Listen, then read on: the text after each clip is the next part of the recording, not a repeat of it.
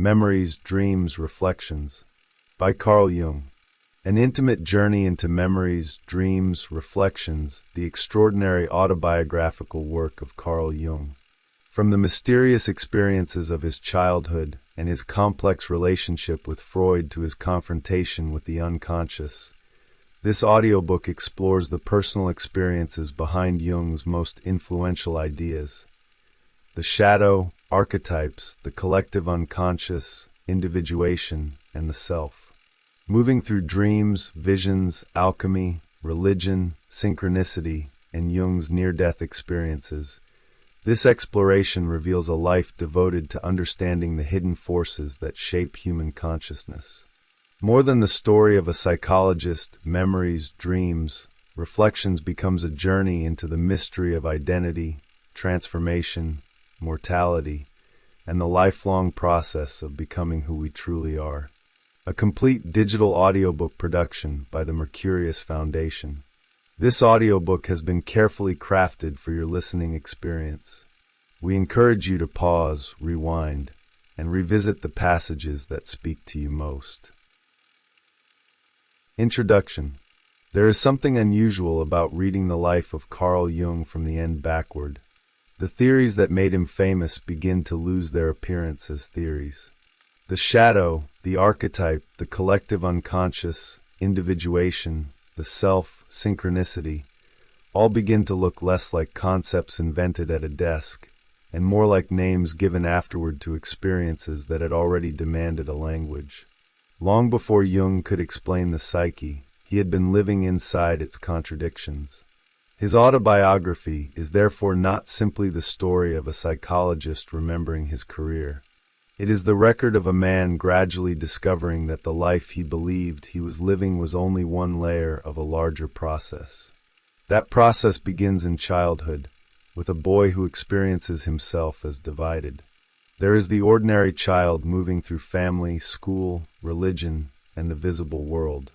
And there is another presence, older, quieter, strangely connected with a reality outside ordinary time. The tension between these identities will never completely disappear. It will change names, acquire intellectual structures, enter relationships, become psychological theory, and eventually shape Jung's understanding of what it means to become an individual. But at first there is no theory. There is only the disturbing intuition that consciousness does not know the whole person. Everything that follows grows from that uncertainty. His father's troubled Christianity turns religion into a psychological problem rather than a settled inheritance. Psychiatry offers a language for experiences conventional reason prefers to dismiss. Freud gives Jung an intellectual father and a revolutionary method for entering the unconscious, then becomes the authority from whom he must separate if his own psychology is ever going to exist. The rupture leaves him without a map precisely when the inner world becomes most intense. Dreams become landscapes. Fantasies acquire voices. Figures emerge with an autonomy that challenges the boundary between what the ego creates and what the psyche creates through the ego. Jung does not escape the crisis by returning to conventional explanation. He follows the images. What initially appears private begins revealing historical parallels in mythology, religion, Gnosticism, and eventually alchemy. The symbols emerging from one modern mind turn out to have ancestors. The psyche acquires history. What Jung experienced as personal disorientation begins to resemble an ancient pattern of dissolution, confrontation, conjunction, and transformation. From that point onward, his life and work become almost impossible to separate. The psychology develops because the man develops.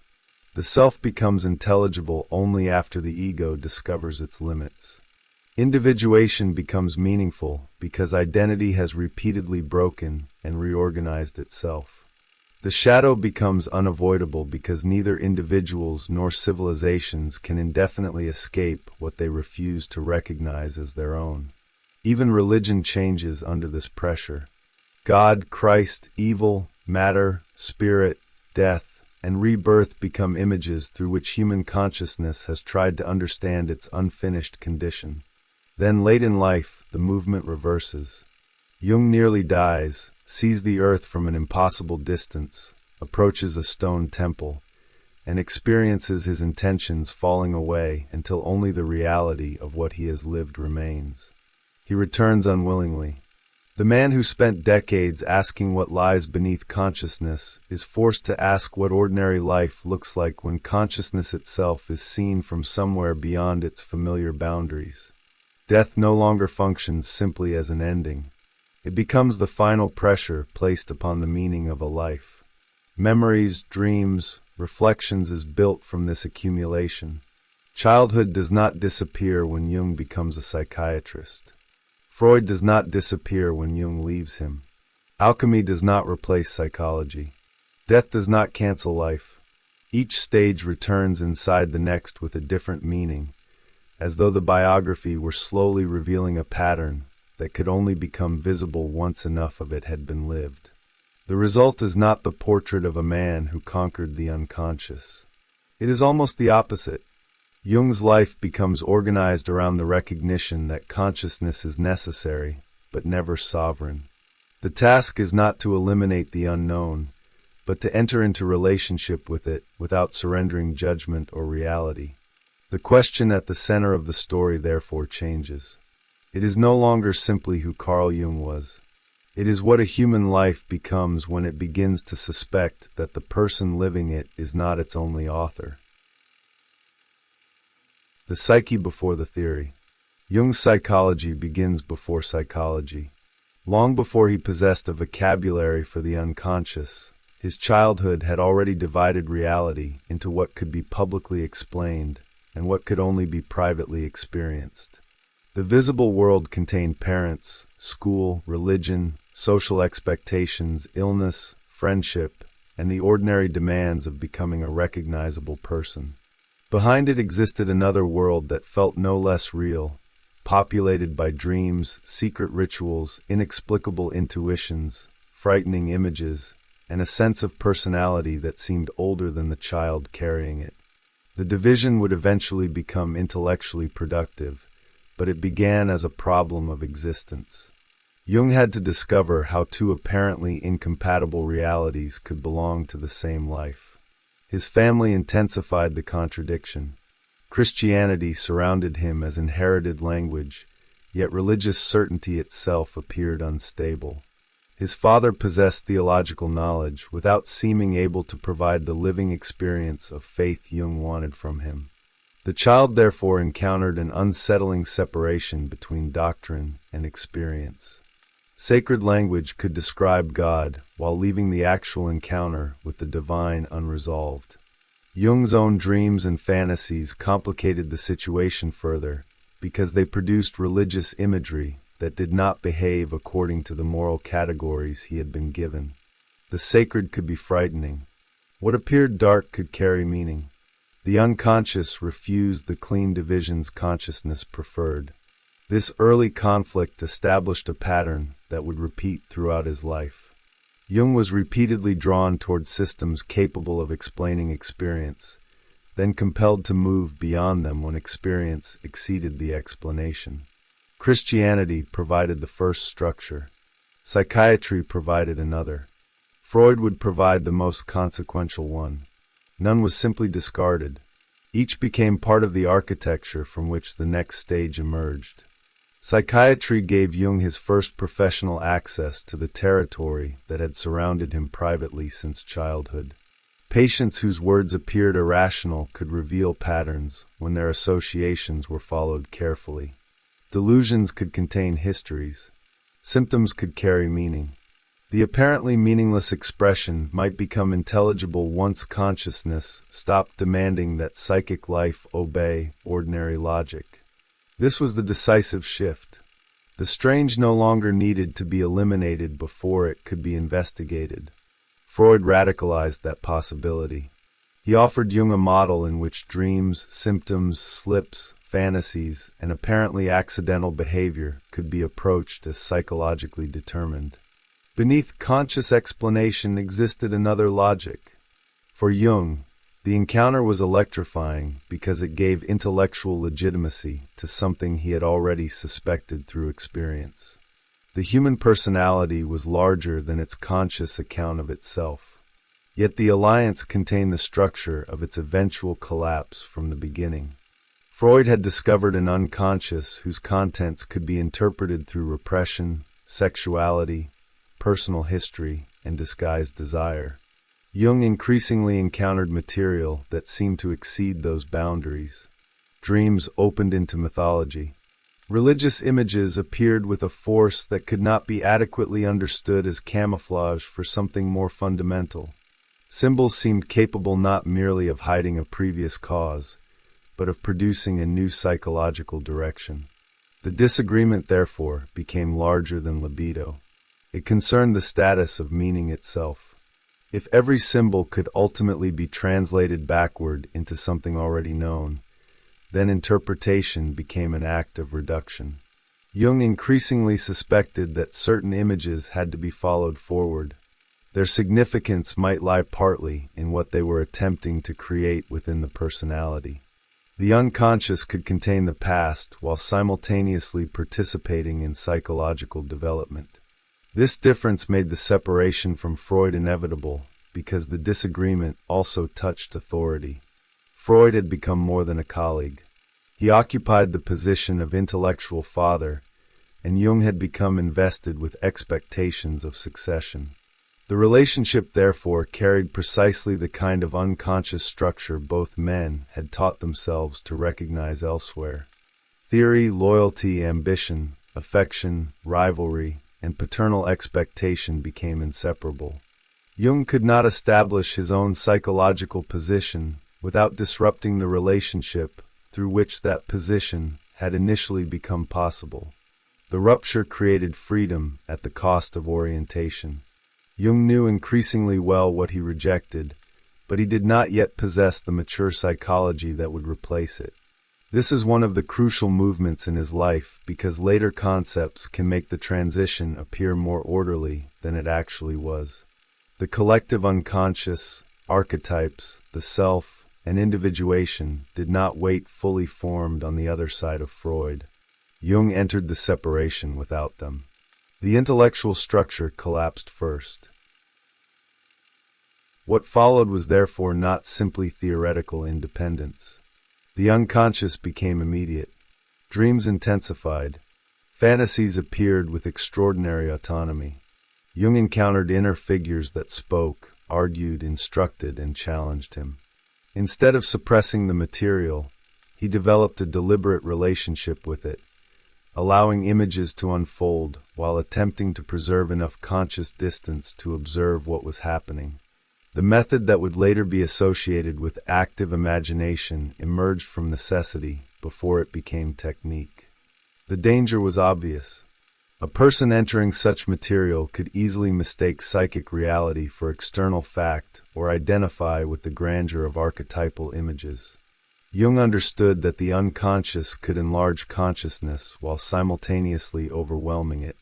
The problem wasn't simply how to enter. It was how to return. Daily responsibilities, professional work, family life, and ordinary physical reality became anchors because they prevented the symbolic world from becoming the only world.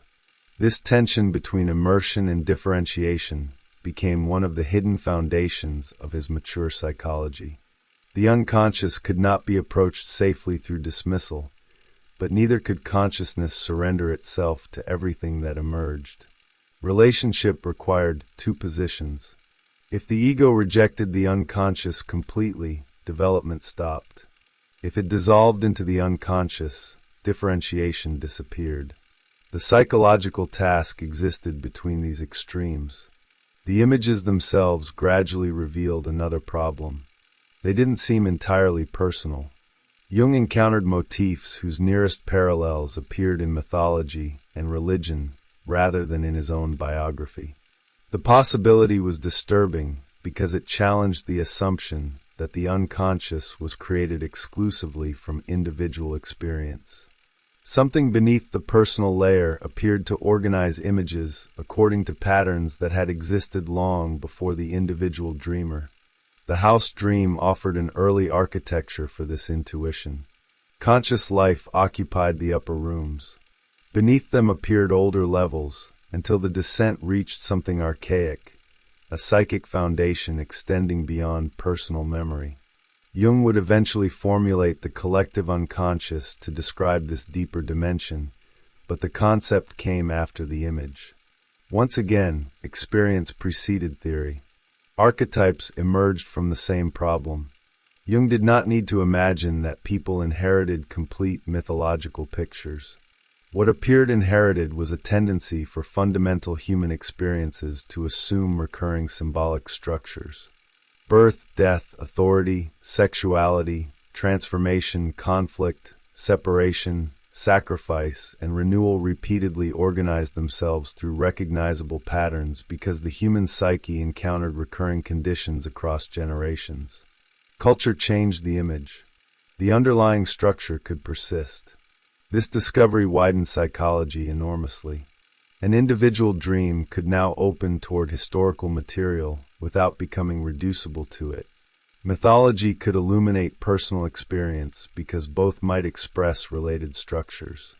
Religious images could be studied psychologically without being dismissed as primitive errors or converted automatically into metaphysical facts. The psyche existed inside history, and history had accumulated symbolic forms through which the psyche had repeatedly represented itself. But Jung still lacked something essential. Parallel images were not enough. He needed to understand the process connecting them. His own confrontation with the unconscious had produced transformation, yet he could not adequately explain why certain symbolic sequences appeared or how they related to the reorganization of personality. Gnosticism offered important parallels but remained historically distant. The bridge between ancient symbolic worlds and modern psychology was still missing. Alchemy would eventually provide it. What initially appeared to Jung as an obscure collection of failed chemical experiments gradually revealed a symbolic grammar uncannily close to the psychological movements he had already observed. Substances dissolved and recombined. Opposites entered conjunction. Darkness preceded transformation. Something worthless concealed something precious. Death became part of renewal. The laboratory seemed to contain a drama whose actors were material substances, but whose structure resembled psychic development. The discovery changed everything that preceded it. Jung's fantasies after Freud could now be reconsidered within a historical sequence. His expanding concept of libido could be understood through transformation rather than reduction. The self could acquire symbolic predecessors. Individuation could be seen not merely as a modern therapeutic idea, but as one expression of a much older human attempt to imagine how division becomes wholeness. This is the movement that gives Jung's life its underlying continuity. Childhood division becomes psychological differentiation. Conflict with religious doctrine becomes an investigation of symbolic experience. The break with Freud becomes the necessary collapse of an inherited authority. The confrontation with the unconscious produces images whose historical counterparts lead toward alchemy. Alchemy returns those images to Christianity, culture, relationship, and eventually death. Nothing simply disappears.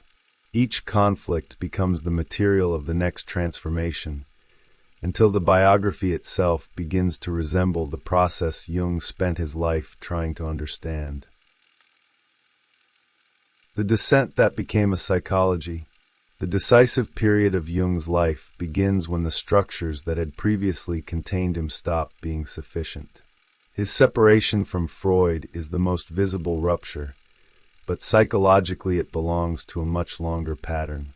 Again and again, Jung finds himself protected by an explanation until experience exceeds it. His father's religion had failed in this way. Academic psychiatry had revealed its limits. Now psychoanalysis, the system that had given his investigations intellectual legitimacy, could no longer contain what he was encountering. The difference was that this time there was no alternative authority waiting to replace the one he had abandoned. Jung entered the next phase without knowing what its language would become. The years that followed were therefore foundational precisely because they were unstable. Images emerged before concepts existed to explain them. Jung experienced fantasies that seemed to possess their own intentions, landscapes that unfolded without conscious planning, and figures whose voices felt sufficiently autonomous that he could enter into dialogue with them. What later readers encounter as psychological terminology existed first as experience. The unconscious was not initially a theory about something hidden beneath consciousness. It behaved like another participant in psychic life. This altered the meaning of inner conflict. If unconscious material possessed a degree of autonomy, then psychological development could not consist simply of conscious control. The ego might suppress an image, rationalize a disturbing feeling, or refuse an unwanted impulse, but none of these actions guaranteed that the rejected material had ceased operating. It could return through dreams, symptoms, projections, compulsions, or emotional reactions whose intensity exceeded the situation that appeared to provoke them. The personality was therefore not identical with the identity consciousness had constructed for itself. Jung's later understanding of the shadow grew from this structure. Every coherent identity depends upon exclusion. A person learns what can be shown, what must be concealed, which qualities receive approval, and which threaten the image through which social belonging is maintained. The rejected possibilities don't disappear. They accumulate outside the conscious personality and often become easiest to recognize when they seem to appear in someone else. The stranger, rival, enemy, or intimate partner can become the screen upon which the individual encounters qualities that remain intolerable as parts of himself. Projection, therefore, transforms psychological division into relationship. What cannot be carried inwardly is experienced outwardly. This gives certain conflicts their peculiar emotional force because the other person is no longer encountered only as another person. He becomes the bearer of something unresolved within the observer. Attraction can acquire the same structure. The beloved may appear to possess an almost supernatural completeness because an unconscious image has become attached to an actual human being. The relationship feels larger than ordinary life because psychologically it is carrying more than two conscious personalities. The implications reach far beyond individual psychology. Groups can perform the same operation. A community establishes cohesion partly through shared images of who belongs and what that belonging means. The stronger the collective ideal becomes, the easier it is for unwanted qualities to gather around outsiders. What begins as psychological exclusion becomes cultural identity. The enemy then performs an indispensable symbolic function because the group requires someone to embody what its own self-image cannot contain. Jung's confrontation with the unconscious revealed why such divisions cannot simply be corrected through rational argument. The excluded material possesses energy. It wants expression, although not necessarily in the form consciousness expects. Suppression can therefore intensify the very force it attempts to eliminate. The task becomes one of relationship, of discovering how an unconscious tendency can enter consciousness without either possessing the personality or being forced back into darkness. This is where Jung's understanding of symbols becomes essential. A symbol can hold a contradiction before consciousness knows how to resolve it. It does not merely translate one thing into another. It creates a form in which incompatible tendencies can temporarily coexist. A dream image may therefore become psychologically valuable precisely because it refuses immediate explanation. Its ambiguity prevents consciousness from reducing the conflict too quickly to whichever answer already fits the established personality. The process requires endurance. Consciousness naturally wants resolution because contradiction produces tension. One side should be correct, one desire should win, one interpretation should eliminate the others. Jung increasingly suspected that genuine transformation often begins when this premature solution becomes impossible. The individual is forced to remain inside a conflict long enough for the terms themselves to change. Alchemy eventually gave him the historical image for this process. The vessel contained substances undergoing transformations that could not be hurried without destroying the work. Dissolution preceded recombination. Opposites had to encounter one another. Darkness was not simply failure, but a phase within the transformation. Something valuable could emerge from material initially experienced as impure or worthless. Jung recognized in these images a structure remarkably close to what he had encountered psychologically. The discovery reorganized his entire development. His crisis after Freud no longer appeared simply as intellectual disorientation. The collapse itself had been part of the process. An identity organized around an external authority had dissolved before another psychological center could emerge. Jung had lived the pattern before finding its historical language. That center would eventually be called the self. It did not represent an improved ego or an ideal personality purified of contradiction. It represented the larger totality within which conscious and unconscious life could enter relationship. The ego remained necessary because without differentiated consciousness there could be no encounter, no judgment, and no responsibility. But it could no longer claim to represent the whole person. Individuation emerged from this change in position. Becoming oneself did not mean becoming whatever the conscious personality wanted to be. It meant discovering what the personality already contained beyond the identity it preferred. The process therefore threatened every fantasy of self-perfection. Wholeness demanded contact with weakness, contradiction, aggression, dependency, desire, fear, and everything else that a carefully constructed persona might have learned to keep outside its borders. This is why Jung's psychology becomes increasingly difficult to separate from his biography. The concepts do not describe a path he observed from a safe distance. They describe the structure through which his own life repeatedly moved.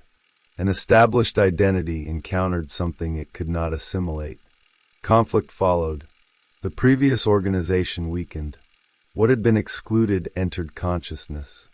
A new configuration became possible, but only after the old one had lost its claim to completeness. The pattern would return through his relationship with religion, through alchemy, through marriage and loss, and finally through his confrontation with death. Each time, the same psychological demand would appear in another form. Consciousness would be forced to discover that what seemed to threaten its identity might also contain the material required for its transformation. The unconscious was no longer simply what consciousness did not know. It was what prevented consciousness from remaining what it had been. The historical body of the unconscious. The confrontation with the unconscious gave Jung the material of his psychology, but it did not yet give that psychology legitimacy in his own eyes. This distinction mattered enormously. An individual can experience an inner event with absolute conviction and still remain mistaken about what it means. Jung knew that the intensity of an experience could never function as sufficient evidence for its interpretation. If the images that had emerged after his separation from Freud were to become more than the private mythology of one man, he needed to discover whether anything comparable existed independently of him. The problem pushed him backward into history. Mythology had already revealed remarkable correspondences. Religious traditions preserved figures, transformations, sacrifices, descents, deaths, rebirths, and encounters with powers that seemed psychologically familiar. Gnosticism came especially close to the symbolic territory Jung had entered. Yet there was still a discontinuity. The ancient world and modern depth psychology seemed separated by centuries in which the psychological meaning of these images had disappeared from view. Jung possessed parallels, but he still lacked a historical bridge. Alchemy became that bridge almost accidentally. At first its texts appeared nearly impenetrable. Their strange substances, obscure operations, elaborate illustrations, and contradictory terminology seemed to belong to a pre-scientific attempt to manipulate matter. Jung himself initially struggled to understand why the material attracted him. He collected expressions, compared passages, traced recurring images, and gradually began treating the texts as though he were deciphering a forgotten language. Then the structure became visible. The alchemists described matter, but the transformations they represented seemed to follow a psychological logic. Something was divided and reunited. A substance descended into darkness before acquiring another form.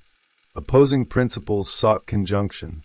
The valuable object was concealed inside what appeared worthless. Death and corruption could precede renewal. The work required a vessel capable of containing tension while transformation occurred.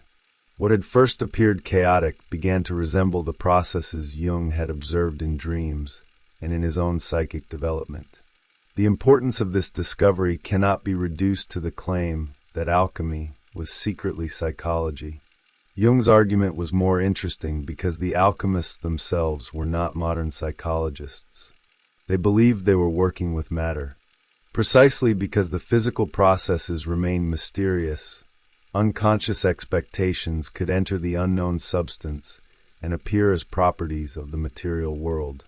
Psychic contents were projected outward and encountered as though they belonged to the chemical process itself.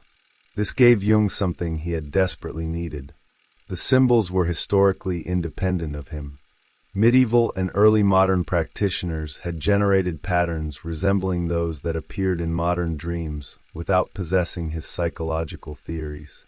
The correspondence did not prove every interpretation Jung made, but it provided a comparative field far larger than his own biography. His private images had acquired ancestors. The discovery also transformed his understanding of Western history. Alchemy occupied a peculiar position between ancient religious symbolism and modern science. It carried fragments of Gnostic, mythological, and religious imagination into a practice increasingly concerned with the physical properties of matter.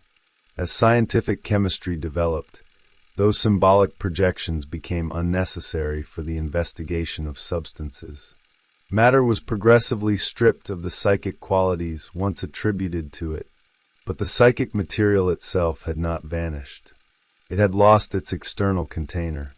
Modern psychology emerged in a world where the gods had retreated from nature, matter had become measurable, and symbolic meaning was increasingly understood as subjective. The unconscious could therefore become the modern location of experiences that earlier cultures had encountered through cosmology, ritual, religion, and nature. What the alchemists saw in the vessel, the modern individual might encounter in dreams. The shift gave Jung a historical explanation for why depth psychology had become necessary at all. Modern consciousness had gained extraordinary clarity by differentiating psyche from matter, subject from object, and empirical knowledge from religious imagination. Yet every differentiation creates a remainder. The symbolic dimension excluded from the objective world did not cease to exist merely because science no longer required it. It returned as a problem of the subject. This is where alchemy became indispensable to individuation. Its imagery showed transformation occurring through the relationship between opposites. Psychological development could now be understood through a comparable movement. Consciousness establishes identity by making distinctions, but the excluded side remains active. The personality eventually encounters what it has left outside itself. If that material is simply rejected again, the division hardens. If consciousness is overwhelmed by it, differentiation collapses. Transformation requires a third possibility, a relationship capable of containing both. The alchemical vessel became a remarkably precise image for this condition.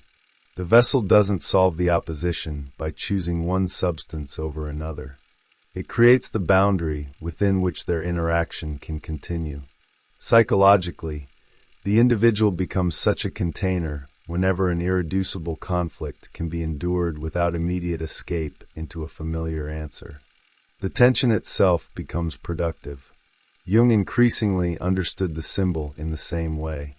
A living symbol does not merely explain something already known. It appears where consciousness reaches a contradiction it cannot resolve through existing categories. The symbol contains more than either side of the conflict, and therefore allows psychic energy to move toward a form that has not yet been consciously conceived. This is why transformation often begins with confusion. The old position no longer works, while the new position doesn't yet exist. From the perspective of the ego, such a state can look like failure. From the perspective of the larger process, the breakdown may represent the opening through which another organization becomes possible. Jung had experienced exactly this after Freud. Alchemy allowed him to recognize that his intellectual collapse had possessed a structure. The pattern extended into psychotherapy. Analyst and patient entered a relationship in which unconscious material could move between them through projection. The analyst might become father, judge, savior, enemy, lover, or authority within the patient's psychological experience, while the analyst remained vulnerable to corresponding projections of his own. Treatment, therefore, couldn't be imagined as a detached expert simply correcting another person's psyche.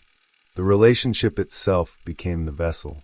Jung eventually recognized the alchemical conjunction as a historical parallel to this process. Two differentiated elements entered a field in which each could be changed through contact with the other. The goal wasn't fusion. Fusion would erase precisely the distinction necessary for relationship. Genuine conjunction required each side to become more distinct before a more conscious relation could emerge. The same principle organized the relationship between ego and self. The ego could not disappear into unconscious wholeness without sacrificing consciousness, nor could it continue behaving as though everything outside its perspective were irrelevant. Individuation demanded a position in which the ego remained responsible while recognizing that it belonged to a psychic totality it did not control. The self became the symbolic center of this larger organization. Jung encountered its images repeatedly through circles, mandalas, quaternities, stones, divine figures, and symbols of ordered totality. These forms didn't describe a perfected personality. They suggested a center capable of holding contradictions that the ego experienced as mutually exclusive. Alchemy gave the self one of its most important historical counterparts in the stone. The lapis was surrounded by paradox. It could be described as precious while hidden in what appeared worthless, exalted while associated with ordinary matter, singular while somehow containing multiplicity. Its value emerged through the transformation of the very material that ordinary judgment might reject. Psychologically, this undermined every fantasy of development based upon purification alone. The individual doesn't become whole by identifying only with what appears elevated. The rejected substance is part of the work. Instinct, aggression, sexuality, fear, dependency, weakness, and contradiction cannot simply be discarded in favor of an idealized spiritual identity. What is refused doesn't cease to belong to the personality. The same problem led Jung back toward Christianity. The Christian tradition had shaped the Western psyche so profoundly that psychological development could not simply bypass its symbols. Christ represented for Jung one of the most powerful images of the self in Western history, an image around which ideas of incarnation, sacrifice, transformation, and divine humanity had accumulated for centuries. Yet the image also revealed a problem. If wholeness required the relation of opposites, an exclusively luminous image could not contain the entire psychic field. Darkness had to go somewhere. A religious system organized around absolute goodness risked placing everything incompatible with that ideal outside the sacred center. The rejected opposite then acquired an independent symbolic existence. For Jung, this wasn't merely theology. It was psychology at a civilizational scale. The same structure appeared whenever an individual maintained a morally perfect self-image by locating every unacceptable quality in others. What happened inside a person could happen within a culture. The collective identity became brighter while its shadow accumulated elsewhere. This question eventually drove Jung toward the biblical figure of Job. Here the conflict could no longer be preserved through comfortable abstractions. An innocent man encounters a divine power whose behavior appears morally contradictory. Jung found the story compelling because Job's consciousness seems capable of recognizing a contradiction that the divine image itself has not yet resolved. Human moral awareness therefore acquires an unexpected significance. The implications were enormous. Consciousness might not merely receive a finished order from above. It might participate in the transformation of the images through which humanity experiences that order.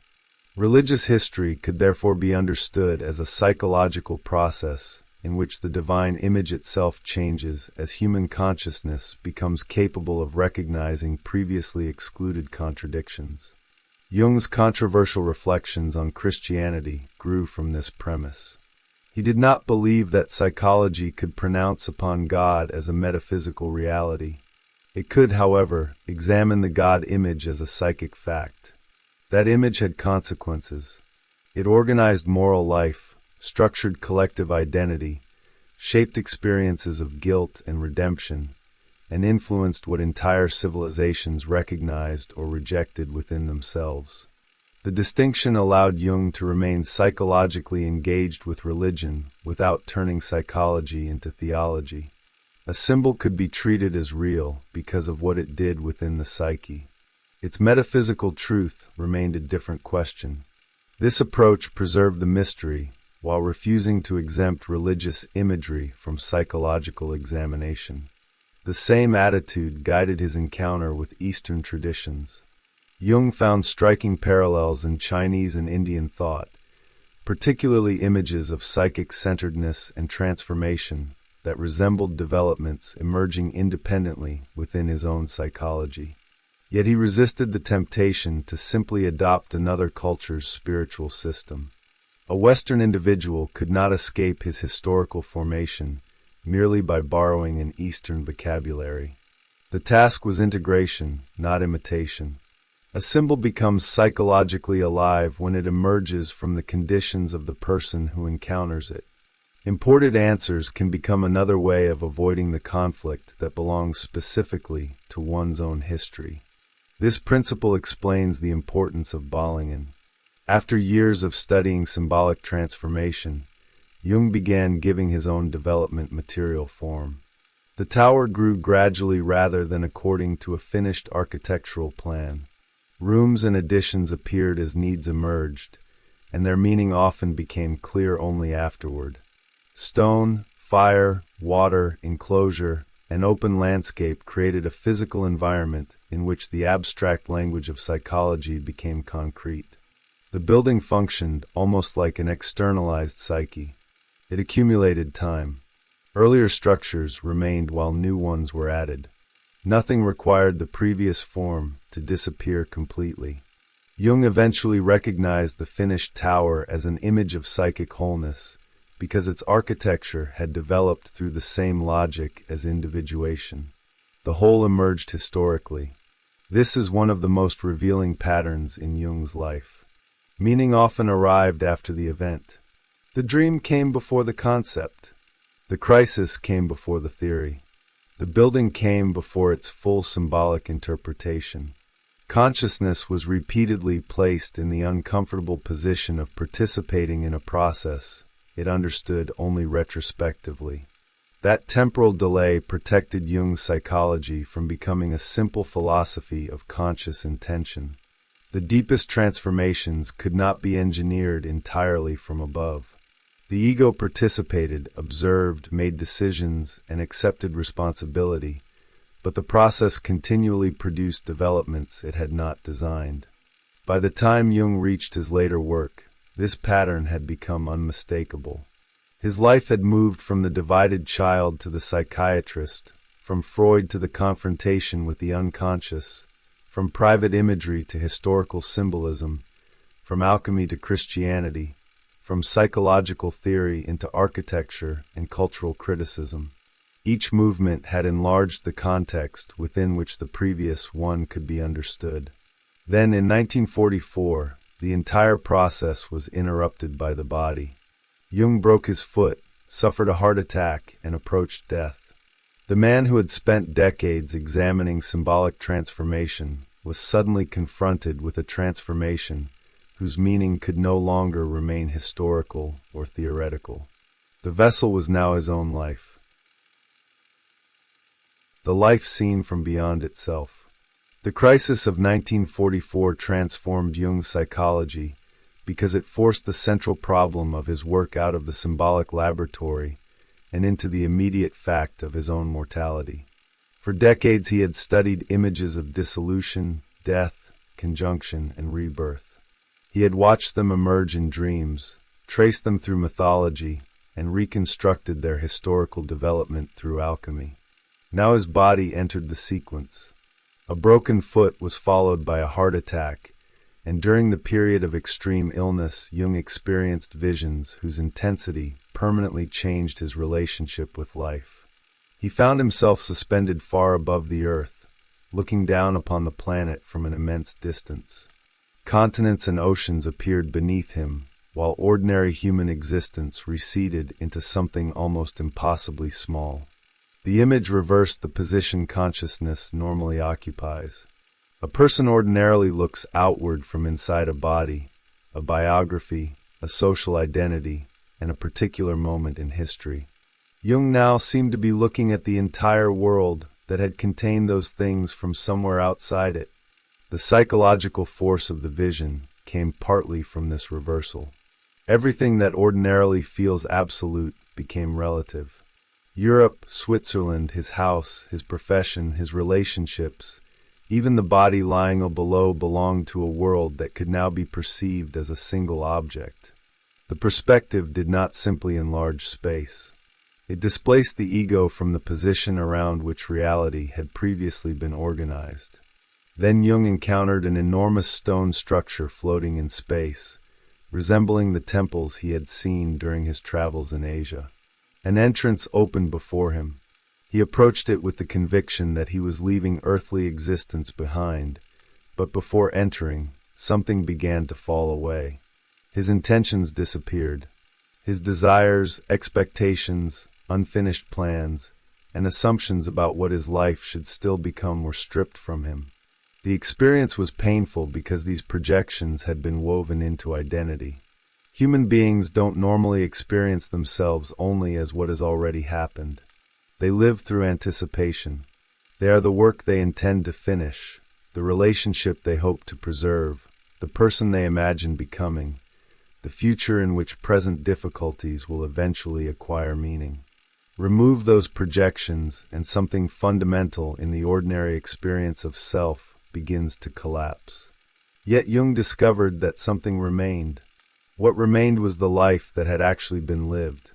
His history seemed completely present, not as a collection of memories, but as a total reality. Everything that had happened, everything he had done, every consequence and experience belonged to this completed form. Nothing could be added through intention, because intention itself had disappeared. Identity no longer meant possibility. It meant actuality. This moment reorganizes much of what had come before. Individuation had often been described through the gradual differentiation of the personality, the withdrawal of projections, and the recognition of a center larger than the ego. At the threshold of death, the same process appeared in extreme form. The future upon which projection depends vanished, and the personality was reduced to what had genuinely become real. The image therefore gives psychological weight to one of Jung's deepest distinctions. The self cannot be identical with the ideal image the ego constructs for itself, because much of that image exists only as intention. A person can spend decades believing himself to be defined by what he values, desires, condemns, or plans to become. Life, however, records something more severe. It records what actually enters existence. Jung believed that beyond the entrance of the temple, he would finally understand the larger context of that existence. He had often experienced his life as though it were a fragment torn from a much longer text. Something preceded the visible page and something continued after it, but consciousness had access only to the fragment placed before it. At the temple, he expected the missing pages to become available. He would discover why his life had assumed this particular form and where it belonged within a larger sequence.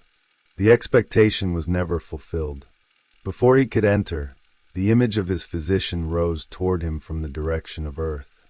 Jung perceived the doctor in an archaic form connected with the ancient world of healing. The message was clear.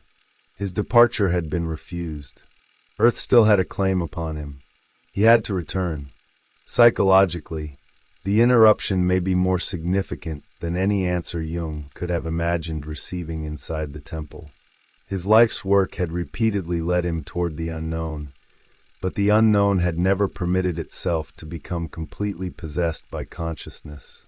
The dream, symbol, archetype, and religious image always pointed beyond the explanation available to the ego. Now the ultimate threshold reproduced exactly the same structure. Jung reached the place where the answer seemed about to become complete and was sent back before obtaining it. The return was devastating. Ordinary existence appeared narrow and artificial after the extraordinary spaciousness of the vision. The physical world seemed constructed from limitations that consciousness usually mistakes for reality itself.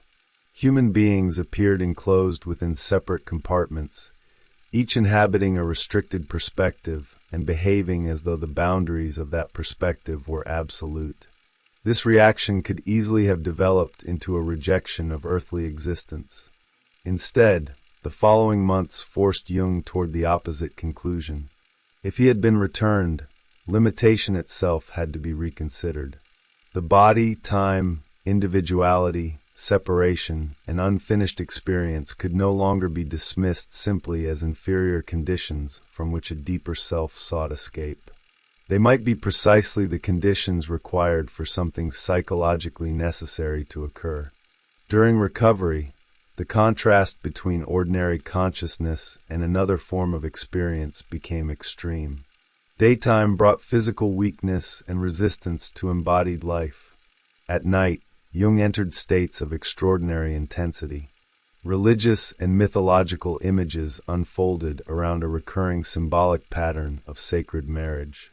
Jewish, Christian, and classical forms appeared successively, each expressing conjunction through a different cultural language. The sequence is remarkable because conjunction had occupied Jung intellectually for years. Alchemical texts represented transformation through the relation of opposing substances and principles. His psychology had translated this into the problem of conscious and unconscious, ego and self, masculine and feminine, individuality and relationship. During the illness, the symbolic structure became immediate experience. He was no longer studying the conjunction. He experienced himself within it. Yet the experience did not produce a simple feeling of harmony. This is crucial. Wholeness in Jung's psychology never meant that contradiction vanished. The ecstatic nocturnal states made daytime existence feel even more restrictive. The larger reality did not immediately reconcile him with the smaller one. Instead, both became more extreme. The task was therefore not to choose between them. Jung had spent much of his life learning this lesson in other forms. Consciousness could not simply defeat the unconscious. Spirit could not solve its conflict with matter by escaping matter. Psychological goodness could not become whole by eliminating the shadow. Now life itself could not establish its meaning by denying death, and death could not become meaningful by making life irrelevant. The same structure appeared in a later dream in which Jung encountered a meditating yogi whose face was his own. He suddenly understood that the yogi was dreaming him. The image reversed ordinary identity with startling economy. Instead of Jung being the conscious subject who happened to dream an unconscious figure, the deeper figure appeared as the subject from whose meditation the empirical Jung emerged. The implications were enormous, but Jung resisted turning them into doctrine. Psychologically, the dream suggested that the ego might be understood as an expression of something larger, rather than the source from which the whole personality originates. The conscious individual could be imagined as the temporary form assumed by a deeper psychic totality when entering the conditions of earthly existence. Embodiment then acquires another meaning. The body is not merely the prison of a larger consciousness. It becomes the structure through which that consciousness enters limitation. Time creates sequence. Matter creates resistance. Individuality creates separation. Relationship creates the possibility of encounter between genuinely distinct beings. Mortality places an end around the process. These conditions frustrate the ego because they prevent unlimited possibility. Yet, without them, nothing would have to become definite. A timeless possibility can remain everything it might become. A human life cannot. It must become something through decisions that exclude other possibilities. This is why Jung's reflections after the illness increasingly emphasize the value of lived experience. He entertained the strange possibility that consciousness might contribute something to a larger psychic reality precisely because earthly life forces differentiation. The unconscious may contain possibilities beyond the ego, but possibility is not the same as realization. A dream can present an image of wisdom without making the dreamer wise. A symbol of wholeness can appear long before the personality becomes capable of living what it represents. Life performs the difficult conversion. The individual encounters the image, misunderstands it, resists it, projects it, suffers through its consequences, and perhaps gradually becomes capable of integrating some portion of what it demands. What exists timelessly as pattern becomes particular through biography. Archetype becomes experience. This possibility transformed Jung's thinking about the dead. Dreams and inner experiences sometimes suggested to him that those outside embodied existence might possess a different relationship with knowledge, one that did not necessarily include the differentiation produced by earthly experience. In one dream reported to him, the dead gathered to hear from someone who had lived because the experiences acquired in life possessed something they themselves needed. Jung did not treat the image as proof of an afterlife. Its psychological implication interested him more. Perhaps consciousness wasn't simply a weaker version of some omniscient state beyond it. Perhaps earthly consciousness performed a function. The restrictions of human existence might generate something that timelessness alone could not. This possibility also gave new meaning to his earlier encounters with autonomous inner figures. Figures such as Elijah and Salome could disappear and later return apparently untouched by the developments Jung had undergone in the meantime. Their symbolic existence seemed strangely outside ordinary temporal progression. They could carry archetypal knowledge while lacking the historical development that belonged to the conscious personality. The relation between consciousness and unconscious, therefore, became reciprocal. The unconscious could reveal what the ego didn't know, but consciousness could differentiate what the unconscious had not lived. Neither side could simply replace the other. Once again, psychological development depended upon conjunction rather than victory.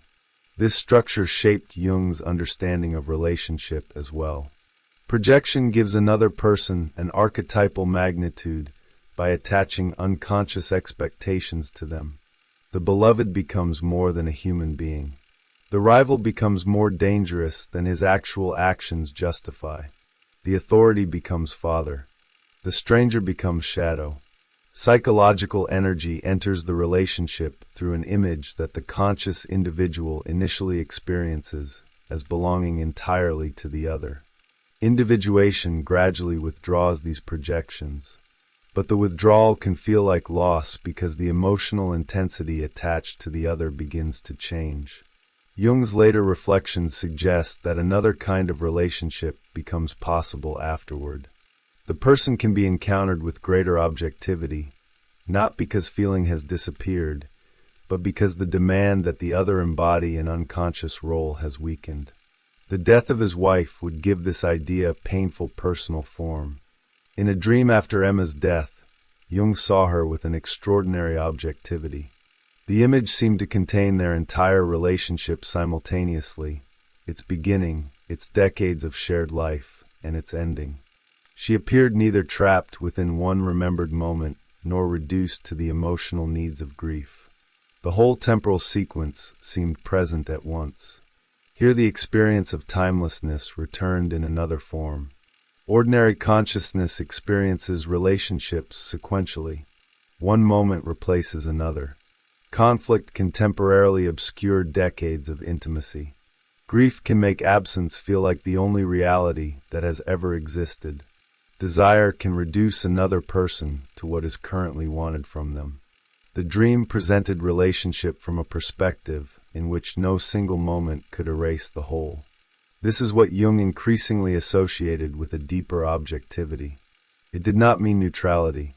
It meant allowing the total reality of something to exist without forcing it into the emotional demand of the present moment. The past remained. Love remained. Loss remained. Contradiction remained. None needed to cancel the others.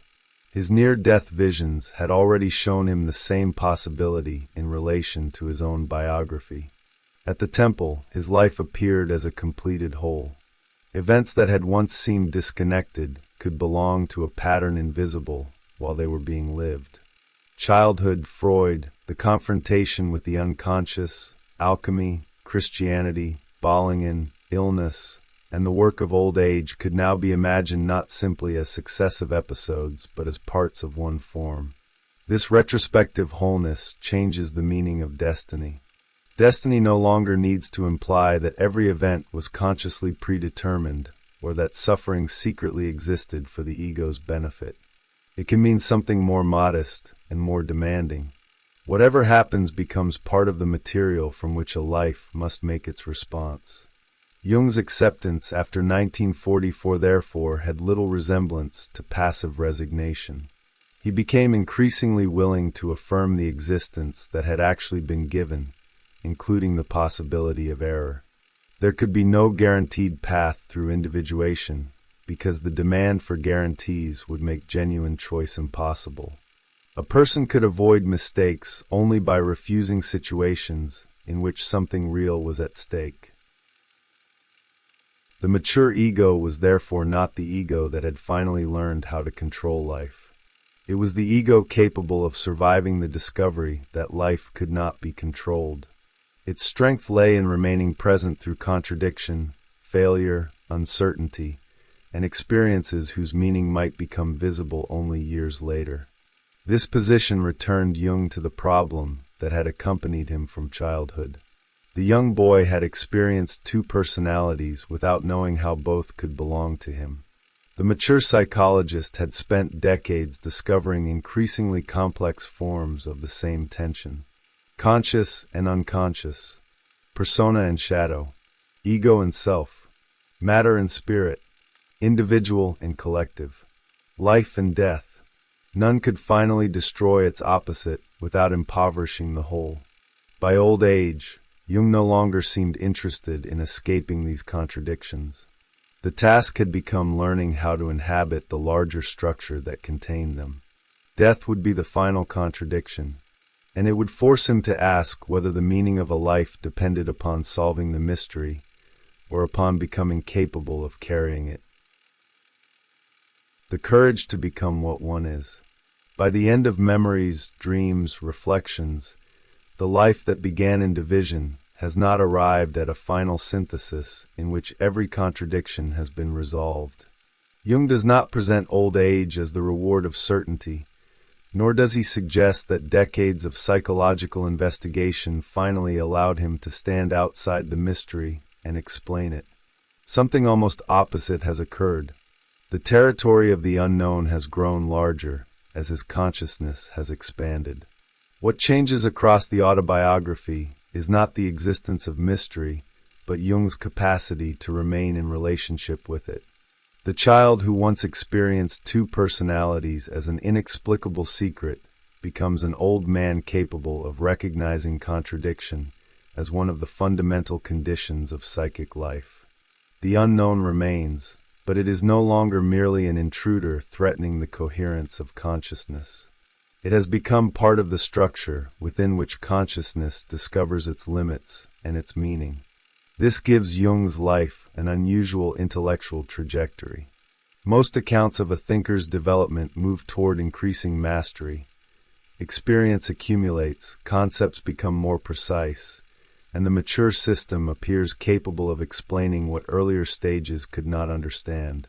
Jung's story repeatedly complicates that movement. Every major discovery opens another problem.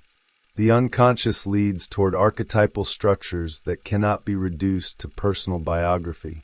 Archetypes lead toward mythology and religion. Alchemy provides a historical foundation for psychological transformation, but opens the question of how opposites become related. Christianity leads toward the unresolved darkness within the Western image of divinity. The self places the center of psychic life beyond the ego. Synchronicity challenges the sufficiency of ordinary causal explanation. Finally, death places the entire structure against a boundary beyond which psychological investigation cannot confidently proceed. The result is not a system that has conquered uncertainty, but a consciousness that has learned why uncertainty cannot simply be eliminated. Individuation must therefore be understood within this unfinished structure. It is tempting to imagine becoming oneself as the gradual achievement of a stable and authentic identity, as though somewhere beneath social conditioning existed a final personality waiting to be uncovered. Jung's life suggests something far more demanding. Individuation repeatedly destabilizes identities that have become too narrow. It withdraws projections, exposes contradictions, confronts the personality with characteristics it would prefer to locate in other people, and gradually displaces the ego from its assumption that conscious intention defines the whole person. Becoming oneself, therefore, involves losing many of the things one had previously mistaken for oneself. The process does not simply add greater self-knowledge to an existing identity. At crucial moments, it transforms the structure through which identity itself has been understood. The pattern can be followed throughout Jung's biography. The child cannot remain psychologically contained within the Christianity inherited from his family, because his own religious experiences contradict the theological image presented to him. The young physician cannot remain contained within conventional psychiatry, because the apparently meaningless speech of patients reveals psychological structures worth investigating. The psychoanalyst cannot remain Freud's designated successor, because the unconscious Jung encounters exceeds the explanatory boundaries of Freud's theory. The thinker emerging from that separation cannot remain satisfied with a purely personal unconscious, because his dreams and fantasies begin resembling mythological patterns far older than his biography. The modern psychologist cannot dismiss alchemy as failed chemistry once he recognizes within it a historical symbolic language for the processes he has observed. And the old man who nearly dies cannot continue assuming that ordinary ego consciousness provides the only possible perspective from which existence can be understood.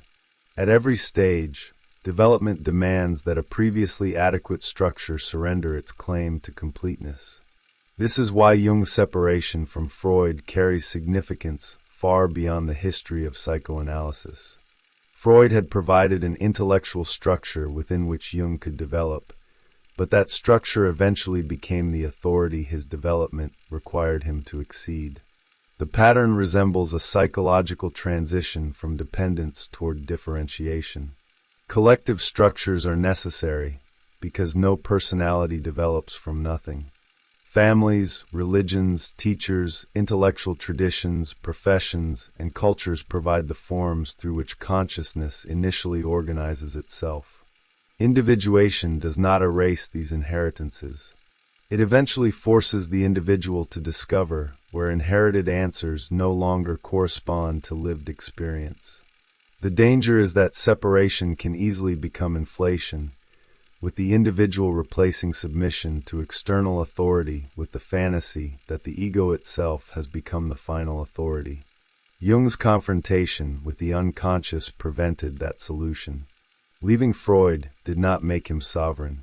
It exposed him to psychic processes that made the limitations of conscious sovereignty more obvious than ever. The autonomous figures encountered during those years gave this limitation experiential form. Jung could engage them, question them, resist them, and eventually interpret them, but he did not experience himself as consciously inventing everything they communicated. Figures such as Philemon forced him to consider that thoughts and images could emerge from a psychic source not identical with ordinary ego consciousness. The consequence was a psychology organized increasingly around relationship rather than domination. Consciousness could not simply command the unconscious, but neither could it surrender judgment to everything arising from it. Development depended upon maintaining attention, in which both positions remained active. This same structure would later appear between ego and self, conscious identity and shadow, individual and collective, spirit and matter, psychological experience and empirical judgment, and finally life and death. The historical discovery of alchemy gave this process a body larger than Jung's own experience. What had happened privately after Freud could now be recognized within centuries of symbolic imagery describing dissolution, darkness, conjunction, transformation, and the emergence of something valuable from rejected material. The discovery did not prove that medieval alchemists had secretly practiced analytical psychology. It gave Jung a historical parallel through which his psychological process could be situated beyond his personal biography. The unconscious appeared to possess a history, and individuation could now be understood as one modern formulation of a much older human attempt to represent transformation. The symbols changed across cultures and periods, but the recurring problem remained. How can divided elements enter a relationship without one simply destroying or absorbing the other? That question eventually returned Jung to Christianity and to the cultural shadow of Western consciousness. If wholeness requires the recognition of opposites, then an identity built exclusively around goodness, rationality, spirituality, or moral purity inevitably creates an excluded remainder. The same structure that operates within an individual can become collective. What a civilization refuses to recognize within itself may be projected onto enemies, outsiders, rival ideologies, or supposedly inferior peoples. Jung's psychology therefore acquires cultural consequences precisely because individuation makes projection increasingly difficult to sustain. The individual who recognizes his own capacity for aggression, irrationality, dependency, domination, and self-deception loses some of the psychological innocence through which those qualities can be experienced as belonging exclusively to others. Self-knowledge becomes ethically consequential because it limits the ease with which the shadow can be externalized. Yet Jung's mature psychology never turns this insight into a promise of moral perfection. The individuated person is not someone who has eliminated the shadow. Such an achievement would reproduce the very fantasy of purity that the concept of the shadow undermines. Greater consciousness means greater responsibility for contradiction, not freedom from contradiction. The person becomes more capable of recognizing destructive possibilities without automatically identifying with them or projecting them elsewhere. This makes individuation less a condition of completion than an ongoing capacity to tolerate a more complicated image of oneself. Wholeness includes precisely what perfection would have to exclude. Bollingen gives this understanding a physical form. Jung's tower did not emerge from a completed architectural concept imposed upon matter. It developed over decades through additions whose full significance often became apparent only retrospectively. The building changed as Jung changed, eventually becoming for him an image of psychic wholeness constructed through time. Its meaning depended upon accumulation.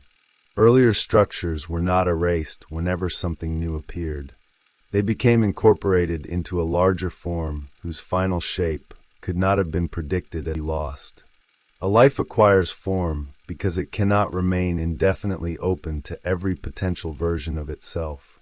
Jung's visions initially made earthly limitation appear almost unbearable, yet his later reflections gradually reversed that judgment.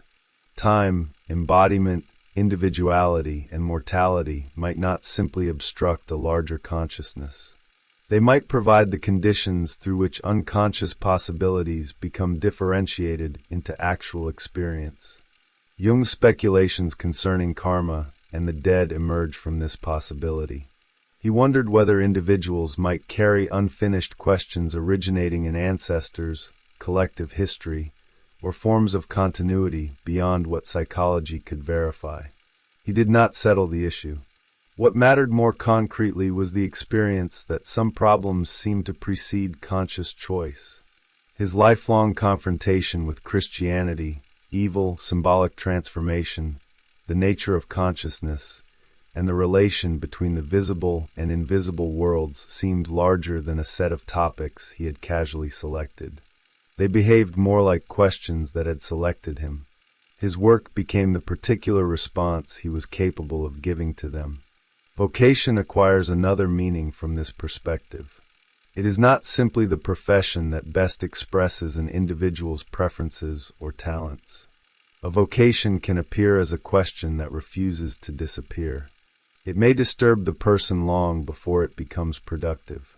It can repeatedly return through different relationships, interests, failures, dreams, and conflicts because something in the personality remains organized around it. Jung's religious problem begins in childhood and follows him through his father, psychiatry, Freud, Gnosticism, alchemy, Christ, Job, and his reflections on death. The question remains recognizable, while the consciousness capable of responding to it changes. This is why the later Jung places such importance upon accepting the possibility of error. If the individual cannot know the complete meaning of his life in advance, there can be no perfectly guaranteed path through it. Genuine decisions necessarily contain risk. The demand for certainty can therefore become a defense against living, because certainty would require knowledge of consequences unavailable to human consciousness. Jung's affirmation after 1944 does not mean believing that every decision will prove correct. It means becoming capable of acting without requiring reality to guarantee the outcome beforehand. Psychological maturity appears not as immunity from error, but as the ability to encounter error without allowing it to destroy the continuity of the personality. This capacity also protects Jung's psychology from becoming a celebration of irrationality. Taking the unconscious seriously never meant believing everything emerging from it. A dream can be psychologically meaningful without functioning as literal prophecy. A powerful intuition can reveal an unconscious process without providing factual knowledge about the external world. A synchronicity can transform the meaning of an experience without automatically becoming evidence that the universe has issued a personal command. An archetypal encounter can enlarge consciousness while simultaneously exposing the ego to inflation. Jung's method continually requires discrimination because subjective intensity alone cannot determine objective truth. His reflections on death preserve this distinction until the end. The visions of 1944 transformed Jung profoundly, yet he did not present them as scientific proof of an afterlife. He could describe what he experienced and acknowledge the conviction it produced while maintaining that the ultimate nature of death remained unknown. This restraint is essential because it places his final position between two forms of certainty he regarded as equally problematic. One converts symbolic experience immediately into metaphysical fact. The other assumes that whatever cannot be empirically demonstrated must therefore be unreal or meaningless. Jung accepts neither. The psyche can produce experiences of enormous significance, while the ontological reality behind them remains unresolved.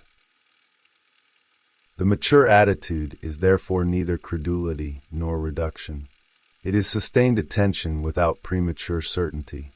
The symbol must be permitted to remain partly unknown because its psychological function depends precisely upon carrying something consciousness cannot yet formulate completely.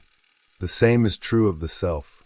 If the ego could possess exhaustive knowledge of the self, then the self would cease to represent a totality larger than consciousness. Individuation can deepen, but it cannot culminate in a state where the entire psyche becomes transparent to itself. The unconscious remains structurally beyond complete possession. Jung's autobiography ultimately accepts this incompleteness. The old man looking backward can recognize connections invisible to the child who originally lived them. He can see how the religious experiences of childhood anticipated later questions, how the rupture with Freud forced a descent into the unconscious, how that descent found historical parallels in alchemy, how alchemy returned him to Christianity, and how all these problems eventually converged upon mortality. He can recognize the shape of the life more clearly because more of that life has become actual. But retrospective understanding still does not provide a position outside existence from which its final meaning can be known. The mystery therefore remains, but Jung's relationship with it has changed completely. What appeared in childhood as secrecy and division became, through decades of experience, the foundation of a psychology capable of taking contradiction seriously. The unknown became something to investigate without assuming it could be conquered. The unconscious became something to encounter without surrendering consciousness. Symbols became bridges toward meanings that could not be exhausted by explanation. Death became a boundary that could be approached through myth without pretending that myth had converted the unknowable into knowledge. The self became the image of a wholeness toward which consciousness could orient itself without ever claiming to possess the whole. The final movement of memories, dreams, reflections therefore returns to the beginning while transforming its meaning. The divided child and the old psychologist are separated by an entire lifetime of attempts to understand what it means to belong simultaneously to the ordinary world and to a psychic reality that continually exceeds it. Jung never eliminates that division. He discovers a larger structure within which it can exist. Becoming oneself does not finally mean choosing one side, escaping contradiction, or arriving at an identity immune to change. It means becoming increasingly capable of carrying the particular tensions, inheritances, relationships, losses, possibilities, and mysteries that have taken form through one life, while accepting that their total meaning will always exceed the consciousness attempting to understand them.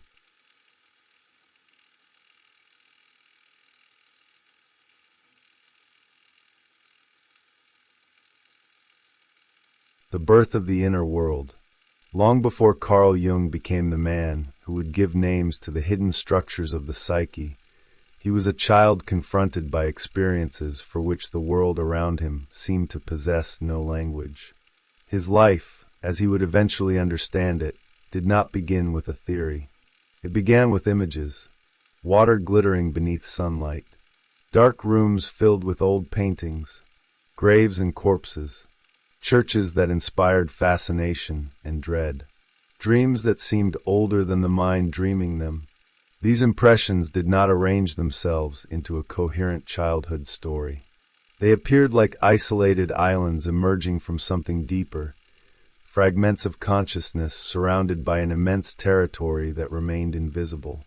This distinction between what could be seen and what remained beneath would eventually become one of the central tensions of Jung's life. Even in old age, when looking backward across decades of work, relationships, discoveries, and controversies, he regarded external events as strangely secondary. The decisive events had happened elsewhere. Dreams, visions, and encounters with an interior reality had survived in his memory with greater force than ordinary biography. The visible life was temporary. Beneath it existed something more enduring, something Jung compared to the hidden rhizome of a plant whose brief appearance above the earth reveals only a fraction of its existence. What makes his childhood so revealing is that this hidden world did not initially feel psychological.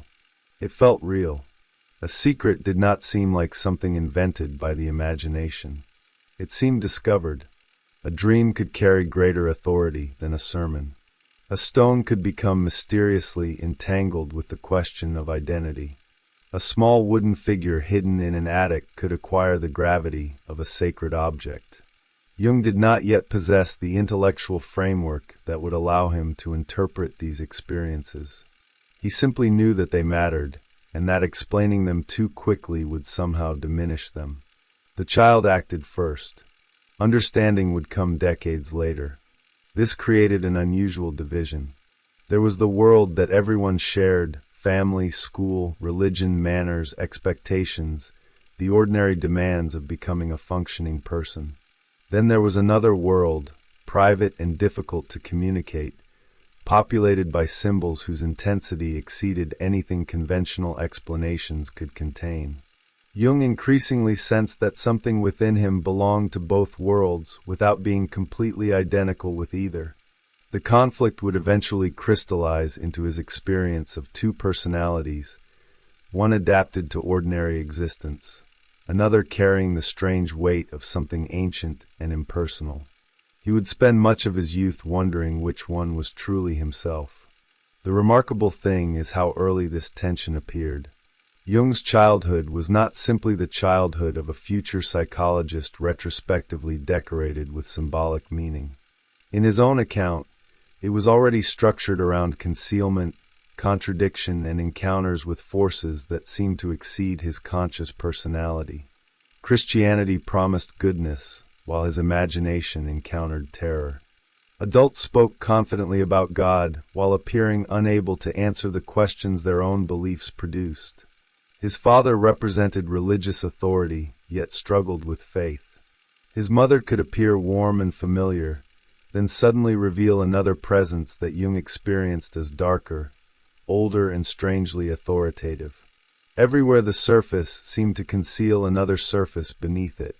That pattern became the architecture of his inner life. The more the surrounding world insisted upon simple meanings, the more Jung became fascinated by what those meanings excluded. His secret experiences isolated him, but they also gave him an extraordinary sense that existence contained depths inaccessible to ordinary explanation. He could not yet call this the unconscious. He could not speak of archetypes, shadow, or individuation. Those concepts belonged to a distant future.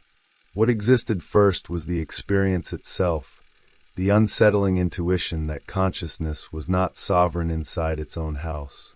And so the beginning of Jung's story is not really the beginning of a career.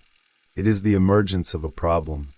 A child discovers that the world presented to him by adults is smaller than the world he experiences within himself.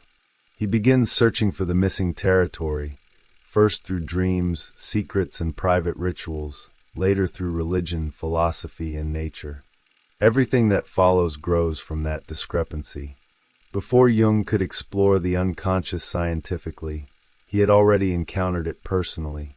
Before he could describe the divided psyche, he had already lived inside its division.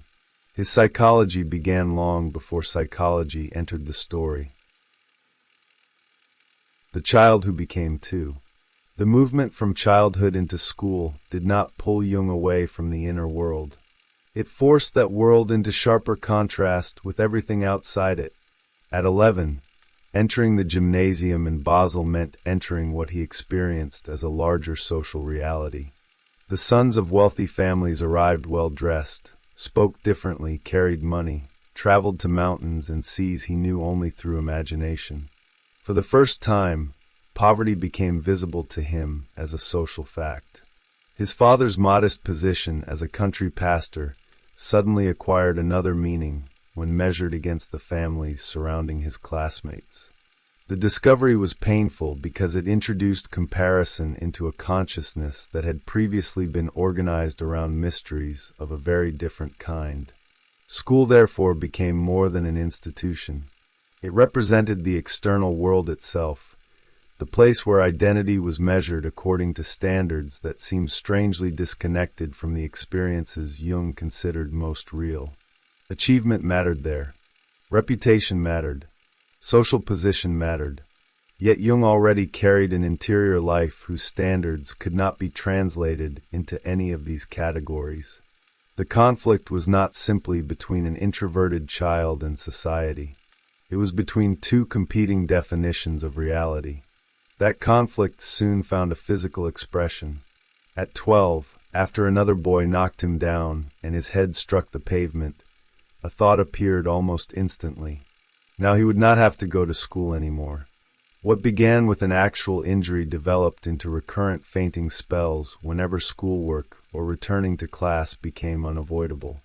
For more than 6 months, Jung remained away from school, wandering through woods, drawing battles, reading, collecting objects, and surrendering himself more completely to the mysterious world that had always attracted him. The symptoms protected him from external demands while granting almost unlimited access to the interior refuge he preferred. Yet the refuge gradually revealed its cost. He sensed that he was withdrawing too far, that beneath the pleasure of freedom there was another movement taking place. He was fleeing from himself. The escape ended abruptly when he overheard his father discussing his condition with a visitor. His father feared that the boy might have epilepsy, might never recover, and therefore might never become capable of supporting himself. The effect was immediate. The abstract world of parental anxiety suddenly became concrete. Jung understood that his future could collapse around the illness that had allowed him to avoid confronting it. He returned to his father's study, opened a Latin grammar, and began working. The fainting returned.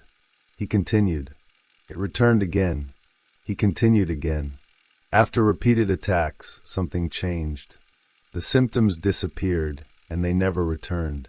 Years later, he would recognize this episode as his first direct encounter with the mechanics of neurosis, but what mattered at the time was more elemental.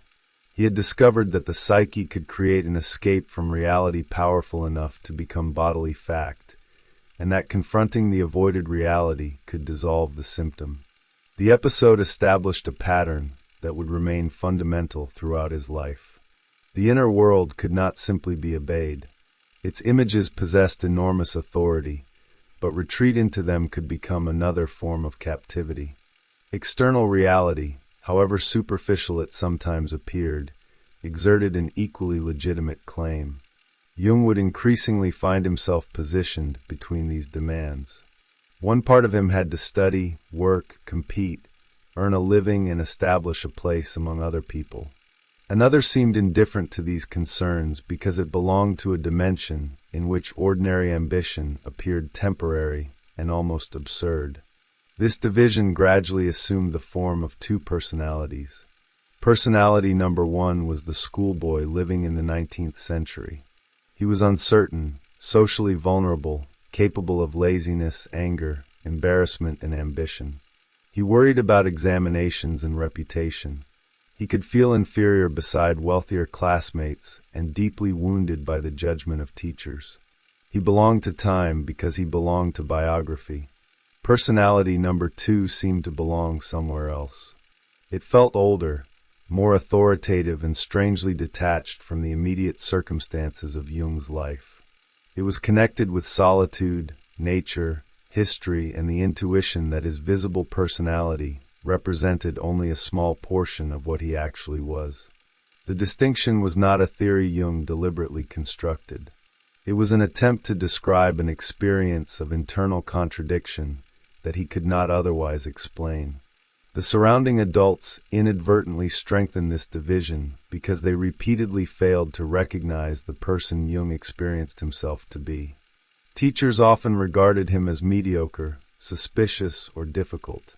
When he finally wrote an unusually strong composition on a subject that genuinely interested him, his teacher refused to believe he had written it. The essay was judged too good to be his own work.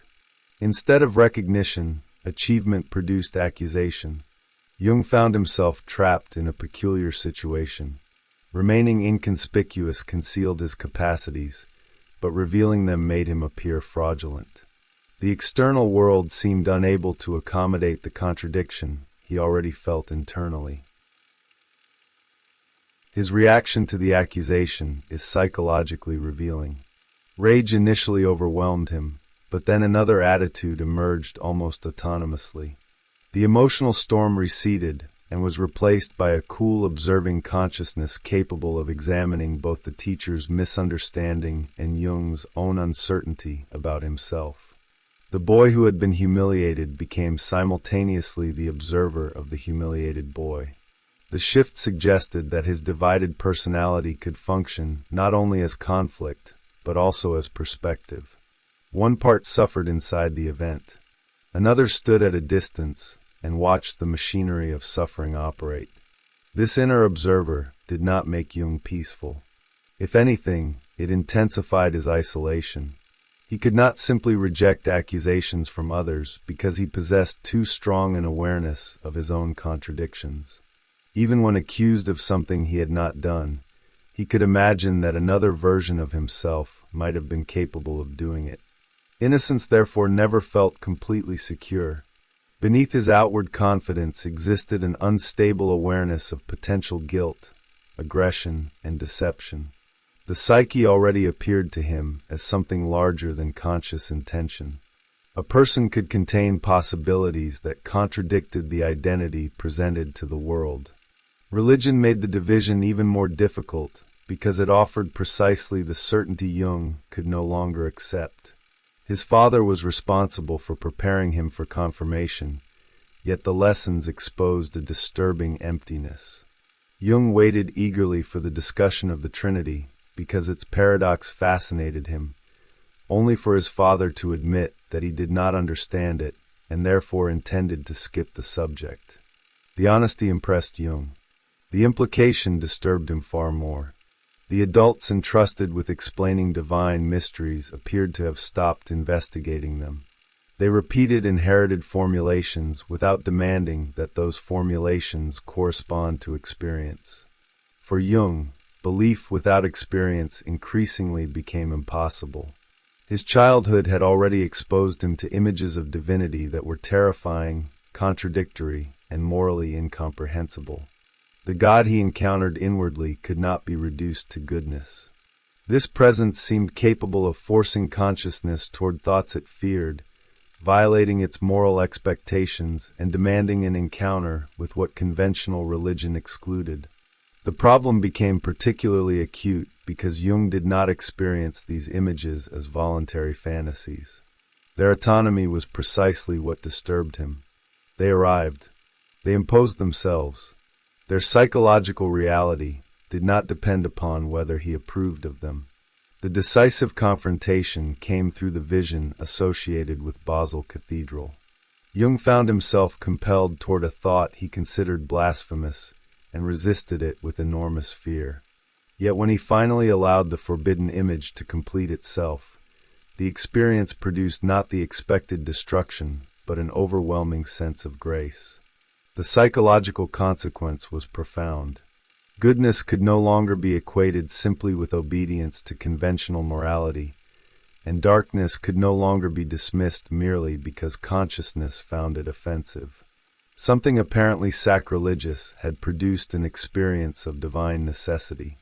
Jung was left with the disturbing possibility that wholeness might demand contact with precisely those contents the respectable personality was organized to reject.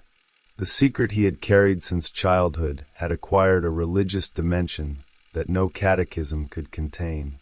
This also transformed his relationship with authority. If an experience arising from within could possess greater psychological force than the explanations provided by priests, teachers, or parents, then authority could no longer be accepted solely because it occupied an established position. It had to demonstrate that it knew something. Again and again Jung discovered that the adults surrounding him possessed social authority without corresponding inner certainty.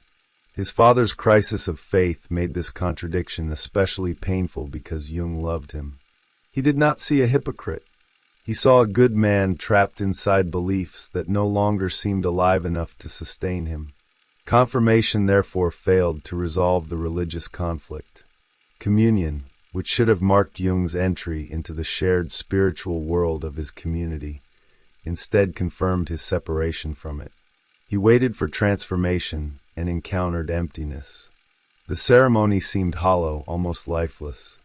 What should have joined him more deeply to Christianity instead convinced him that the institution could perform sacred gestures without producing the experience those gestures promised. The result was not simple atheism. Jung's problem was almost the opposite. God remained psychologically overwhelming, while the Church appeared increasingly incapable of containing God. The distinction would become decisive. Jung was not moving from belief toward disbelief. He was moving from inherited belief toward the demand for direct experience. This demand left him in an uncomfortable position because experience provided no guarantee of comfort. The divine could appear beautiful and terrifying, creative and destructive, intimate and incomprehensibly alien. The psyche seemed to reproduce the same contradiction. It contained aspirations toward order and goodness, but also aggression, forbidden images, irrational impulses and ancient forms that consciousness had never consciously learned. His secret wooden mannequin had already anticipated this structure years earlier. Hidden in the attic beside its painted stone and accompanied by tiny scrolls written in a private language, the figure provided Jung with an inexplicable sense of security. No one had taught him the ritual. He did not understand its meaning. Yet he treated it with ceremonial seriousness, as though protecting an inner center that could not safely be exposed to the surrounding world. Much later he would recognize parallels between this childhood object and symbolic forms belonging to cultures he had not known as a boy. The significance lay not merely in the resemblance. It lay in the possibility that imagination could spontaneously produce forms extending beyond personal biography. That possibility changed the scale of the problem. The inner world might contain more than repressed memories or private fantasies. It might possess structures capable of generating symbolic patterns without conscious instruction.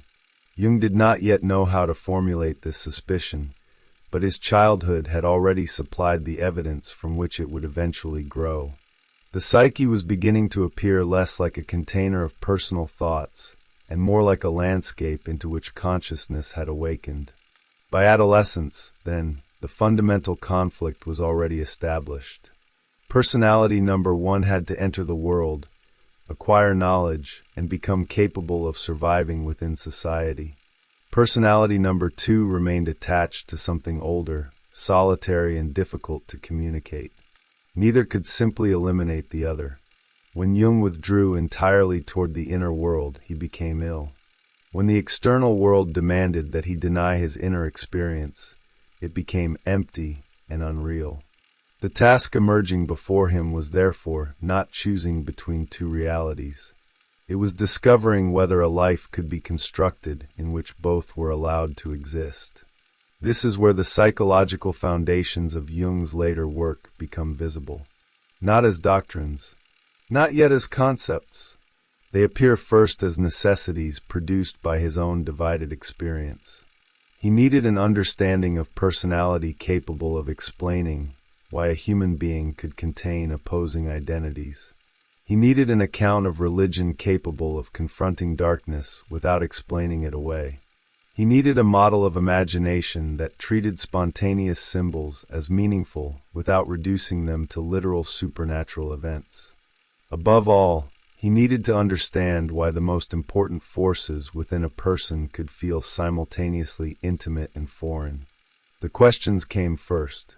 The psychology would follow. The God beneath the cathedral.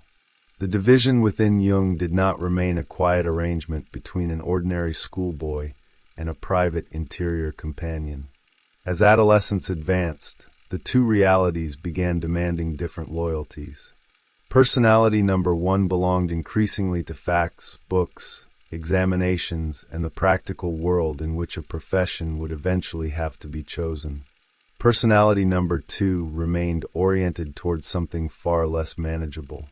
It appeared whenever solitude opened enough space for the older atmosphere to return, the sense of timelessness he had once experienced through stones, dreams, and secret rituals. Jung did not experience this second perspective as imagination in the ordinary sense. It carried the strange authority of something that seemed to know more than he did. Religion brought the tension to its most dangerous point. One summer day, walking through the cathedral square in Basel, Jung looked at the brilliant sky and the roof of the cathedral shining beneath it. The scene seemed perfectly ordered. The church stood below, God occupied the heavens above, and the beauty of creation appeared to confirm everything Christianity had taught him. Then the thought stopped. Something terrible seemed to be waiting beyond the next mental step. Jung felt that completing the thought would constitute an unforgivable sin. For several days he resisted it, terrified not simply of thinking something obscene, but of willingly placing his soul in danger. Yet the pressure continued because another conviction had begun forming beneath the fear. If God was truly sovereign, then perhaps even this forbidden thought had been placed before him by God. Refusing it might therefore constitute the greater disobedience. When he finally surrendered, the image completed itself.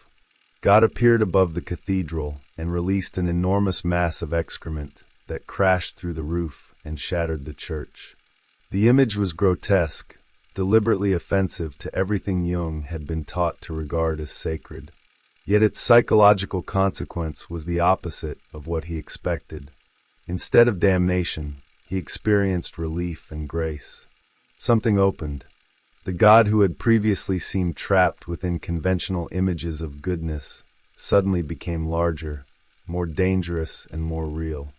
The significance of the experience did not lie simply in adolescent rebellion against Christianity. Jung was not trying to destroy religion. He was attempting to preserve the reality of God against a religious system that seemed incapable of containing what he had experienced. The cathedral represented an established structure of belief, beautiful and culturally authoritative, but still a human structure. The force descending upon it came from beyond that structure. What was sacred and what was respectable had suddenly separated. From that moment onward, Jung could no longer assume that morality, convention, and divine necessity were identical. This distinction intensified the secret he already carried. The underground figure of his earliest dream, the wooden mannequin hidden in the attic, the mysterious authority of his second personality, and now the destruction of the cathedral all seemed to belong to the same inaccessible territory. Each experience violated the surface order while carrying a deeper sense of necessity. Jung increasingly found himself in a strange position. He could neither reject Christianity nor accept the version of Christianity available to him. He believed too intensely in the reality behind religion to be satisfied with religion as convention. His loneliness therefore acquired a specific structure. He did not merely feel misunderstood. He possessed experiences he believed could not safely be communicated. He searched his father's books for discussions of God, spirit, consciousness, and evil, hoping to discover that someone else had entered the same territory. Instead, he repeatedly encountered explanations that seemed to stop precisely where his questions began. Theologians could describe divine goodness. Philosophers could discuss God as an intellectual problem, but neither seemed willing to confront the darker implications that obsessed him. Jung began to wonder whether anyone had actually experienced what they were discussing. In those periods of uncertainty, he returned mentally to the stone of his childhood. The stone offered something his conscious personality could not provide. It had no anxiety about identity. It did not need to explain itself. It simply existed, apparently unchanged across spans of time that made a human life seem momentary. When Jung imagined himself as the stone, the conflict temporarily disappeared. The emotional boy became the passing phenomenon, while something deeper appeared ancient and stable. What had begun as a childhood game now revealed its psychological function. Jung was searching for a center that could survive the instability of the personality constructed by circumstance. Yet he could not remain there. Personality number one continued demanding development. He returned to school, made friends, improved academically, and discovered a growing attraction toward scientific knowledge. Facts possessed a quality that religious language increasingly lacked. Fossils, minerals, animals, and geological formations could be examined. They did not demand belief before investigation. Jung collected specimens and read scientific material with genuine passion. The external world, once experienced mainly as an interruption of his inner life, began revealing mysteries of its own. Nature provided an unexpected bridge. A plant could be scientifically described, yet Jung remained convinced that description did not exhaust its meaning. Its biological structure was real, but so was the sense of mystery produced by its existence. Facts and meaning, therefore, did not have to cancel one another. This mattered because his inner division had often appeared absolute. Science belonged to one personality and religious experience to the other. Nature suggested another possibility. The visible thing could be studied while still pointing beyond itself. The same reconciliation had not yet occurred within Jung. Personality number one increasingly occupied the foreground, especially around other people, while personality number two returned in solitude. Jung later insisted that this was not a pathological fragmentation. To him, it expressed something fundamentally human, the tension between the historical person shaped by circumstances and another dimension of identity that seems to exceed personal biography. Most people, he believed, simply identified so completely with the first that the second remained unnoticed. For Jung, ignoring it was impossible. Every attempt to settle entirely into ordinary existence eventually reopened the other world, and every surrender to that other world threatened to separate him from ordinary life. The problem was becoming clearer. His task would not be to choose one personality and destroy the other. Somehow the world of facts and the world of meaning would have to meet. He did not yet know where that meeting could occur, but the search had begun. The search for a language of experience. By his later school years, Jung's conflict had begun to change form. The overwhelming images of childhood were still present in memory, but they were no longer the only forces shaping him. Personality number one was growing stronger. School, friendships, reading, and the approaching necessity of choosing a profession pulled him toward ordinary life. Between 16 and 19, the depressive atmosphere that had surrounded his inner division gradually receded. Knowledge began occupying territory that had previously belonged almost entirely to intuition. Instead of waiting for experiences to happen to him, Jung started deliberately searching for ideas capable of explaining what had already happened. Philosophy initially appeared to offer that possibility. Jung moved through its history looking less for intellectual elegance than for evidence that someone else had encountered the reality he knew. Pythagoras, Heraclitus, Empedocles, and Plato fascinated him because their thought seemed to preserve some connection between the visible world and a deeper order. Meister Eckhart felt unusually alive. Other thinkers disappointed him because their systems appeared to substitute reasoning for experience. Jung had become suspicious of arguments designed to prove what their authors seemed never to have encountered directly. For him, the central question was no longer whether an idea could be logically defended. It was whether that idea had ever become psychologically real. Then he discovered Schopenhauer. The encounter mattered because Schopenhauer seemed willing to acknowledge something Jung had searched for since childhood. The world was not obviously harmonious. Nature contained suffering, predation, disease, and waste. Human beings contained cruelty and contradiction. Religious descriptions of a perfectly ordered creation had always collided with these facts, yet many philosophical systems appeared determined to resolve the collision by explanation. Schopenhauer did something different. He allowed the darkness to remain visible. For Jung, this was almost a revelation. At last there was a thinker who did not immediately disguise suffering as part of some comfortable cosmic arrangement. Yet Schopenhauer could not become the final answer. Jung accepted the diagnosis more readily than the metaphysical solution. The blind force underlying existence seemed too simple when compared with his own experiences of intentionality, meaning, and inner necessity. The frightening images of his childhood had not felt random. The cathedral experience had not felt meaningless. Even suffering seemed capable of forcing consciousness toward discoveries it would otherwise avoid. Something in Jung resisted a universe whose darkness had no interior significance. This pushed him toward Kant. There he encountered a distinction that allowed the problem to be reformulated. Human beings did not simply perceive reality as it existed independently of them.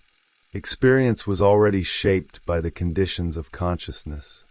The world known by the mind could not automatically be identified with reality in itself. Jung suddenly had conceptual room for the mystery that had haunted him. Science could describe experience without exhausting what existence ultimately was. Religious images could be psychologically real without becoming simple statements about an objectively observable supernatural world. The discovery did not eliminate the tension between his two personalities, but it prevented either side from achieving an easy victory. Scientific materialism could no longer claim that only what could be measured deserved reality, yet inner conviction could not simply declare itself objective truth. Between them appeared a boundary, and that boundary fascinated Jung. What human beings experienced mattered profoundly, but the source and ultimate nature of that experience remained partly inaccessible. His intellectual interests reflected the same structure. Science attracted him because it offered concrete facts, historical development, and observable processes. Comparative religion attracted him because it confronted questions of meaning. Zoology, paleontology, and geology stood beside archaeology, mythology, and philosophy. He later recognized that these apparently scattered interests were expressions of the same internal division. Science satisfied the personality that wanted evidence. Religion and history addressed the personality that wanted significance. Neither alone was sufficient. The approaching choice of profession, therefore, became more than a practical decision. Theology would have been an obvious path within his family, yet the possibility increasingly felt impossible. His relatives could discuss doctrine intelligently, but Jung sensed that their confidence rested inside a world whose assumptions he no longer shared. Their religion appeared socially secure precisely where his own experience of religion had been destabilizing. He could not return to inherited certainty without betraying what had happened to him. At the same time, he could not abandon the external world for pure speculation. The episode of his childhood neurosis had already taught him what happened when withdrawal became too complete. Personality number one needed facts, responsibility, and contact with life. The growing authority of science was therefore not a rejection of the mysterious. It was a counterweight to it. This balance would become decisive. Jung was beginning to understand that his deepest problem could not be solved by choosing belief against reason or reason against belief. The conflict itself contained the direction. He needed a field in which observable reality and invisible experience could confront one another without either being dismissed. He had not yet found that field, but he was getting close. The life that had to be lived. By the final years of school, the split that had once threatened to isolate Jung began to acquire a different function. Personality number one was no longer merely the anxious boy exposed to teachers, classmates, and practical demands. It had become increasingly capable of acting in the world. He studied more seriously, formed friendships, and discovered that poverty did not determine the possibilities of a life as completely as he had once imagined. The social world still remained uncomfortable, but it no longer seemed entirely hostile.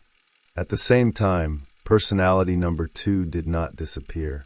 It receded into the background whenever ordinary life became absorbing, then returned in solitude with its atmosphere of distance, history, and strange authority. Jung was beginning to live between these two orientations without expecting either one to vanish. This emerging balance altered the character of his intellectual search. Earlier, Jung had wanted books to confirm experiences that seemed almost impossible to communicate. Now philosophy, science, and religion became instruments for testing the limits of those experiences. He read widely because no single field appeared capable of containing what interested him. Scientific knowledge provided facts and continuity. Philosophy supplied questions concerning perception, knowledge, and reality. Religious history revealed that human beings had repeatedly produced symbols in response to experiences that ordinary language could not contain. The apparent disorder of these interests was actually remarkably consistent. Jung was searching for a form of knowledge capable of moving between visible phenomena and invisible meaning. The attraction to science became especially important because it disciplined an imagination that had once been almost entirely free. Jung had spent long walks constructing elaborate fantasies of castles, secret laboratories, ships, and hidden transformations. These inner worlds could become absorbing enough to alter his sense of time. Yet eventually he became impatient with fantasy that remained disconnected from concrete knowledge. He turned toward fortifications, minerals, fossils, animals, and the observable structures of nature. The movement was psychologically significant. Instead of abandoning imagination, he was forcing it into contact with matter. Even here, however, the distinction between fact and meaning refused to remain simple. Plants could be classified scientifically, but Jung felt that classification left something untouched. Their living form carried a significance that disappeared when they were reduced to specimens. Nature appeared simultaneously material and mysterious. This experience quietly undermined the assumption that scientific explanation and symbolic perception had to cancel one another. A thing could possess an observable structure and still evoke a meaning that exceeded that structure. Jung could not yet explain how the two levels were related, but he increasingly refused to sacrifice either. The same refusal shaped his relationship with philosophy. Schopenhauer had given him permission to acknowledge suffering and darkness without immediately covering them with theological reassurance. Kant then placed limits around what human consciousness could legitimately claim about ultimate reality. Together, these encounters weakened the certainty of both inherited religion and crude materialism. Jung could no longer assume that religious images were literal descriptions of a supernatural order, but neither could he assume that scientific description exhausted reality. What human beings experienced had to be examined as experience before anyone decided what it ultimately meant. This was precisely where his family environment became increasingly restrictive. His uncle and cousins could discuss theological doctrine with confidence, yet Jung felt separated from the world in which those discussions remained meaningful. Their intellectual security seemed to depend upon accepting assumptions that his own experiences had already destabilized. He admired intelligence wherever he encountered it, but he had become suspicious of certainty that had never passed through crisis. The problem was not that these people lacked education. It was that their explanations seemed protected from the very experiences capable of challenging them. His father represented the conflict in its most painful form. Jung had watched him struggle with a faith he could neither fully abandon nor transform. The son wanted experience, while the father increasingly seemed to require belief. Neither position could simply convert the other. Their conversations therefore produced sadness rather than resolution. Jung sensed that helping his father would require exposing him to the same uncertainty that had already destroyed Jung's own conventional faith, and he could not force that confrontation upon him. The distance between them became part of Jung's growing realization that psychological transformation cannot simply be transferred from one person to another. This recognition also changed the meaning of solitude. Earlier, secrecy had protected Jung from ridicule and preserved experiences he feared others might destroy. Now solitude became the condition in which competing realities could be allowed to coexist without premature resolution. He could enter the social world as personality number one, then return to the wider perspective associated with personality number two.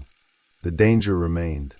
Too much identification with the first threatened superficiality. Too much surrender to the second threatened withdrawal. What mattered increasingly was movement between them. The question of profession brought this structure into practical life.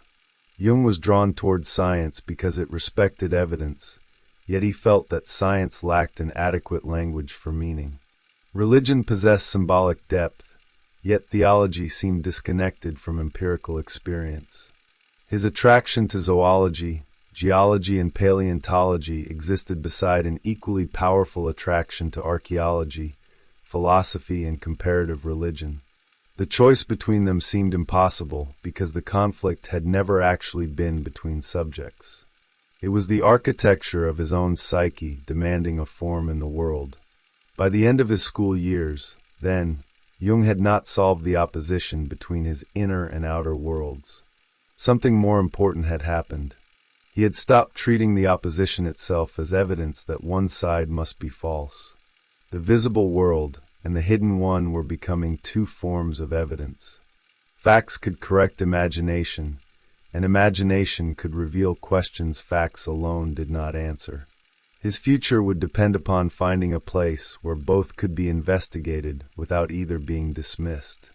That place had not yet appeared, but Jung was already moving toward it. The inner life as a cultural problem. The childhood and adolescence described in Memories, Dreams, Reflections matter beyond the biography of Carl Jung because they reveal a conflict that would eventually become central to his understanding of modern culture. Jung's early life unfolds between two systems of reality. One is collective, inherited, and socially recognizable. Christianity, family, school, scientific knowledge, social status, and the expectations attached to becoming a respectable adult. The other is private, symbolic, and difficult to communicate. Dreams, visions, secret rituals, irrational fears, experiences of timelessness, and the mysterious presence represented by personality number two. The tension between them is not resolved by deciding that one world is real and the other imaginary. Instead, Jung gradually discovers that psychological life depends upon maintaining some relationship between them. His personal struggle therefore anticipates what he would later perceive as a much larger cultural problem.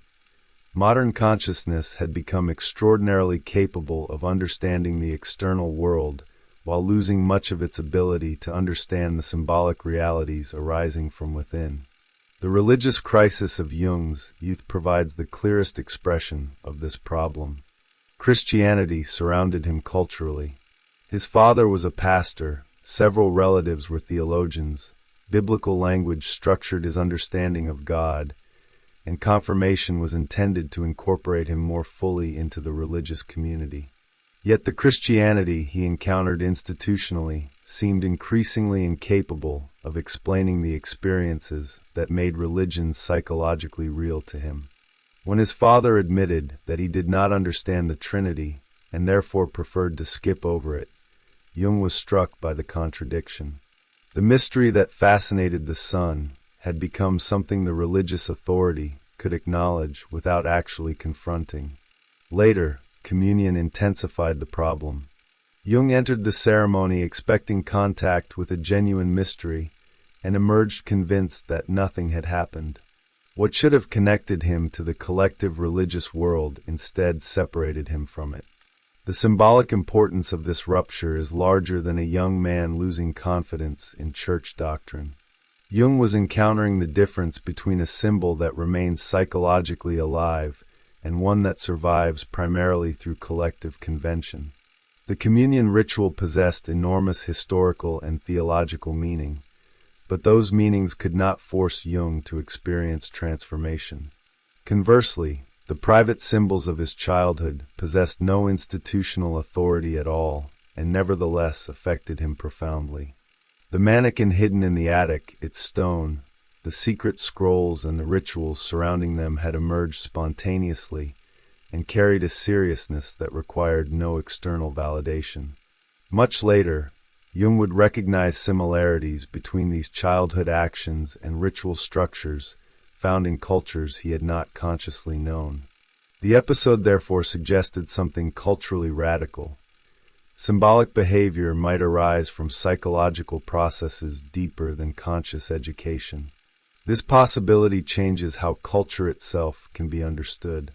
If symbols were merely inventions transmitted from one person to another, similarities between distant mythologies and religious practices could be explained primarily through historical influence. Jung's own experience encouraged another question.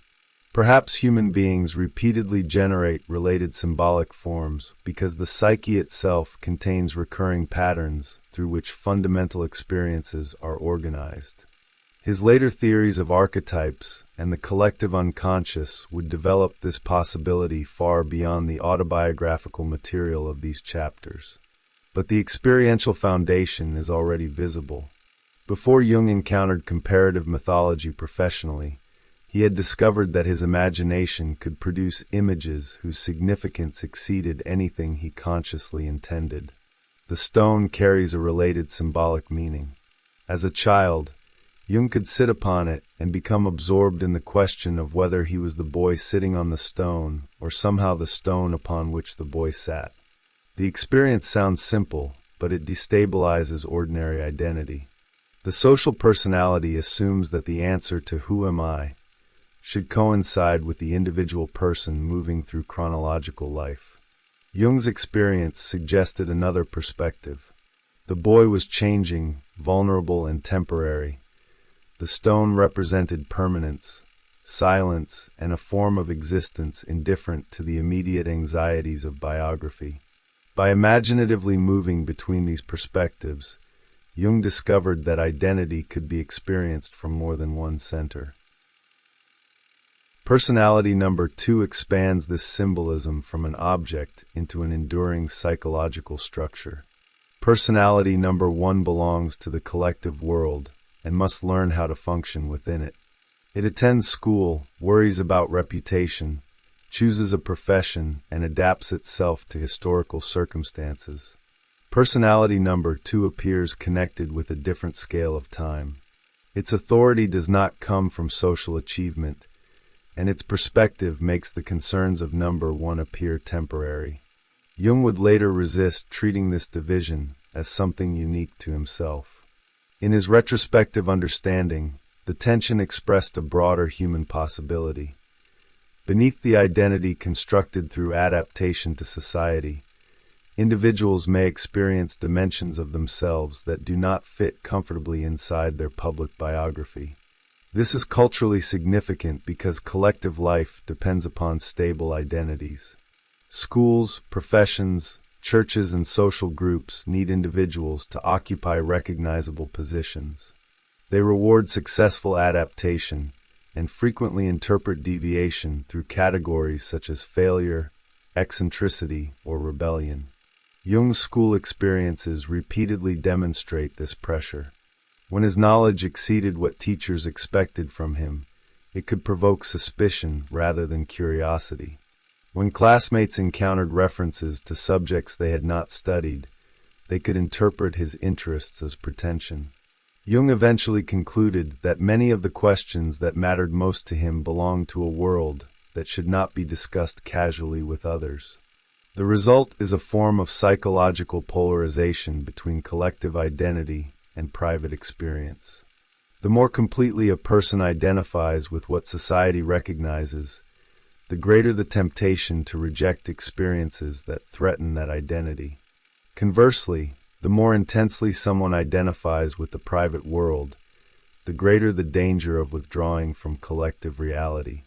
Jung had already encountered both possibilities. His school neurosis demonstrated how psychological withdrawal could become an escape from the demands of ordinary life. His later immersion in study demonstrated the opposite movement, as personality number 1 became increasingly dominant, and the older interior figure could temporarily appear distant and unreal. Neither extreme provided a complete solution. This tension also illuminates the dynamics of projection and projective identification that would become important to Jung's later cultural thought. What individuals cannot recognize within themselves can become easier to perceive outside themselves. Jung's unusual sensitivity to accusation during adolescence is revealing precisely because he did not respond by simply projecting guilt onto his accusers. When accused unjustly, he nevertheless recognized that the qualities attributed to him were not psychologically unimaginable. He might not have committed the particular act, but he knew himself to contain contradictory possibilities. This prevented the simple moral division in which one person becomes entirely innocent while another carries everything objectionable. At the collective level, the same mechanism can become symbolic tribalism. Groups strengthen their identities by organizing complex psychological qualities into oppositions: believer and unbeliever, civilized and primitive, rational and irrational, righteous and corrupt. Once the unwanted side of an opposition is assigned entirely to another group, conflict acquires mythic intensity. The opponent no longer represents merely a person with different interests or beliefs. The opponent becomes the carrier of everything the group has excluded from its own self-image. Jung's childhood material does not yet provide his mature cultural theory of projection, but it reveals the psychological problem from which such a theory could emerge. His own development repeatedly required him to discover that contradiction could not safely be solved by locating one side entirely outside himself. The cathedral vision becomes especially powerful when read through this cultural lens. The image violates the opposition between sacred and profane in the most extreme possible way. The church represents collective religious order, while the descending excrement represents everything that order would normally exclude as filthy, offensive, and blasphemous. Yet Jung experiences grace only after allowing the forbidden image to complete itself. Symbolically, the event overturns the assumption that psychological transformation must preserve the established image of sacredness. The collective symbol is shattered so that a more disturbing experience of divinity can emerge. The danger of such an experience is obvious. If interpreted literally or narcissistically, private revelation can become a justification for rejecting every collective limitation. Jung's development instead pushes toward a more demanding position. Inner experience must be taken seriously, but it must also confront knowledge, history, and reality. This is why his growing attraction to science matters so much. Science offered resistance to subjective inflation. Facts could contradict expectation. The external world possessed structures that did not change merely because the individual desired them to change. Jung's simultaneous attraction to science and comparative religion, therefore, represents more than indecision about a career. It symbolizes the attempt to hold empirical reality and symbolic reality within the same consciousness. This conflict helps explain why Jung's autobiographical childhood would later resonate so strongly within modern culture. The image of a socially adapted self concealing another, deeper identity has become one of the most recognizable psychological narratives of modernity. It appears in literature, cinema, spirituality, and popular psychology because it addresses a persistent anxiety. The suspicion that the identity rewarded by society may not exhaust the person who lives behind it. Jung's number 1 and number 2 personalities provide a particularly vivid formulation of that anxiety, without reducing it to a simple opposition between a false social self and a true hidden self. Both personalities are necessary. The problem arises when either claims the whole person. This is where the material resists the kind of mythification that Jung himself would later attract. It is tempting to transform the young Jung into the archetype of the visionary child who always knew his destiny and stood apart from an uncomprehending world. The autobiography itself is more psychologically complicated. Jung is frightened, vain, insecure, guilty, occasionally aggressive, and often uncertain. He wants recognition and simultaneously resists competition. He feels superior at moments and deeply inadequate at others. His inner experiences provide meaning, but they also create loneliness. The complexity matters because removing it would reproduce exactly the polarization his psychology would later challenge. The cultural power of these early chapters, therefore, lies not in presenting Jung as someone born with finished answers, but in showing a consciousness forced to live inside unresolved oppositions. Religion and science, individuality and collective belonging, morality and forbidden imagination, adaptation and solitude, rational knowledge and symbolic experience continually collide without producing an easy victor. The future psychologist emerges from the refusal to destroy one side in order to protect the other. Seen in this way, the birth of the inner world describes more than the formation of Carl Jung. It describes the psychological situation from which much of his later cultural influence would emerge. Modern people could recognize themselves in his insistence that beneath the identities demanded by society, there remained an interior territory populated by dreams, fears, fantasies, and symbolic patterns that rational consciousness did not fully control. Jung offered a language through which that territory could be approached without requiring that it be dismissed as meaningless or accepted as literal supernatural truth. The symbolic legacy of these years is therefore the discovery of depth itself. Jung's childhood repeatedly confronted him with the possibility that the visible personality was only one layer of human existence. The secret beneath the surface, whether represented by a stone, a hidden mannequin, an ancient personality, a disturbing dream, or an unacceptable image of God, demanded recognition without surrendering immediately to explanation. That demand would eventually expand from an individual problem into a psychological vision of culture. A civilization, like a person, could become identified with the image it preferred to present while pushing incompatible realities into darkness. Jung's life would increasingly become an attempt to understand what happens when those excluded realities return. What remained after the inner world had opened.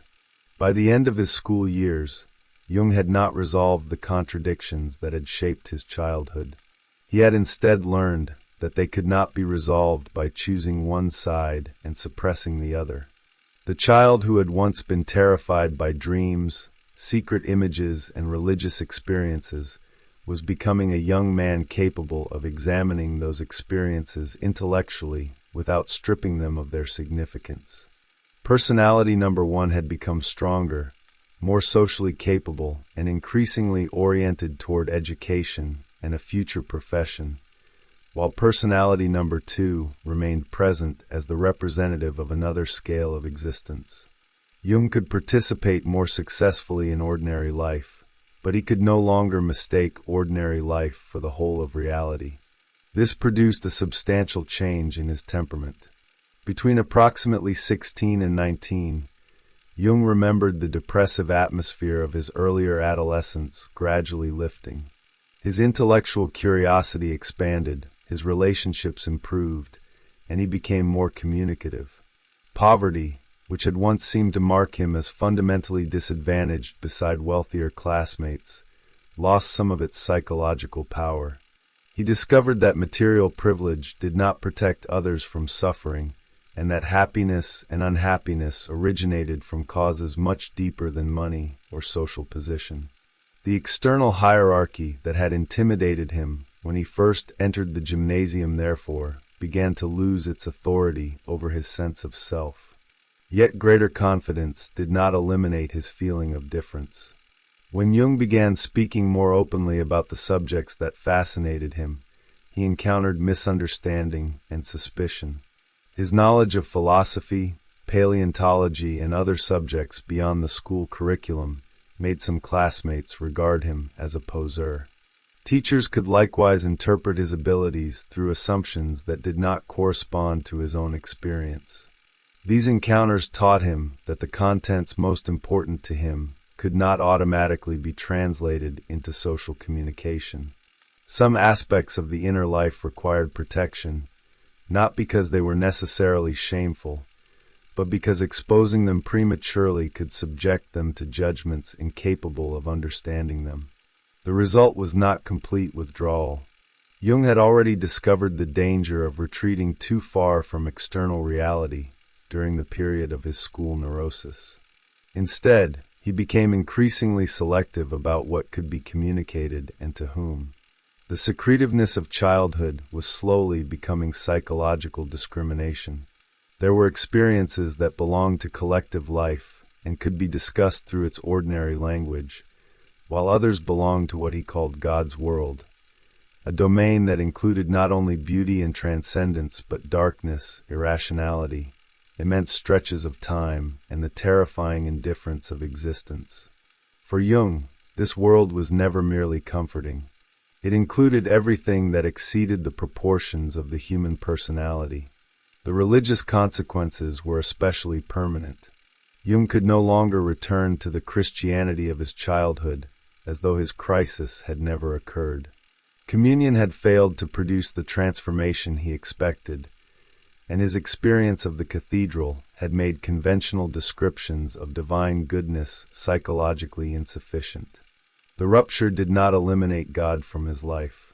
It made the problem of God more difficult and more central.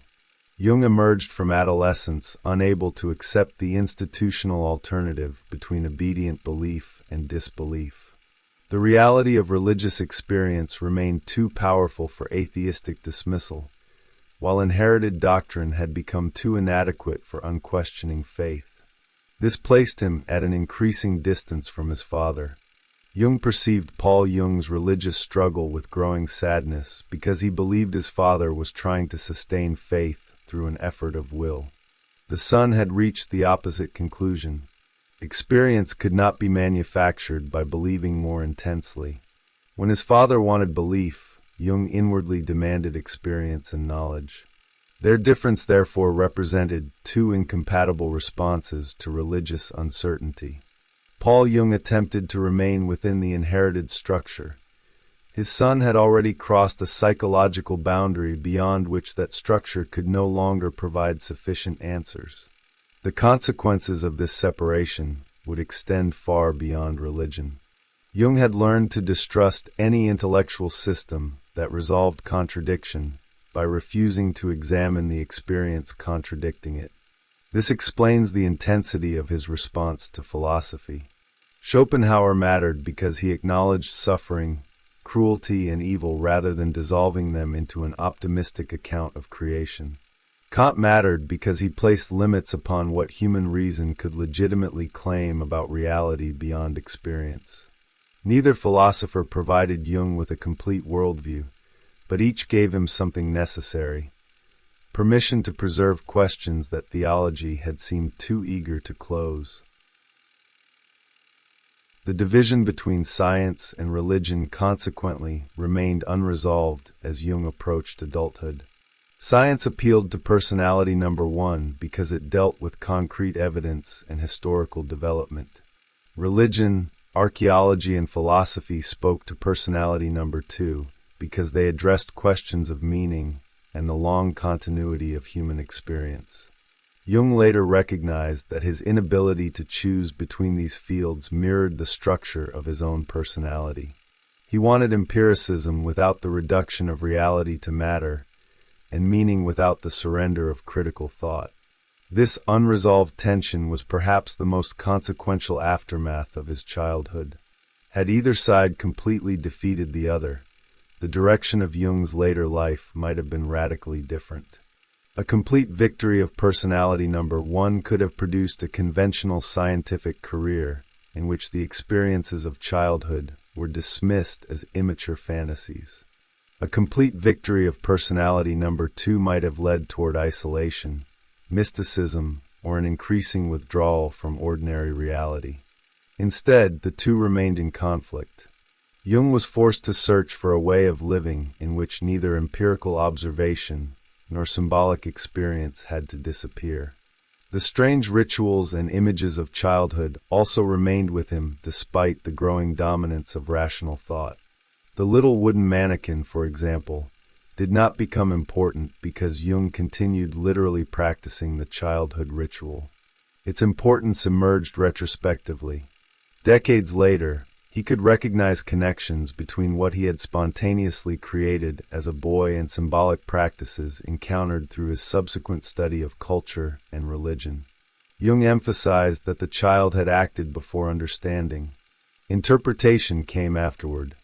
This sequence would become crucial to his later approach to the psyche. An image does not necessarily begin as the illustration of an idea. The image may appear first, while consciousness struggles afterward to understand what has already taken place. The same principle applied to the two personalities. Jung did not invent personality number 2 after studying psychology. He first experienced a strange division in identity, and only much later acquired concepts through which he could reflect upon it. This distinction protected the experiences from becoming mere demonstrations of theories developed in adulthood. The theories were attempts to account for phenomena that had preceded them. In this sense, Jung's later psychology would remain autobiographical at a fundamental level. The questions he pursued professionally were enlarged versions of problems that had already confronted him personally. What remained after childhood, therefore, was not a collection of unusual memories. It was an orientation toward the psyche. Jung had learned that an individual could contain realities unknown to the conscious personality, that symbols could arise before their meanings were understood, that socially accepted beliefs could become psychologically empty, and that experiences rejected as irrational might nevertheless exert decisive influence over a life. He had also learned that the inner world could become dangerous when used to escape the obligations of external existence. Neither inner experience nor external adaptation could safely become absolute. By the time Jung approached the transition from school to university, the essential problem of his life had therefore already taken shape. He needed to discover what kind of knowledge could connect the two worlds he had spent his childhood inhabiting separately. Science could not simply eliminate the mystery, and religion could not simply command belief. The psyche itself was beginning to emerge as the territory between them, although Jung had not yet recognized that this would become his vocation. The aftermath of these years was consequently a question rather than an answer. The child had discovered an inner world whose images seemed to possess lives of their own. The adolescent had discovered that philosophy, religion, and science could each illuminate portions of that world without containing it completely. The young man now had to enter adulthood carrying the contradiction with him. What had once been his private secret was moving toward becoming an intellectual problem, and eventually a life's work. The next stage of Jung's development would begin when he discovered that the conflict he had experienced within himself could also be encountered, observed, and studied in the minds of others.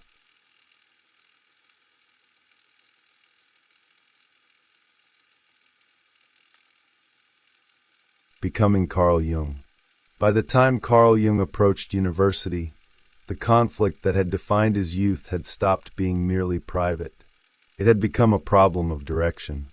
Science promised access to something real, something that could be observed, tested, and known. History and philosophy pulled him toward another order of questions, while archaeology stirred his fascination with civilizations whose symbols seemed to preserve forgotten dimensions of human experience. He could imagine several lives and fully inhabit none of them. His father saw indecision. Jung felt something deeper. The two currents of his personality were still searching for a form in which neither would have to disappear. Two dreams broke the deadlock. In one, Jung entered a dark wood beside the Rhine, and dug into a burial mound until prehistoric bones emerged from the earth. In another, he discovered a hidden pool containing an extraordinary creature, a giant radiolarian shimmering beneath clear water. Both dreams directed him toward nature. They did not provide an argument. They produced conviction. Jung chose science because the images seemed to tell him that the unknown was not only above him in theology or behind him in history. It was embedded in matter, organisms, bodies, and the physical world itself. The decision felt less like selecting a profession than accepting a route into reality. Medicine soon appeared as the practical compromise that could contain this ambition. Jung had neither the money nor the institutional possibilities required for the scientific career he imagined, and Basel offered no path into archaeology. Medicine began with the natural sciences, while leaving open the possibility of specialization. The choice was imperfect, but imperfection now belonged to adulthood. The world required income, responsibility, and limitation. Personality number one would have to enter that world, rather than wait for circumstances perfectly suited to personality number two. Then another dream clarified what this movement demanded. Jung found himself struggling through darkness and violent wind, while protecting a tiny light in his hands. Behind him followed an immense black figure, his own shadow projected by the fragile flame. On waking, he understood the light as consciousness. It was small compared with the darkness surrounding it, but it was the only light available to him. More importantly, he understood that his task was to protect it and continue forward. Number one, the ordinary personality he had often regarded as inferior to the timeless authority of number two, suddenly acquired a decisive purpose. It was number one that had to study, work, fail, earn money, accept responsibility, and move through time. This reverses the hierarchy of Jung's childhood. The mysterious personality had once seemed larger and wiser, while everyday identity appeared accidental and limited. Now limitation itself became necessary. Consciousness could exist only by accepting a finite position. The shadow behind Jung was created by the light he carried, suggesting an unsettling relationship between illumination and darkness. Greater consciousness did not abolish what remained unknown. It made the unknown visible as shadow. Jung could not return to the timeless security represented by number two, but neither could he deny it without mutilating something essential in himself. The task was separation without repudiation. That movement would define his student years.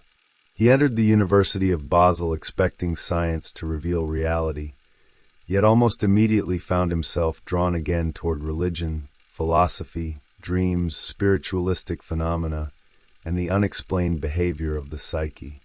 The old conflict had not disappeared. It had changed its setting.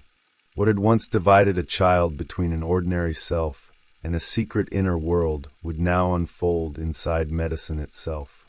Jung was no longer simply trying to understand what had happened to him. He was beginning to search for evidence that the strange territory he knew from within also existed beyond his personal experience. University would give him anatomy, pathology, scientific method, intellectual companionship, poverty, grief, and eventually psychiatry. Beneath those developments remained the image of the small flame moving through darkness. Knowledge mattered because consciousness was fragile. The unknown mattered because the light could never illuminate everything. His vocation would emerge precisely where those two facts met. The psyche becomes the problem. The University of Basel did not resolve the division Jung had carried out of adolescence. It intensified it. He entered medicine believing that science would finally give him a secure language for reality. Yet the more knowledge accumulated around him, the more obvious another absence became.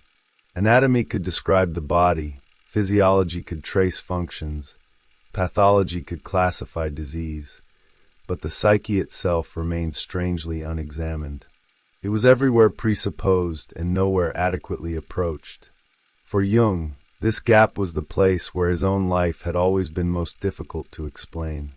His father's decline made the problem immediate. Carl Jung had spent years trying to preserve faith through effort, while becoming increasingly consumed by doubt, irritability, depression, and physical complaints. The son watched this collapse with pity and frustration. Their conversations failed because Jung approached religious uncertainty as something that should be confronted directly, while his father seemed trapped within answers that no longer carried experience. Theology had become, in Jung's eyes, a structure designed to preserve belief after the living center of belief had withdrawn. Their conflict dramatized a danger Jung had feared since childhood, accepting a system of meaning after one's own experience had ceased to support it. When Carl Jung died in early 1896, the event produced both grief and a sudden alteration of responsibility. Jung moved into his father's room and assumed a new role within the household. Poverty, which had always limited his choices, became more concrete. He had to continue studying while helping support the family, relying partly on relatives, working as a junior assistant, and earning money through the sale of an aunt's antiques. The young man who had once been tempted by timeless inner worlds was being bound more firmly to ordinary necessities. Money, work, duty, and family obligation gave personality number one the weight that the dream of the small light had already demanded. Yet the father did not disappear psychologically with death. 6 weeks later, Jung dreamed that he had returned, recovered from illness, and simply come home. The dream repeated 2 days later with the same disturbing realism. Jung found himself ashamed within the dream for having believed his father was dead. The experience forced him toward a question medicine could not answer. What exactly does death alter in the psyche, and what continues when the body is gone? The dream did not prove survival after death, but it made the problem unavoidable.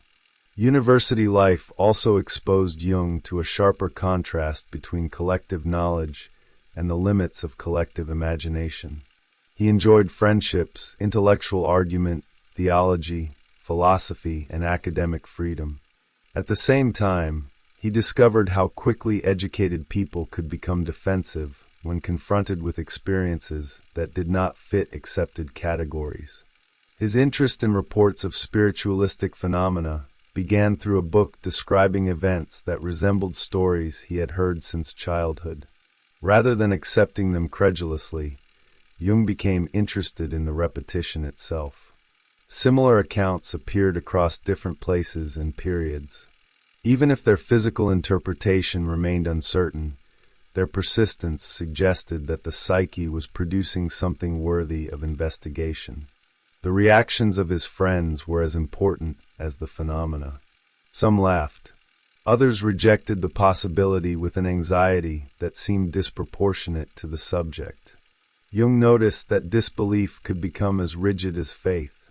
An assertion that such things were impossible might protect a worldview just as effectively as theological dogma. His father had already demonstrated what happened when belief became a defense against experience. The language had changed, but the psychological structure appeared similar. Materialism could harden into certainty, just as religion could. Jung's own enthusiasm was not without danger. The sense that others were intellectually narrow sometimes inflated him. He could become critical, aggressive, and pleased with his willingness to consider unconventional possibilities. That reaction recreated the isolation he had known at school. Feeling excluded produced superiority. Superiority produced further rejection, and rejection revived old doubts about his own value. The recognition mattered because the conflict was no longer safely located outside him. The prejudice of others and his own compensating pride formed a single circuit. Nietzsche sharpened this insight. Jung had postponed reading him because Nietzsche's reputation awakened an uncomfortable fear. Here was another pastor's son, another man apparently estranged from his surroundings by experiences and thoughts that others could not follow. When Jung finally read Zarathustra, the encounter was exhilarating and alarming. He recognized in Nietzsche's prophetic figure something analogous to his own personality number 2. But he also saw what he believed was a catastrophe of identification. Nietzsche had allowed the deeper personality to speak directly into a world incapable of receiving it, and Jung interpreted the result as a dangerous loss of proportion. Goethe's Faust had reassured Jung that his divided experience belonged within human culture. Nietzsche now showed him another possibility. The inner voice could become overwhelming. What felt larger, older, or more powerful than the conscious personality could not simply be granted unlimited authority. A person might mistake intensity for truth, or isolation for superiority. Jung's earlier dream of the light and shadow acquired new significance. Consciousness had to remain small but active. The darkness behind it could not be destroyed, yet neither could it be allowed to take command. This pushed Jung more decisively toward facts. He concluded that unusual ideas could not be communicated through enthusiasm alone. If others were to take them seriously, they needed evidence. When strange events occurred in his own home, including the splitting of a heavy table and the unexplained breaking of a knife, he did not settle into supernatural certainty. He was impressed because he could not explain them. Soon afterward, he began attending seances held by relatives and observing a young medium. Those experiments became a turning point. Jung observed communications, tapping sounds, trance states, and changes in the medium's personality.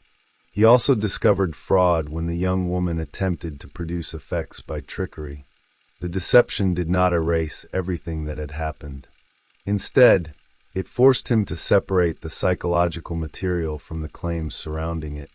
What interested him increasingly was the formation of another personality within the medium and the apparent autonomy of psychic processes. The seances eventually supplied material for his doctoral dissertation and gave him what he had been seeking since childhood: observable phenomena through which the hidden life of the psyche could be studied rather than merely believed. The foundations of Jung's future work were taking shape before he knew where they would lead. Medicine had disciplined his attention. Poverty and loss had forced him into responsibility. Nietzsche had shown him the danger of surrendering consciousness to the inner world. Spiritualism, stripped of its spectacle, had offered a crude laboratory in which psychic autonomy could be observed. The division between science and meaning had not disappeared. It was becoming more exact. Jung no longer needed one side to defeat the other.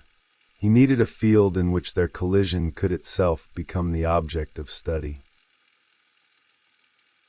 The search for objective evidence. Jung's medical education gave him a language of observation, but it also sharpened his awareness of everything that observation seemed unable to reach. The sciences surrounding him were enormously productive when the object of investigation could be isolated, measured, dissected, or classified. Yet the psyche occupied a peculiar position.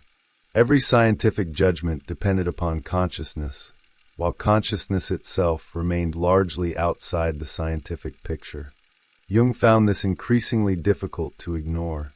The human mind was the instrument through which knowledge became possible, but medicine seemed remarkably uninterested in understanding the nature of that instrument. Science opened immense territories of information, while leaving the observer who organized that information strangely unexplained. This absence made the literature on spiritualism unexpectedly important. Jung did not approach it because he wanted confirmation of a supernatural worldview. What fascinated him was that reports of unusual psychic phenomena appeared repeatedly across different times and places. Stories resembling those he had heard throughout childhood could be found in published accounts produced by people with no connection to his family environment. The physical truth of particular claims remained uncertain, but their recurrence presented another kind of fact. Human beings persistently reported experiences that exceeded conventional categories of causality, space, and time. Even if these accounts ultimately revealed nothing about spirits, they might reveal something about the psyche that produced, perceived, or interpreted them. The distinction was decisive. Jung was beginning to separate the question of whether an extraordinary event had objectively occurred from the question of what the experience meant psychologically. This allowed him to remain interested without committing himself to belief.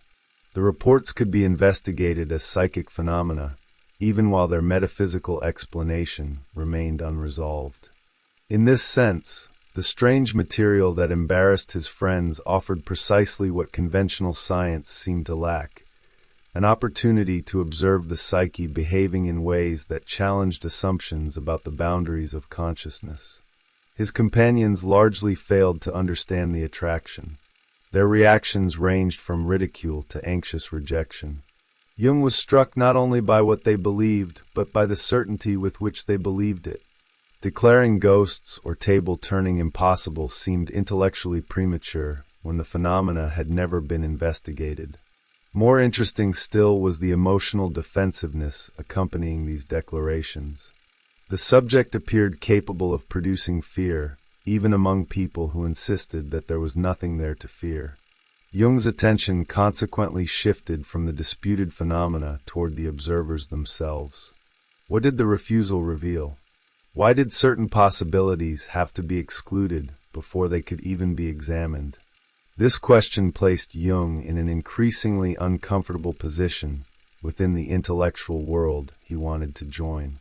He had entered university partly to escape the isolation created by his private experiences, yet he now discovered another boundary. The educated urban environment possessed immense knowledge, but its categories could become unexpectedly narrow when confronted with phenomena outside accepted explanations. Jung reacted defensively in return.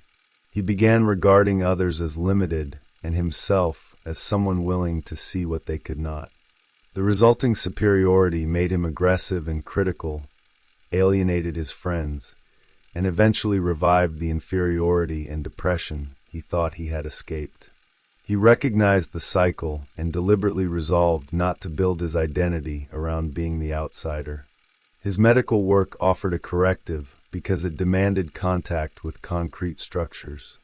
Jung became a junior assistant in anatomy and later worked in histology, developing a strong interest in evolutionary theory, comparative anatomy, and morphology.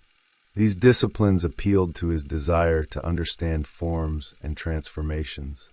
Physiology attracted him far less, particularly because demonstrations involving vivisection produced intense revulsion. He could accept the necessity of animal experimentation in principle, while remaining unable to regard living creatures as biological mechanisms detached from his own emotional participation. Even within scientific training, the supposedly objective observer remained psychologically involved with what he observed. The clinical semesters reduced the time available for philosophical exploration, but the questions continued beneath the workload.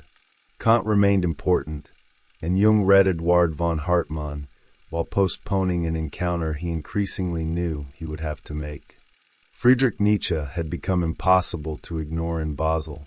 Nietzsche's presence still haunted the university through reputation, anecdote, criticism, and the memories of people who had known him personally. Yet Jung hesitated to read him for a deeply personal reason. Nietzsche seemed dangerously familiar. The resemblance was not biographical in any ordinary sense. What frightened Jung was the possibility that Nietzsche had possessed a secret comparable to his own. Nietzsche had been a pastor's son, had become intellectually isolated from his surroundings, and had produced work that seemed to emerge from an interior experience others could not understand.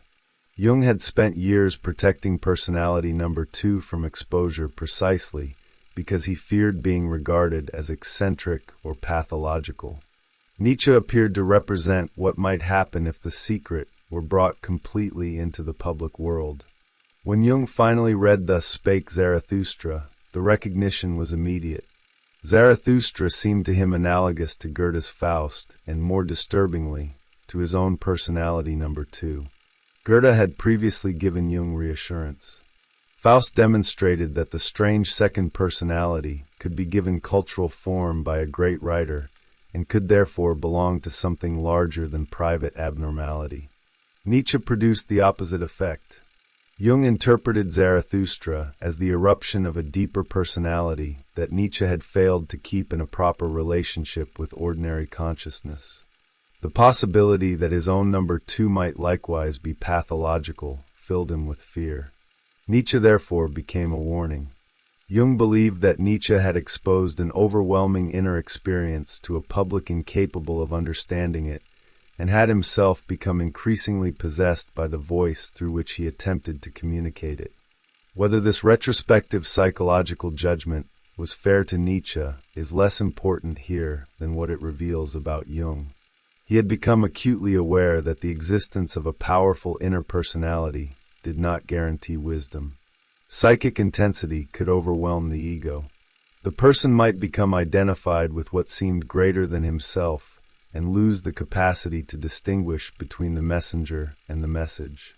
This recognition gave new meaning to the dream in which Jung carried a tiny flame through the storm, while an enormous shadow followed behind him. He had originally understood number one as the bearer of consciousness and number two as the vast shadow created behind it. The dream insisted that his responsibility was not to turn around and surrender to the grandeur of what followed him. He had to protect the limited flame. Study, work, responsibility, mistakes, financial necessity, and participation in ordinary life were no longer distractions from his inner development.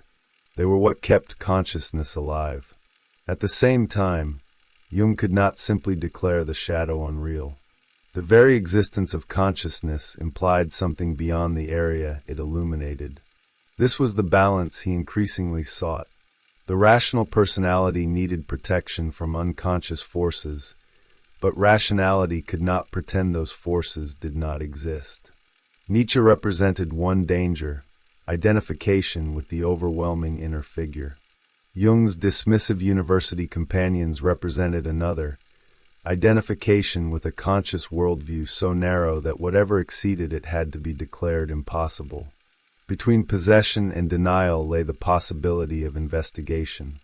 The opportunity arrived unexpectedly within Jung's own family environment. One day he was sitting at home when a loud sound came from a walnut dining table. The solid tabletop had split. Later, another violent report came from a sideboard, where Jung discovered that the steel blade of a bread knife had broken into several pieces. A cutler who examined it could find no defect capable of explaining what had happened. Jung did not know what to conclude. Coincidence seemed inadequate to him, but he possessed no alternative explanation that could be demonstrated. The events remained facts without an intelligible causal framework. Soon afterward, Jung learned that relatives had been conducting seances with a 15-year-old girl who entered somnambulistic states and apparently produced spiritualistic phenomena. The connection immediately attracted him. He began attending their Saturday sessions, observing communications, tapping sounds, table movements, and changes in the medium's behavior. Crucially, Jung's interest gradually moved away from proving the existence of spirits. The conditions surrounding the phenomena were unreliable, and attempts to impose experimental controls often disrupted them. He therefore concentrated increasingly on the content of the communications and on the psychological transformation occurring in the medium herself. The girl appeared capable of developing a secondary personality whose behavior differed strikingly from her ordinary state. For Jung, this provided an external counterpart to a problem he had known intimately since childhood. Personality number two had always seemed to emerge from somewhere beyond his conscious ego. Here another person appeared to display a comparable division under observable conditions. The question could therefore begin moving from autobiography towards psychology. What happens when a secondary personality forms? From where does its apparent knowledge arise? How can it acquire coherence and autonomy?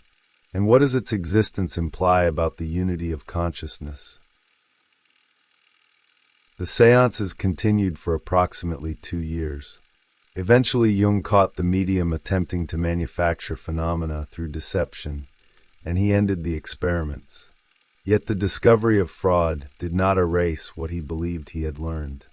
Instead, it forced another distinction.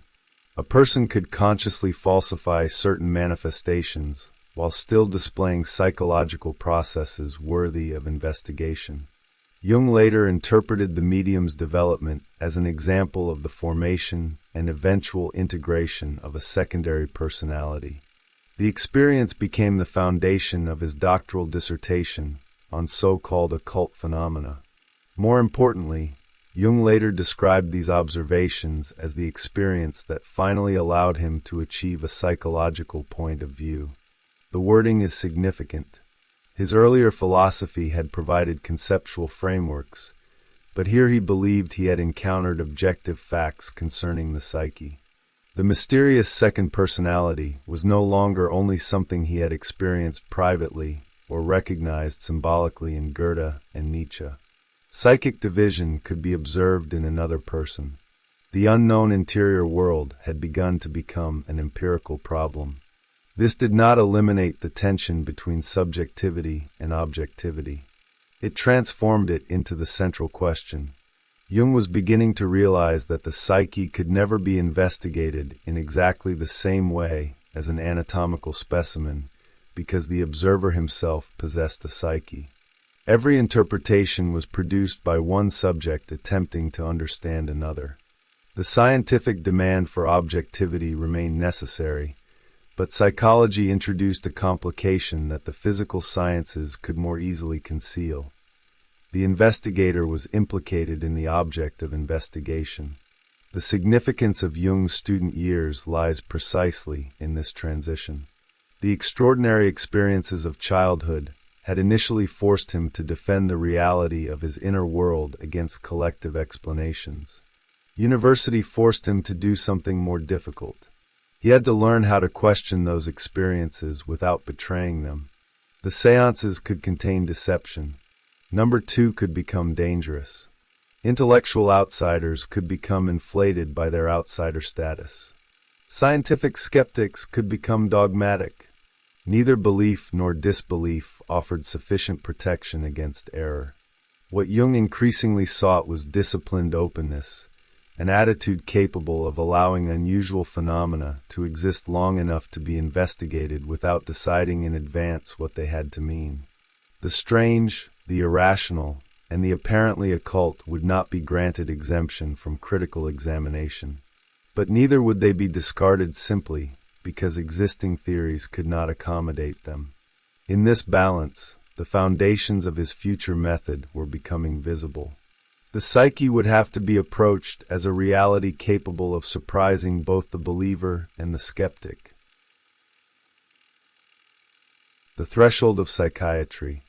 As Jung moved through the clinical phase of his medical training, the problem that had followed him since childhood became more urgent rather than less. Medicine gave him access to the body in extraordinary detail. Diseases could be traced through organs, tissues, physiological processes, and recognizable patterns of deterioration. The discipline possessed methods, classifications, and an accumulated body of knowledge that contrasted sharply with the uncertainty surrounding the questions that had dominated his private life. Yet the more competent Jung became within this system, the more conspicuous its blind spot appeared. The psyche was involved in every act of perception and knowledge, but medical science seemed unable to say what the psyche actually was. Jung had entered science looking for reality, and discovered that the very faculty through which reality became knowable remained largely unexplained. This absence mattered because Jung had already accumulated experiences that seemed impossible to understand without some conception of an autonomous psychic life. His dreams had repeatedly presented information and attitudes that did not appear to originate in deliberate thought. Personality number 2 had confronted him with a perspective that seemed larger than his everyday identity.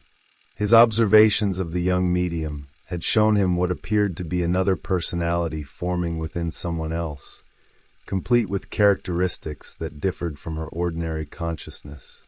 Even the deceptive elements of the seances had failed to remove the psychological question.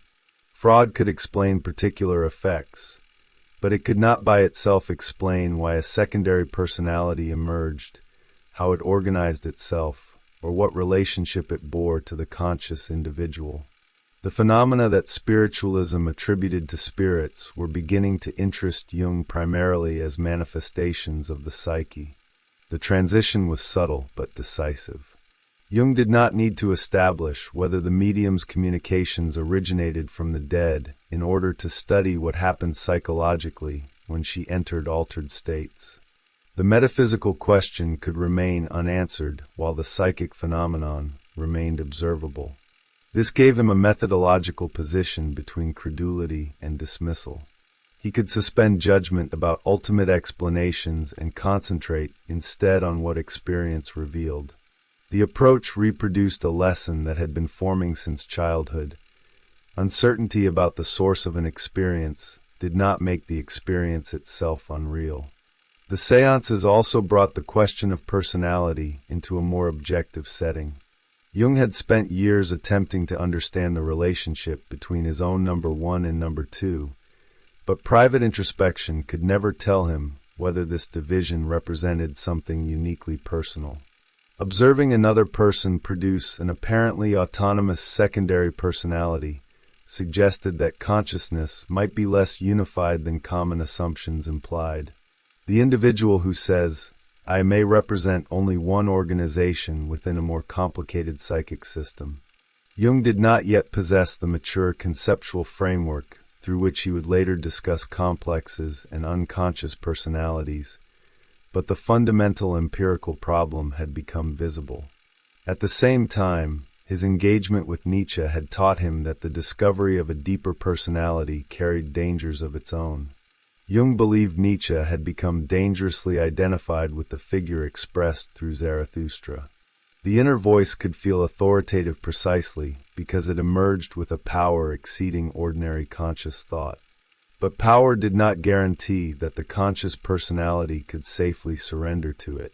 Jung's own experience of number two had sometimes tempted him toward a similar hierarchy, as though the timeless personality were more authentic than the limited young man who attended lectures, worried about money, and struggled to establish a career. Nietzsche became, in Jung's interpretation, a warning against allowing the extraordinary inner personality to consume the ordinary human being. The consequence was an increasing respect for limitation. Personality number one might be small, historically conditioned and vulnerable, but it was the carrier of consciousness.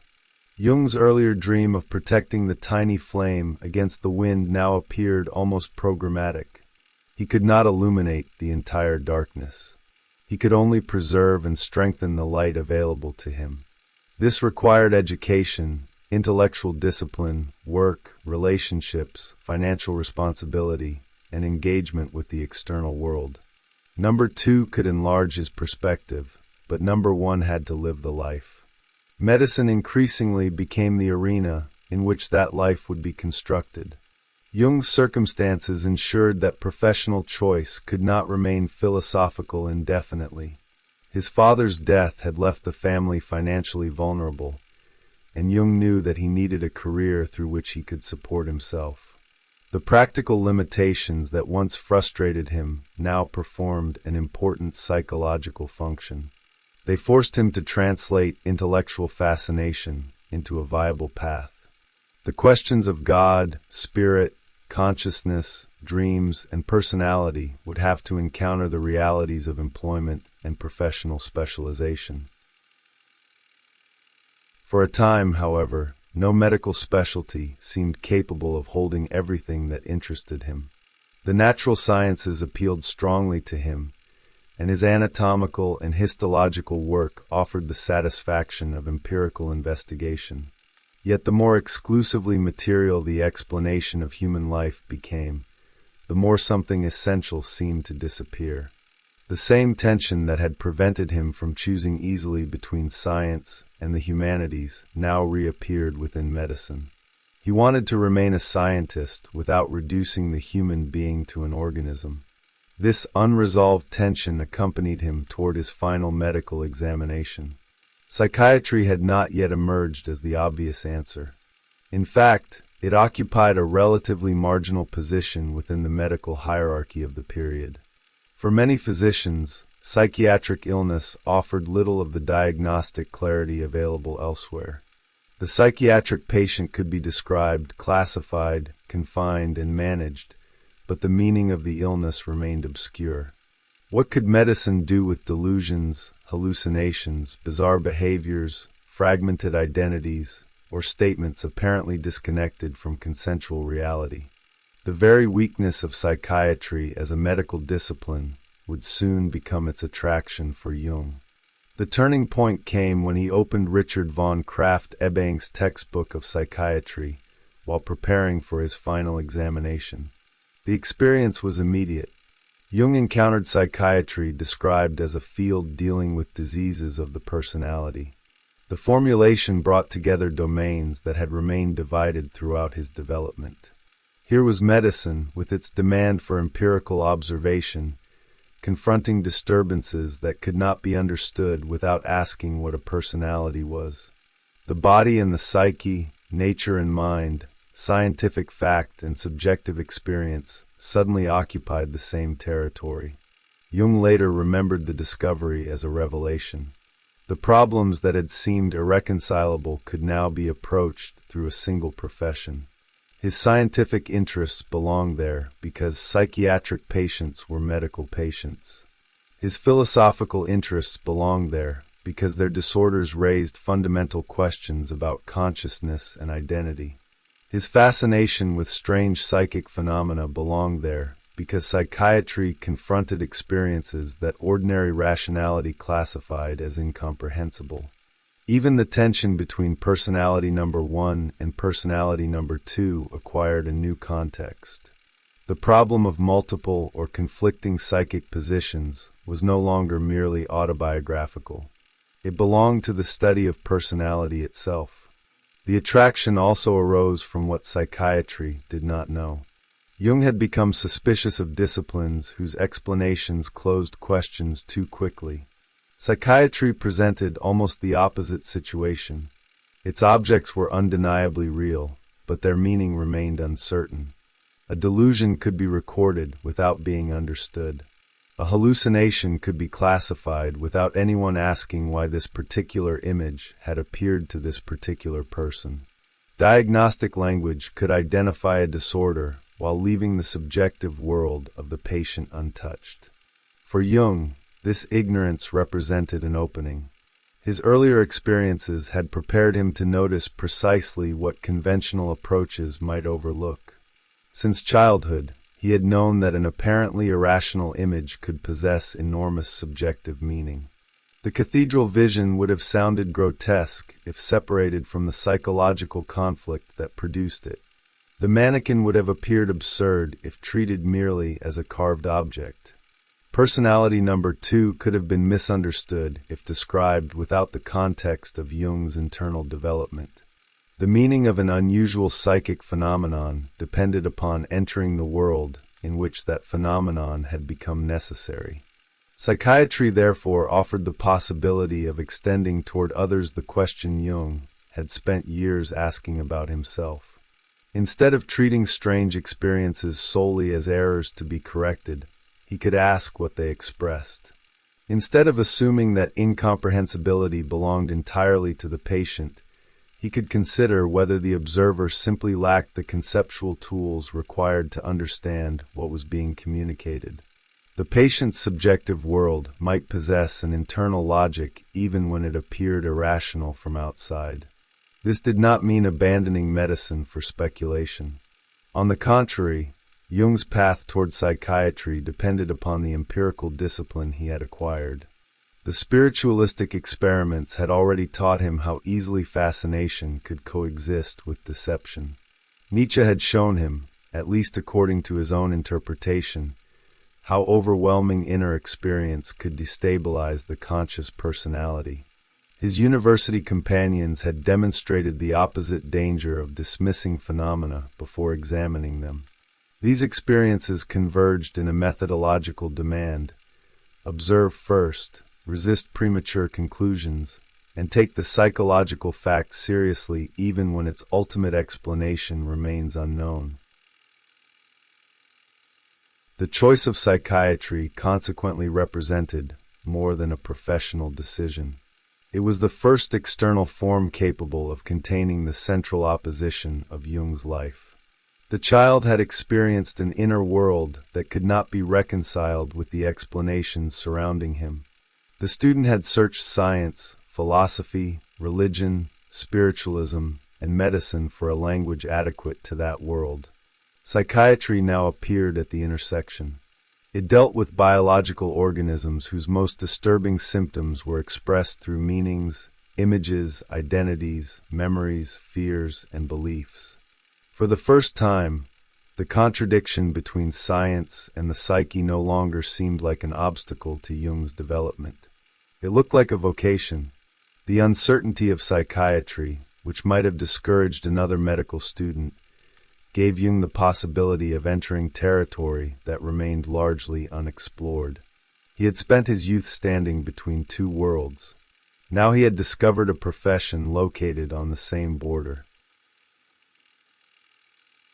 Entering the world of the patient. Jung's decision to enter psychiatry did not simply solve the problem of choosing a medical specialty. It changed the direction from which he could approach almost every question that had occupied him since childhood. Until then, his investigation of the psyche had remained divided between personal experience and intellectual speculation. Dreams, personality number 2, religious visions, and the seances had shown him that consciousness was not as unified or self-sufficient as it appeared, while philosophy had provided conceptual frameworks through which those experiences might be considered. Psychiatry introduced something fundamentally different. Jung would now encounter psychic realities through other human beings whose experiences were intense enough to be classified as illness. The question was no longer only what happened within his own mind. It was whether the apparently incomprehensible minds of psychiatric patients contained meanings that medicine had failed to recognize. His choice surprised the people around him. Psychiatry did not possess the prestige of other medical specialties, and Jung had shown considerable promise in fields more firmly established within the scientific hierarchy. To his teachers and friends, the decision appeared difficult to understand. To Jung, however, the opposite was true. For the first time, the different directions of his intellectual life seemed capable of converging. The natural sciences had taught him to respect empirical observation. Philosophy had forced him to examine the limits of knowledge.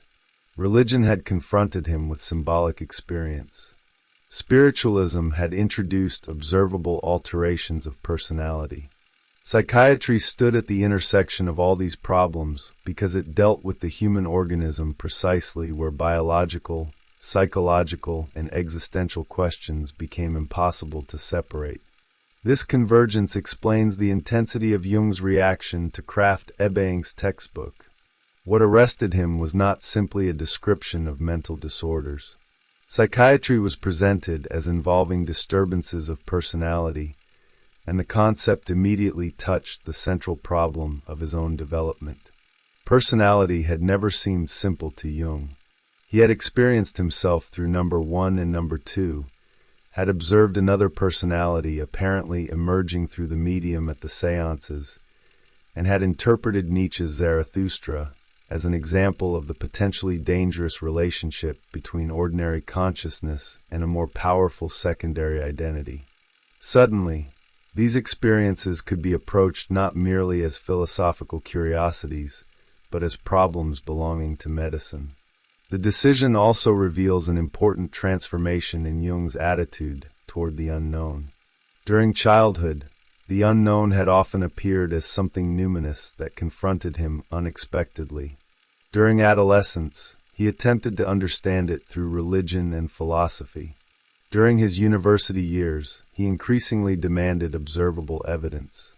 Psychiatry now offered the possibility of bringing these attitudes together. Mental illness produced concrete phenomena that could be observed, but those phenomena often appeared inseparable from subjective meanings. A hallucination was an observable psychiatric symptom, yet the content of the hallucination belonged to the patient's inner world. A delusion could be classified diagnostically, but classification did not explain why the mind had produced precisely that delusion. The border Jung had been seeking was becoming visible. This distinction would prove fundamental. The medical model available to Jung could describe the patient from outside. It could record behavior, identify symptoms, compare cases, and establish diagnoses. But Jung was already predisposed to ask another question. What did the illness look like from within? His own experiences had taught him how misleading an external description could become when separated from subjective context. A child carving a mannequin and hiding written scrolls beside it could appear merely eccentric. A young man imagining God defecating upon a cathedral could appear blasphemous or disturbed. Yet for Jung, both experiences had belonged to complex psychological developments that could not be understood by describing their surface content alone. The psychiatric patient, therefore, represented a challenge to the distinction between meaningless pathology and meaningful experience. If an apparently irrational image could possess significance within Jung's own development, it became conceivable that the bizarre productions of severely disturbed patients might also contain psychological meaning. Their expressions might be distorted, fragmented, or inaccessible, but incomprehensibility could no longer automatically be treated as evidence of meaninglessness. The possibility existed that the observer simply did not yet know how to read them. This attitude did not emerge from a sentimental idealization of mental illness. Jung had already encountered enough instability to understand that autonomous psychic processes could become destructive. His interpretation of Nietzsche had reinforced that fear. The inner world could overwhelm the conscious personality rather than enrich it.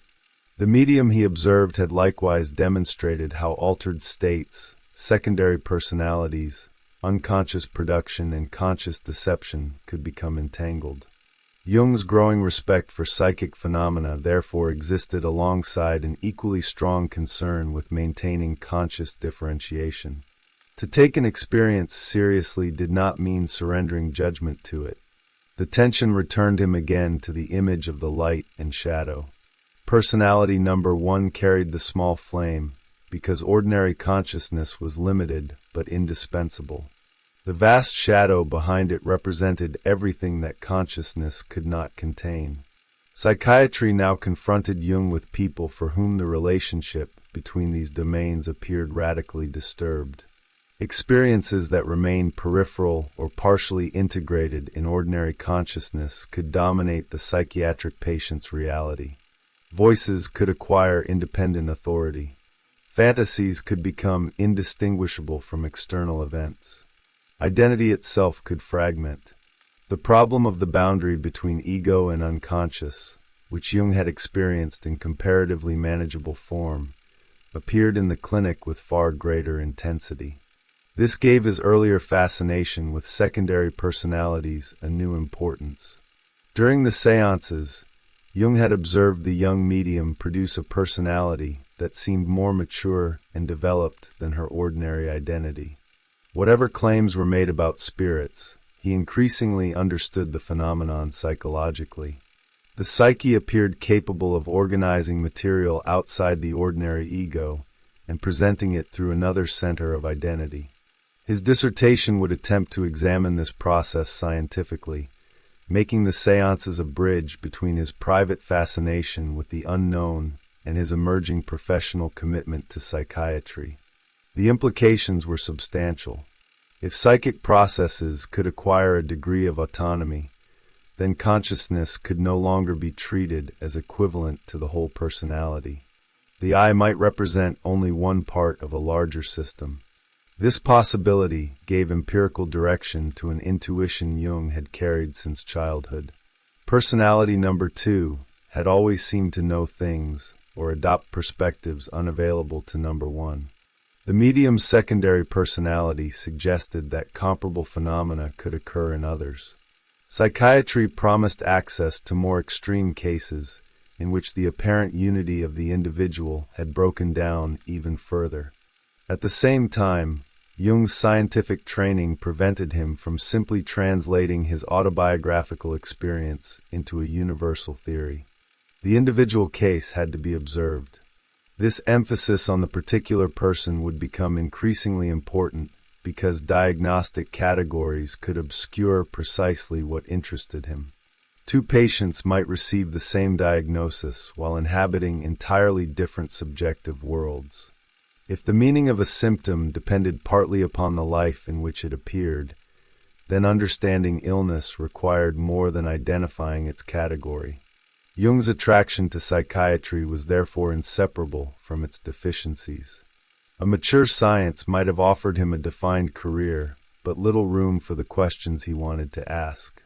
Psychiatry remained uncertain about the causes and meanings of many disorders. The field stood close enough to medicine to satisfy his empirical orientation, while remaining open enough to accommodate problems medicine had not solved. What others could interpret as intellectual weakness in the discipline, Jung experienced as unexplored territory. This also explains why his decision felt so sudden after years of indecision. Jung had not been searching for psychiatry by name. He had been searching for a structure capable of reconciling the demands represented by his two personalities. Number 1 required a profession grounded in the world, connected with science, capable of providing income and demanding disciplined work.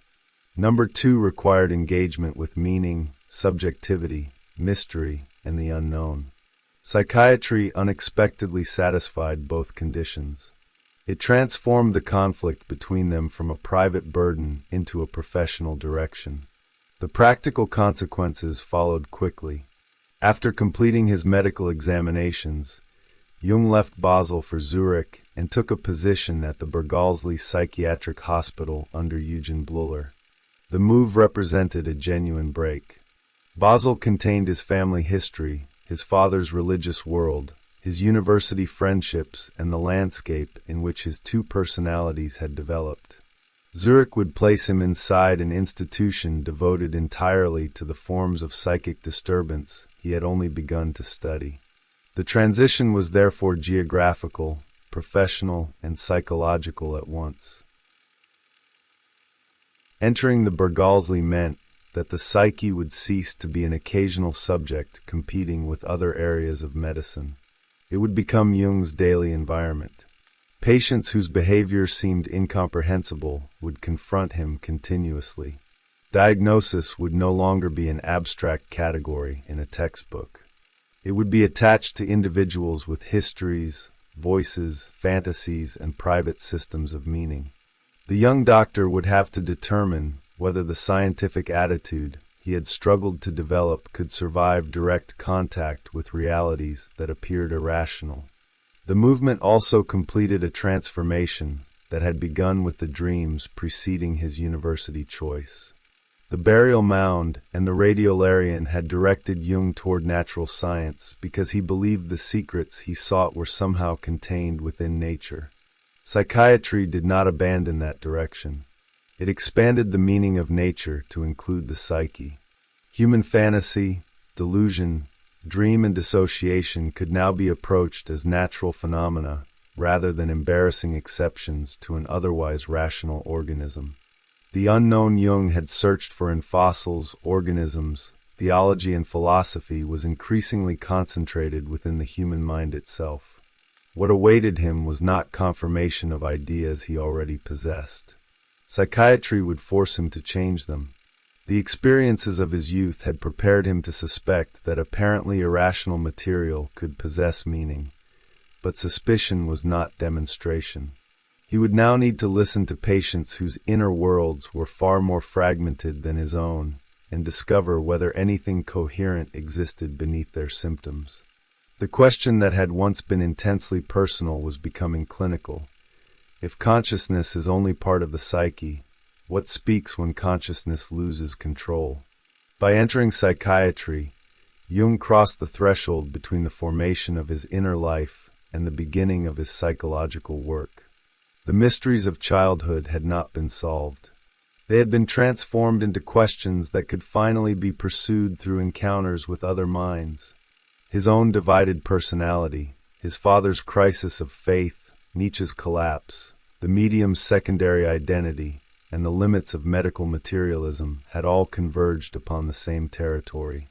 Jung had spent years searching for a profession capable of joining nature and spirit. At the Berghalsli, he was about to discover that the bridge between them might be the psyche itself.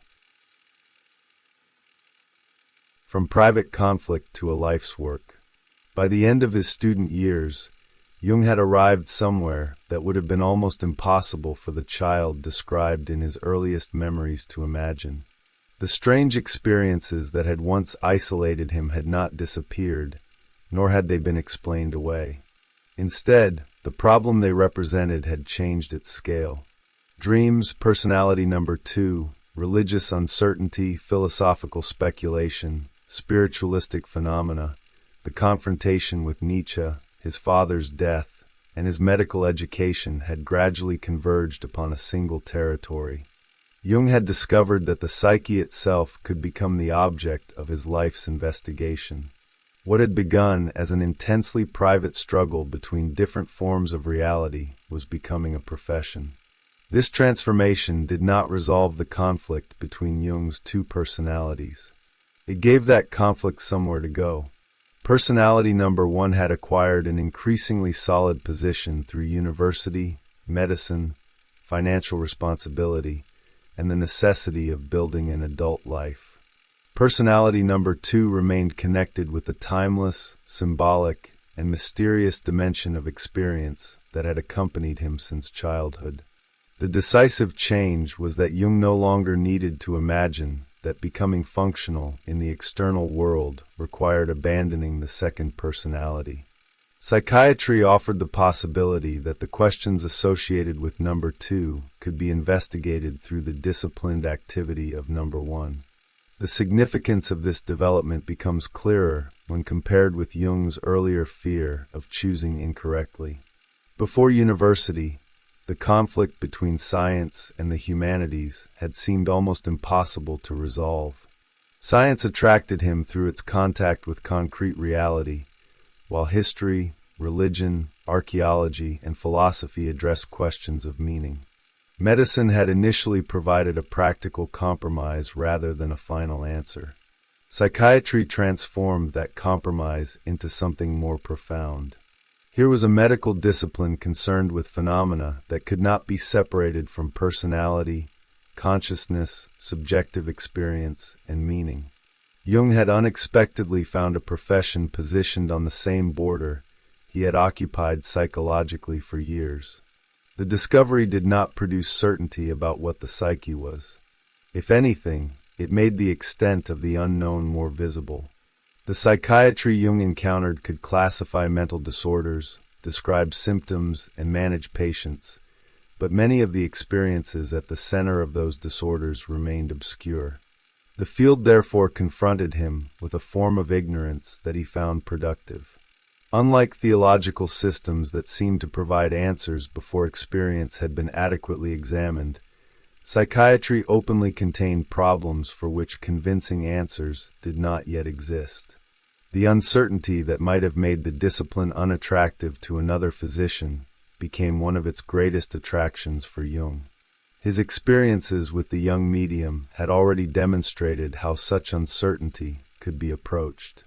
Jung had begun with phenomena interpreted by those around him as communications with spirits. He eventually discovered deliberate deception in some of the seances, but the fraud did not explain the entire psychological process he had observed. The development of a secondary personality remained significant. Instead of having to decide between supernatural belief and total dismissal, Jung could examine the phenomenon as an expression of the psyche. This shift became important enough that the material would later form the basis of his doctoral dissertation.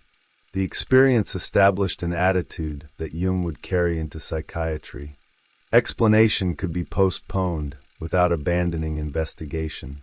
A phenomenon did not have to be metaphysically understood before its psychological reality could be acknowledged. This allowed Jung to take seriously experiences that other investigators might dismiss while remaining skeptical about the interpretations attached to them. The séance could contain fraud and still reveal something psychologically interesting. A dream could be subjectively powerful without proving the literal existence of the figures appearing within it. A religious image could transform a person without psychology having to establish whether the corresponding theological claim was objectively true. Nietzsche had supplied the complementary lesson. If the medium demonstrated that unconscious or secondary psychic formations could possess apparent autonomy, Nietzsche represented for Jung the danger of becoming identified with such a formation. Jung interpreted Zarathustra as an expression of a personality comparable to his own number two, and feared that Nietzsche had been overwhelmed by what emerged through it. The encounter reinforced the necessity of maintaining the distinction between the conscious individual and the larger psychic forces that might confront consciousness. For Jung personally, this meant accepting the importance of the ordinary man he had once regarded as secondary. Number one could seem painfully limited beside the timeless authority associated with number two, but it was number one who had to live.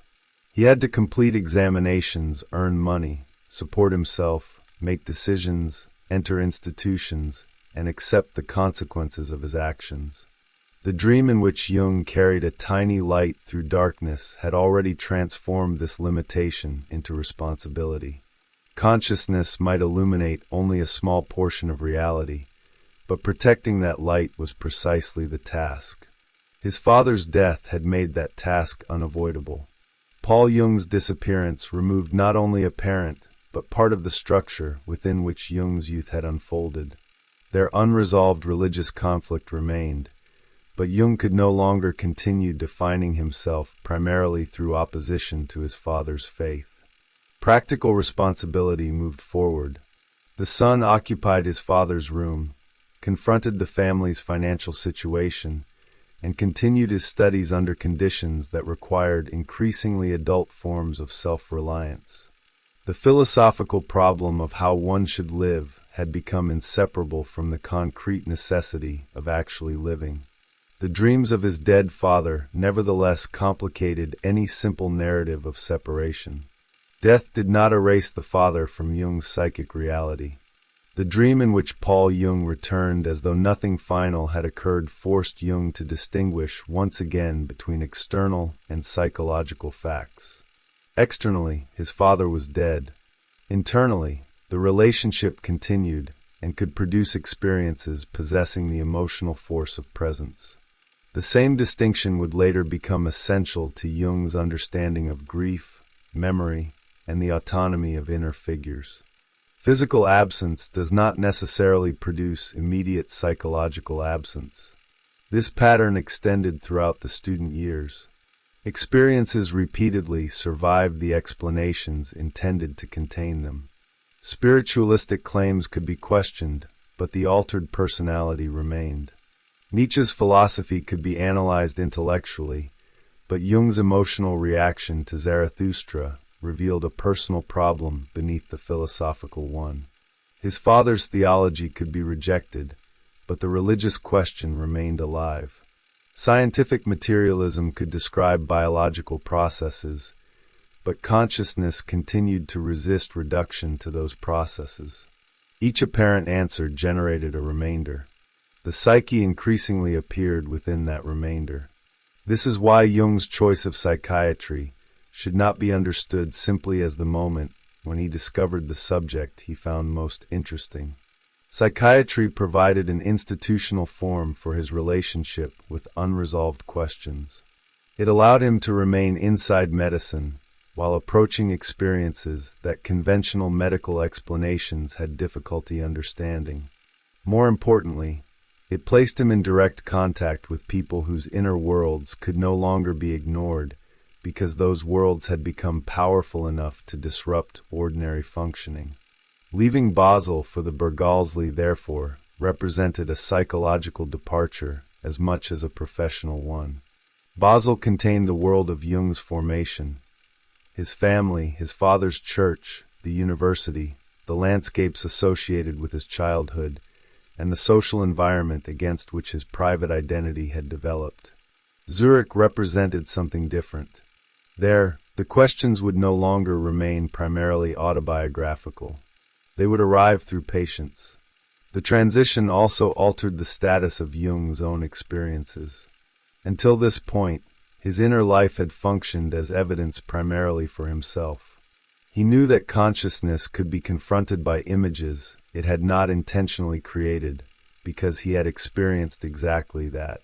He knew that personality could feel internally divided, because he had lived with number one and number two. He knew that symbols could acquire extraordinary emotional authority without conscious explanation because the stone, the mannequin, dreams, and religious visions had done so. But none of these experiences could establish a general psychology. Clinical work would demand something more difficult.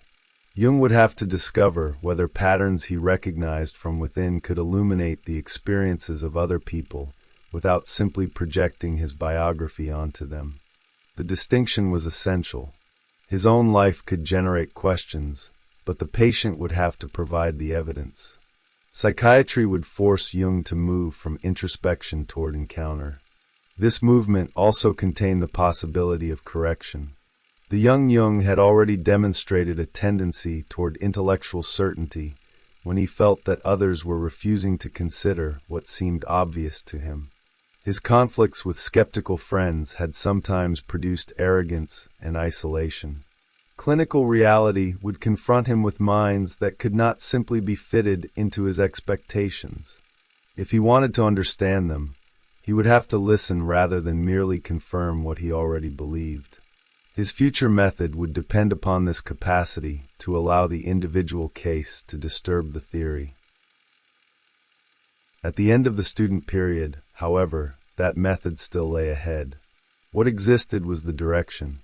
Jung had found the field in which the central oppositions of his development could meet without being artificially reconciled. Body and psyche, science and meaning, conscious identity and autonomous inner experience, empirical observation and subjective reality could all appear within the psychiatric encounter. The student years, therefore, end not with the completion of Jung's education, but with the beginning of a different kind of education. University had taught him medicine. Philosophy had taught him the limits of certainty. Spiritualism had taught him that strange phenomena could be investigated without accepting their conventional explanation. Nietzsche had taught him, according to his own interpretation, the danger of identification with an overwhelming inner personality. Poverty and bereavement had taught him the necessity of ordinary responsibility. Together, these experiences prepared him to enter the psychiatric hospital with a question that medicine had not yet answered to his satisfaction. What does the apparently irrational experience of a human being mean from inside the life in which it occurs? On December 10, 1900, Jung began work as an assistant physician at the Berghalsli Psychiatric Hospital in Zurich. The decision marked the end of one developmental period and the beginning of another. The young man who had spent years trying to reconcile the visible world with the hidden one had finally entered a place where those worlds collided every day. From this point onward, the unconscious would no longer speak only through his own dreams, secrets, fears, and intuitions. It would confront him through the lives of his patients. The private search had become clinical. The next phase of Jung's life would begin there.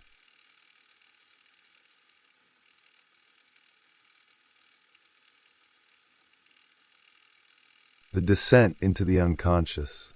There are intellectual encounters that alter what a person thinks, and there are encounters that reorganize the structure from which thought itself emerges. When Carl Jung encountered Sigmund Freud, He didn't simply discover a theory that could be accepted, modified, or rejected. He encountered another mind that had entered the same darkness from a radically different direction. Jung had begun psychiatry by observing mental illness from the outside, classifying phenomena that medicine could call pathological without necessarily understanding what they meant. Freud changed the terms of that problem. Dreams, symptoms, forgotten experiences, strange associations, all could be approached as expressions of an unseen psychic process rather than meaningless disturbances. For Jung, this was electrifying because it confirmed something his own clinical work had already begun to suggest. The unconscious wasn't empty. It behaved as though something were happening there.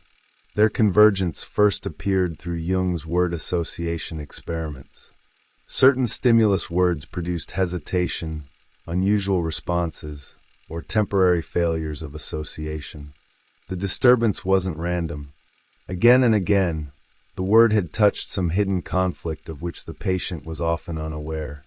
When Jung returned to Freud's work in 1903, the mechanism of repression suddenly gave language to what he had been observing experimentally. Here was the remarkable point. Jung hadn't begun as Freud's disciple. His experiments had independently led him toward phenomena that Freud's psychology could explain. Freud therefore entered Jung's life not merely as an authority, but as the thinker whose theory unexpectedly illuminated evidence Jung already possessed. That recognition immediately demanded a choice. Freud was still deeply controversial within respectable academic circles, and Jung understood that openly associating himself with psychoanalysis could damage his career. For a young psychiatrist seeking professional legitimacy, silence would have been easy. He could have published his experimental findings without emphasizing their connection to Freud. Jung considered precisely that possibility, then rejected it. To conceal the connection would mean protecting his position by falsifying the intellectual path that had led him there. He chose Freud, defended him publicly, and accepted the professional danger that followed. The gesture established the psychological pattern that would eventually destroy their friendship. Jung could submit to an influence, even a tremendous one, but not permanently at the cost of what he believed he had seen for himself. When the two men finally met in Vienna in 1907, the intellectual recognition became personal. Their first conversation lasted 13 hours. Jung encountered in Freud someone unlike anyone he had previously known, formidable, penetrating, intensely serious, and capable of addressing the unconscious without retreating into either religious convention or psychiatric dismissal. Yet the fascination contained its contradiction almost immediately. Jung accepted the importance of sexuality, but he couldn't accept that sexuality explained everything. His patients had already shown him conflicts involving adaptation, circumstance, ambition, prestige, and other pressures that couldn't comfortably be reduced to sexual trauma. Freud's theory opened the unconscious, but Jung already suspected that the territory behind the opening was larger than Freud's map. The disagreement might have remained technical if sexuality had been merely one hypothesis among others. Jung gradually sensed that for Freud it had acquired another psychological weight. This became unmistakable when Freud asked him never to abandon the sexual theory, insisting that it had to become an unshakable defense against what he called the black tide of occultism. The word that disturbed Jung was not sexuality. It was dogma. A scientific proposition, in his understanding, had to remain vulnerable to revision. Once a theory required loyalty, once doubt itself became dangerous, the relationship to knowledge had changed. What was meant to protect science had begun to resemble the structure of belief. Something deeper was forming between them. Freud increasingly occupied the position of the older man, the master, eventually even the symbolic father. Jung admired him and wanted to learn from him, while simultaneously discovering thoughts that could not survive inside Freud's system. The intellectual disagreement, therefore, carried an emotional structure neither man could easily escape. Agreement promised belonging. Independence threatened separation. The question was becoming larger than which theory of libido was correct. Jung was approaching the old psychological problem of authority in a new form. And beneath that conflict, another image was beginning to emerge. During the journey the two men later made together to America, Jung dreamed of a house that was somehow his own. Its upper rooms belonged to a relatively recent historical world.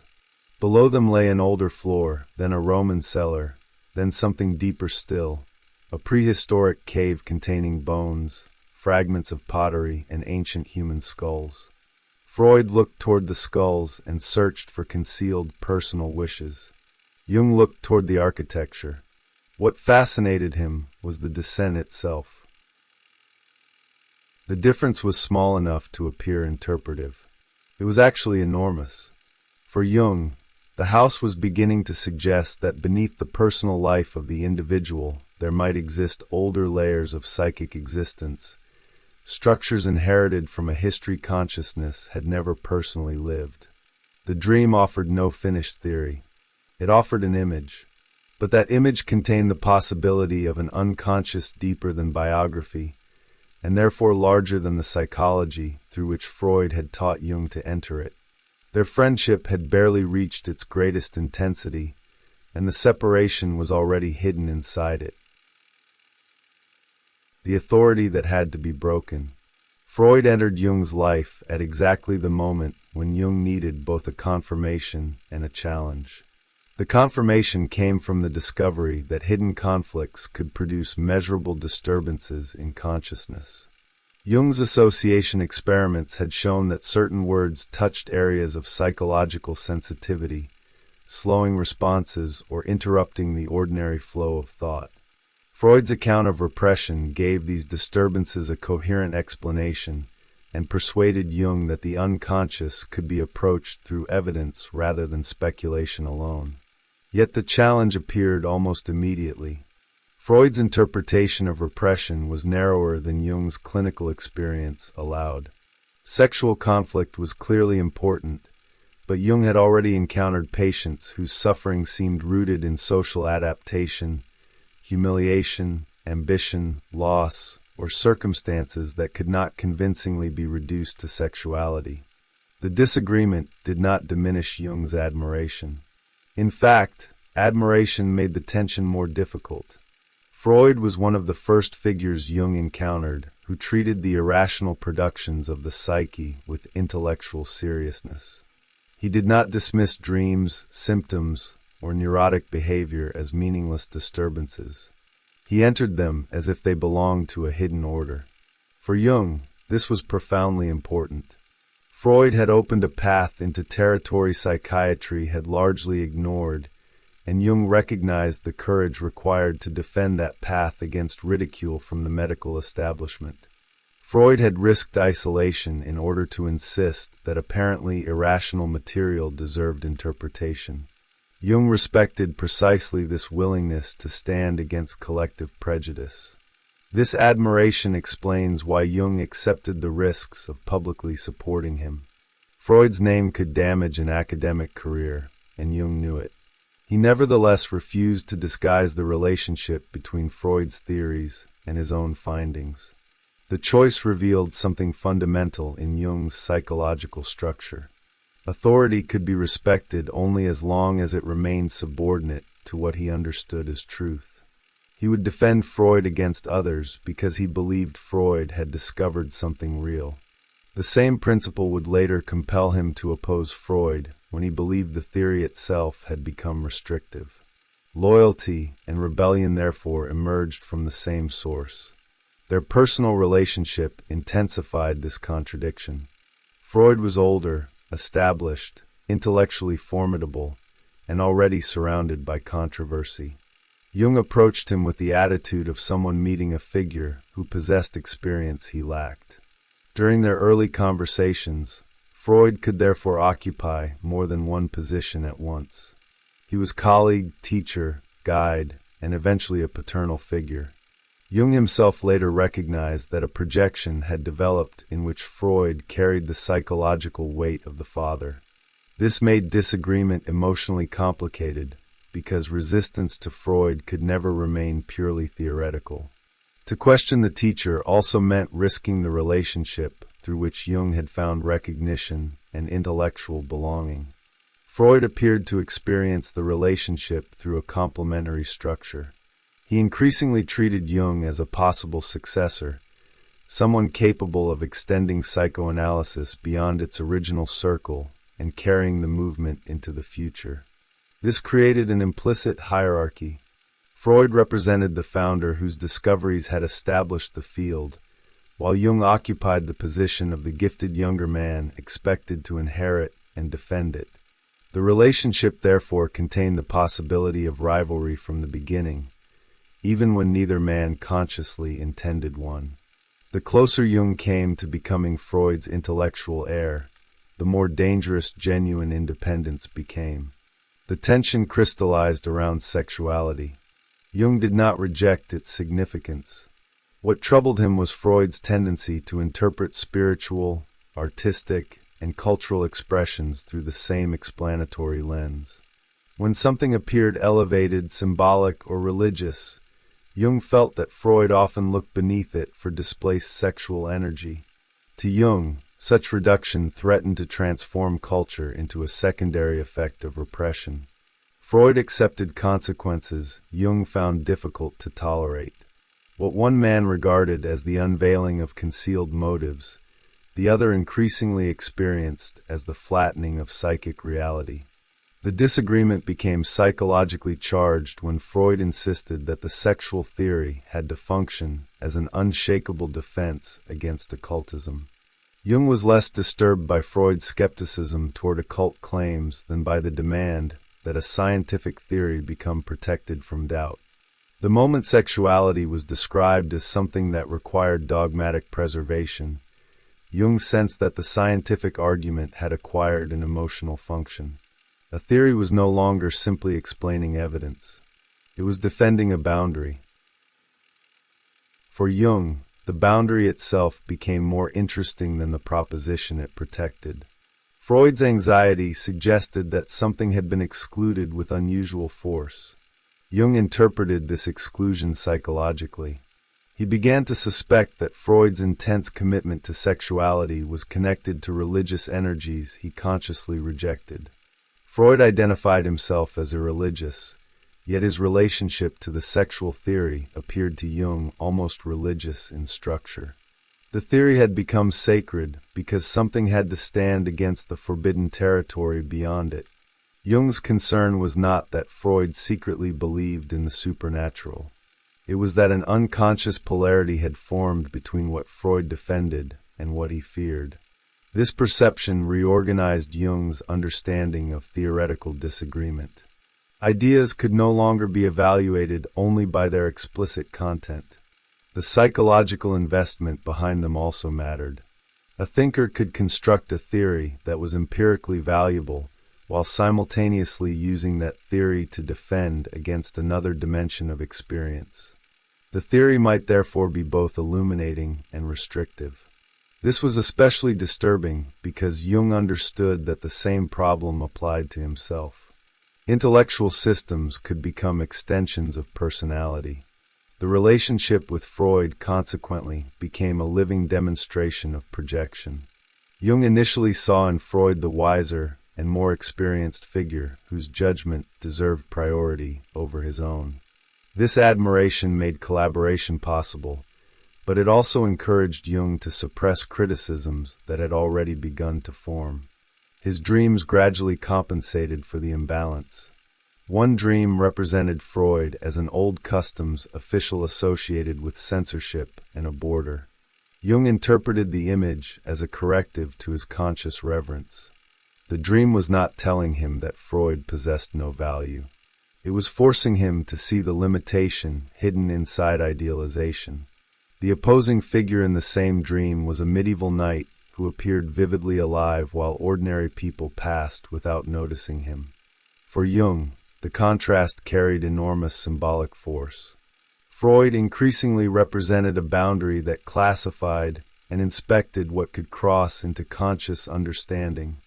The night belonged to another historical layer, connected with the Grail, alchemy, and a search for meaning that Freud's framework could not contain. Jung felt that this forgotten symbolic world belonged more intimately to his own psychological orientation. The dream did not merely predict disagreement. It represented two different ways of approaching the unconscious. The famous dream of the house deepened the divide. Jung descended through increasingly ancient levels, from a cultivated upper floor into medieval rooms, Roman foundations, and finally a prehistoric cave containing bones and fragments of an earlier culture. Freud concentrated on the skulls and searched for a concealed personal wish. Jung eventually recognized something different. The architecture itself seemed to represent layers of the psyche, extending beyond personal biography. Beneath the individual consciousness lay older structures that appeared connected with the history of humanity. Here the central psychological difference between the two men became visible. Freud's method directed attention toward the hidden personal history of the individual. Jung increasingly suspected that personal history rested upon something more ancient and impersonal. The unconscious might contain not only forgotten memories and repressed desires, but inherited patterns through which human beings had organized experience long before any particular individual was born. Jung did not yet possess the mature theory that would emerge from this intuition, but the dream had supplied a structural image that Freud's interpretation could not absorb. The relationship was therefore moving toward a conflict neither loyalty nor admiration could resolve. Freud had given Jung a language for entering the unconscious. Jung was beginning to discover that the same language could become a border around it. To remain Freud's son would require accepting the limits of the father's map. To follow the psyche further would mean crossing that border. The house beneath the personal psyche. The relationship between Jung and Freud became most revealing when the two men stopped discussing theories abstractly and began examining the material of their own unconscious lives. During their journey to the United States in 1909, they analyzed one another's dreams almost every day. Jung still regarded Freud as the older and more experienced man and valued the relationship intensely. Yet the practice that was supposed to deepen their intellectual intimacy instead exposed the limit of it. When Jung attempted to interpret one of Freud's dreams, he asked for personal details that might clarify its meaning. Freud refused because he feared compromising his authority. For Jung, the statement was devastating. Psychoanalysis demanded that concealed material be exposed in the service of truth, yet its founder appeared unwilling to submit his own authority to the same principle. Jung later remembered that moment as containing the eventual end of their relationship. The significance of the episode went beyond disappointment with Freud as an individual. Jung had entered the relationship prepared to subordinate his judgment because he believed that Freud possessed knowledge he did not. The paternal structure of the relationship made this submission psychologically powerful. Freud could function simultaneously as teacher, intellectual father, and founder of the movement to which Jung had committed his professional reputation. But the refusal to risk authority forced Jung to confront a contradiction. If truth had to stop where the authority of the master began, then psychoanalysis itself risked becoming the kind of system Jung had resisted since his conflict with institutional religion. His own dreams began making this conflict visible before he could fully articulate it. The most important was the dream of the house. Jung found himself inside a building that he somehow knew belonged to him. The upper floor was furnished in an old but recognizable European style. Descending, he encountered an older level, then a Roman cellar, and finally a prehistoric cave containing bones, pottery fragments, and two ancient human skulls. The movement downward was simultaneously architectural and temporal. Each level carried Jung farther beneath the contemporary personality and deeper into human history. Freud concentrated on the skulls. He repeatedly asked Jung whose deaths he might secretly desire, interpreting the image through the logic of repressed personal wishes. Jung felt intense resistance because he sensed that the dream was organized around something much larger than a concealed death wish. Yet he did not trust his own interpretation enough to oppose Freud directly. Afraid of conflict and unwilling to risk the friendship, he finally offered the names of his wife and sister-in-law, even though he knew the answer was false. Freud appeared satisfied. Jung was not. The incident exposed the psychological cost of remaining a disciple. Jung had distorted his own experience to make it compatible with the theory of the person whose approval he wanted. The problem was no longer that Freud interpreted the dream differently. Jung himself had participated in suppressing the disagreement. The paternal projection operated precisely through this divided judgment. One part of him continued to experience Freud as the superior authority, while another increasingly recognized that the authority could not explain what Jung was encountering. Independence would require withdrawing the projection, rather than simply winning an argument. When Jung returned to the dream on his own terms, the house became an image of the psyche. The inhabited upper room represented his present consciousness. The lower floor suggested an earlier historical layer. Beneath it, the Roman cellar carried the descent further backward, while the prehistoric cave represented a psychic territory almost unreachable by ordinary consciousness. The architecture seemed to suggest that the individual personality had been constructed upon levels older than the individual himself. Personal memory did not reach them, yet they appeared to belong to the structure of the house. This was the decisive intuition.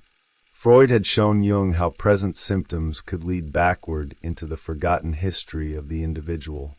Jung now wondered whether the same movement could continue beyond individual biography. Beneath childhood memories and repressed personal material might exist older forms of psychic organization inherited from the history of the species. Jung initially understood these as traces of earlier modes of functioning, and only later developed the concept of archetypes. In retrospect, he regarded the house dream as his first glimpse of a collective a priori beneath the personal psyche. The difference transformed the meaning of dreams themselves. Freud's model, as Jung understood it, frequently treated the manifest dream as a disguised presentation whose actual meaning had been distorted by censorship. Jung increasingly rejected the assumption that the unconscious behaved like a conscious deceiver. A dream, in his view, was a natural event. It expressed itself according to the forms available to it, just as an organism develops according to its nature. The difficulty belonged partly to the observer. Consciousness might misunderstand the dream because it lacked the perspective required to recognize what the image was expressing. This distinction opened an entirely different relationship to symbolism. If a dream image was primarily a disguise, interpretation moved behind it toward the concealed content that had produced it. If the image was itself the best available expression of something not yet fully conscious, interpretation had to remain with the symbol. Its meaning could not necessarily be replaced by a simpler explanation. The house was not merely camouflage for a personal wish. Its structure might itself communicate something that Jung's conscious mind had not yet formulated. The dream therefore redirected him toward history.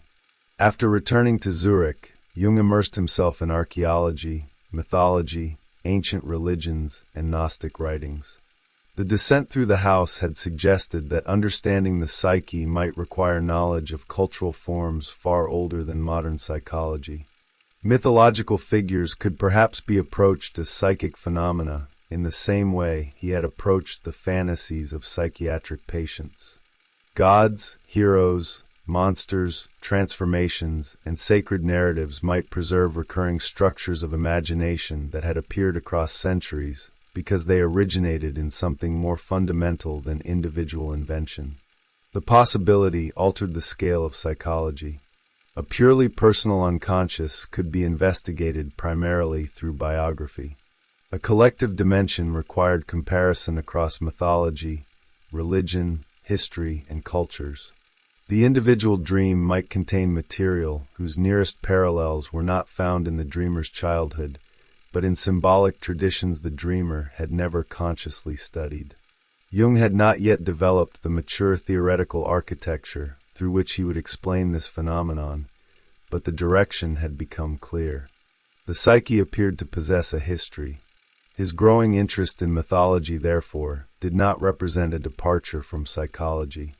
Jung experienced it as an extension of psychological investigation.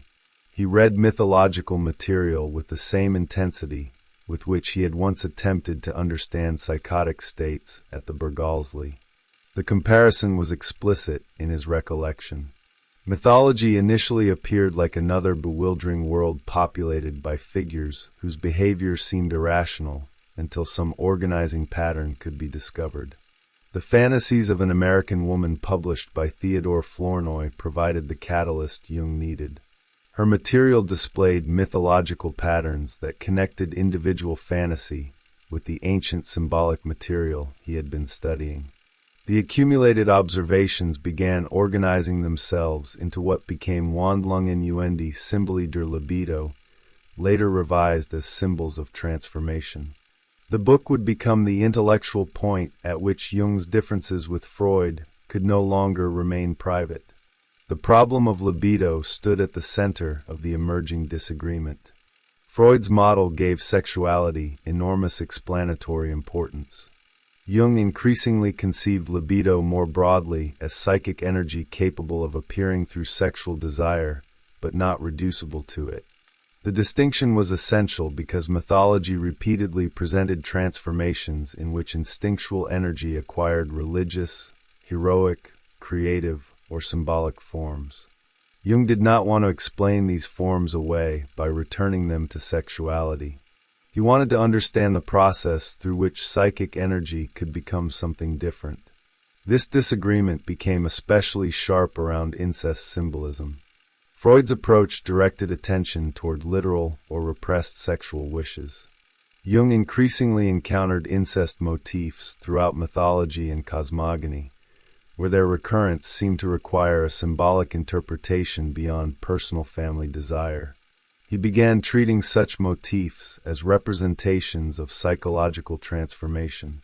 Returning to the mother, for example, could signify a regression into an originating condition from which something new might be born, rather than simply a concealed wish for literal incest. Jung knew that this interpretation would move him outside the limits Freud considered legitimate. Behind the theoretical disagreement lay a different conception of what psychological healing required. Jung had become dissatisfied with the idea that bringing repressed, instinctual material into consciousness was sufficient. People could learn uncomfortable truths about sexuality, aggression, and ordinary human motives without discovering how to live differently. For Jung, exposing the mud beneath respectable consciousness did not automatically provide somewhere else to stand. A form of life could not simply be dismantled. Something capable of carrying the person forward had to emerge in its place. This conviction returned Jung to the territory Freud feared as occult or religious. Jung did not believe that patients should simply be handed metaphysical beliefs as therapy. His question was psychological. Human beings appeared capable of organizing life through meanings whose power could not be reduced to rational instruction. Myth, religion, and symbolic experience might therefore perform psychological functions that a purely reductive analysis could expose but not replace. Freud's insistence upon sexuality and Jung's resistance to its exclusivity gradually revealed another problem. Psychological theories themselves could express the personalities of their creators. Jung began comparing Freud with Alfred Adler, whose psychology emphasized power and compensation. One theory seemed organized around Eros, the other around the drive toward mastery. Jung wondered whether these apparently contradictory systems might represent opposing expressions of a more fundamental psychic dynamic. The disagreement among psychologists could therefore become evidence for psychology rather than merely an obstacle to it. This line of thought would eventually contribute to Jung's psychological typology. If intelligent observers could encounter similar human material and construct radically different but internally coherent explanations, perhaps the divergence reflected characteristic orientations of consciousness. No single theory could therefore be assumed to occupy a completely neutral position outside psychology. The theorist himself belonged to the psychological equation. The implication threatened the structure of the Freudian relationship at its foundation. Freud could no longer remain simply the discoverer explaining Jung's unconscious from a superior position. Freud himself possessed an unconscious, a personality, fears, projections, and theoretical commitments shaped by them. Jung's own interpretations were equally implicated. Psychological authority could therefore never become absolute without contradicting the very psychology it claimed to represent. The father had become human, and once that happened, the son could no longer remain a son. The cost of becoming separate.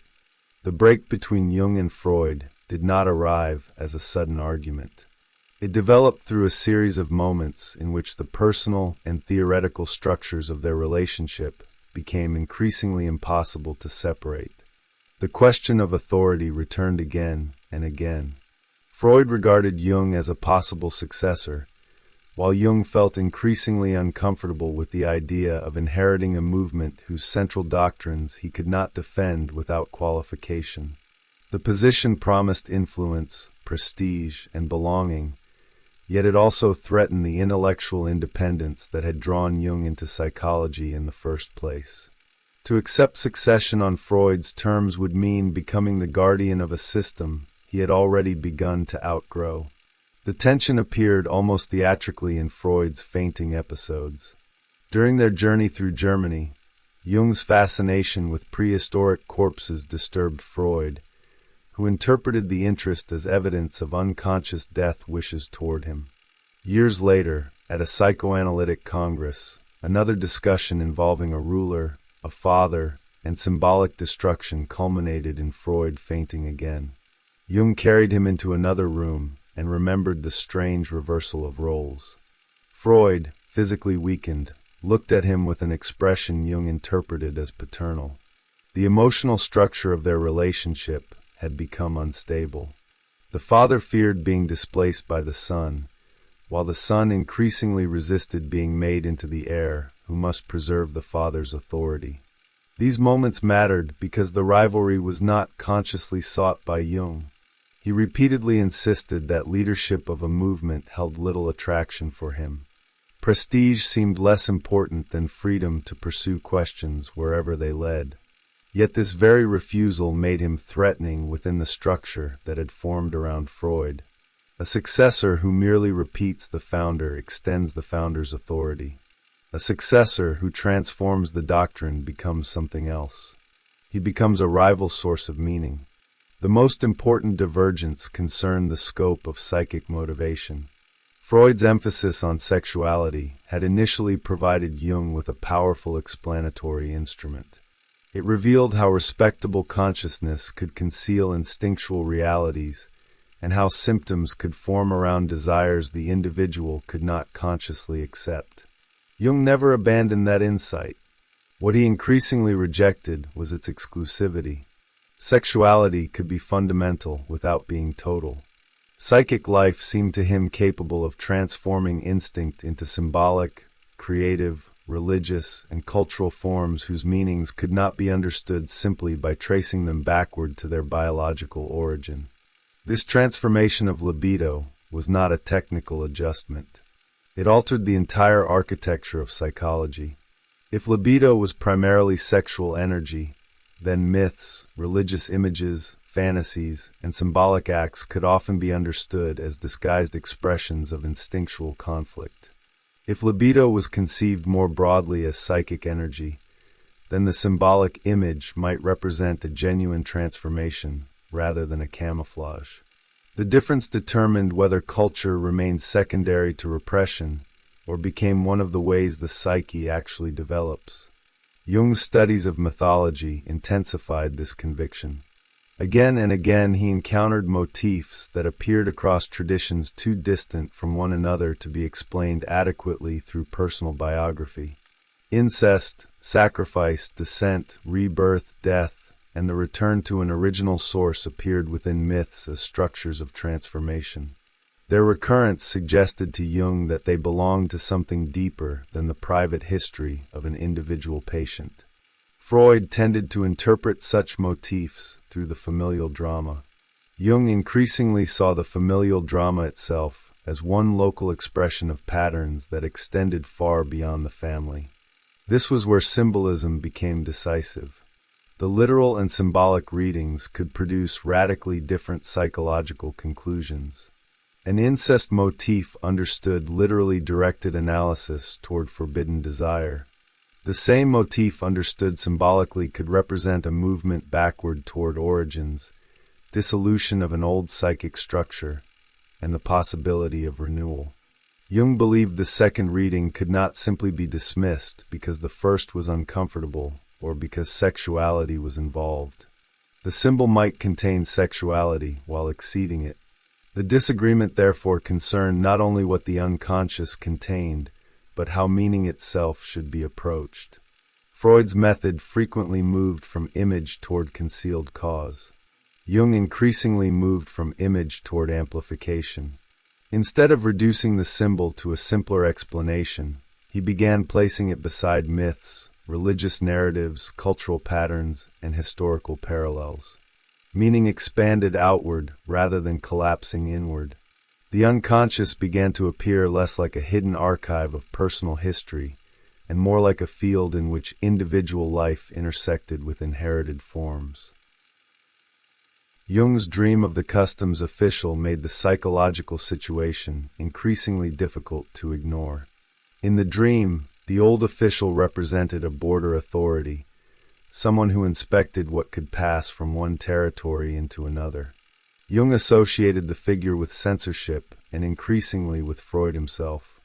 His conscious admiration still gave Freud enormous authority, but the dream compensated by portraying him as a figure belonging to a system whose jurisdiction was becoming too narrow. The contrast with the night sharpened the message. The customs official belonged to administration, restriction, inspection, and a dying order. The night belonged to a deeper symbolic tradition connected in Jung's mind with the Grail and the search for meaning. One figure guarded a border. The other crossed time. Jung recognized that the world represented by the night belonged to his own psychological orientation far more deeply than the framework he had inherited from Freud. This discovery did not make separation easier. It made it unavoidable. Jung had already sacrificed professional safety once when he publicly defended Freud against the academic establishment. Now the same ethical structure demanded the opposite action. If loyalty to truth had once required standing beside Freud, loyalty to the same principle now required standing apart from him. The conflict reached its decisive form while Jung was writing the work that would become symbols of transformation. He knew that the book's treatment of libido, mythology, and incest would cross the boundary Freud had established. For 2 months he could barely write because the intellectual problem had become inseparable from the anticipated loss of the friendship. The choice was stark. He could preserve the relationship by withholding what he believed, or preserve his intellectual integrity by publishing it. The chapter that crystallized the crisis concerned sacrifice. Jung understood the symbolism with painful precision. The sacrifice described intellectually in the book was being enacted psychologically through the writing of the book itself. Something valuable had to be relinquished so that a different development could continue. Freud had once represented access to the unconscious, intellectual companionship, recognition, and a paternal authority Jung deeply respected. The emerging psychology could not be born without losing that protection. Once Jung recognized this, he was able to continue writing. The theory and the life had become one event. The separation from Freud was no longer merely an interpersonal rupture. It was the price of psychological differentiation. the sacrifice of the father. As symbols of transformation moved toward completion, Jung could no longer maintain the distinction between an intellectual disagreement with Freud and a psychological separation from him. The theoretical problem had become inseparable from the relationship itself. Freud had once represented liberation. He had given Jung a language through which dreams, symptoms, repression, and unconscious processes could be approached scientifically. He had also provided something Jung had rarely experienced before: recognition from an older intellectual figure who understood that the irrational productions of the psyche deserved serious investigation. To move beyond Freud, therefore, meant risking more than professional disagreement. Jung would have to relinquish the person who had become both mentor and symbolic father. This was precisely why the chapter on sacrifice in Symbols of Transformation became so difficult to write. Jung understood that his interpretation of libido and incest symbolism would violate central assumptions of Freud's theory. He knew what publication would probably cost him, and for approximately 2 months he found himself unable to continue. The paralysis revealed that the intellectual argument had reached a psychological threshold. He could formulate the disagreement conceptually, but writing it meant transforming private doubt into an irreversible public position. The theme of sacrifice, therefore, became autobiographical, while Jung was attempting to understand it symbolically. He had been studying mythological patterns in which development required the loss of something precious. Now the same structure appeared within his own life.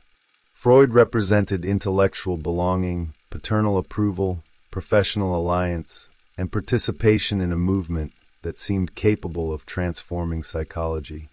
Jung could preserve these things only by limiting the conclusions toward which his research was leading him. The sacrifice was not Freud as a person in any literal sense. It was Jung's dependence upon the relationship as the condition under which his own thinking remained legitimate. This distinction is important because Jung did not arrive at independence by discovering that Freud had been worthless or fundamentally mistaken. Such a conclusion would have made separation psychologically easier, but intellectually dishonest. Freud's discoveries remained indispensable to him. Jung continued to regard the interpretation of dreams as an extraordinary breakthrough, and his own association experiments had provided empirical support for mechanisms Freud described. His disagreement, therefore, required a more difficult psychological act than simple rejection. He had to preserve what was true in Freud while abandoning the assumption that Freud's truth was complete. The process resembles the transformation of Jung's relationship with his biological father.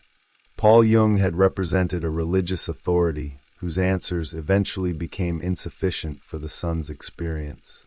Jung could neither accept those answers nor simply eliminate the importance of the father.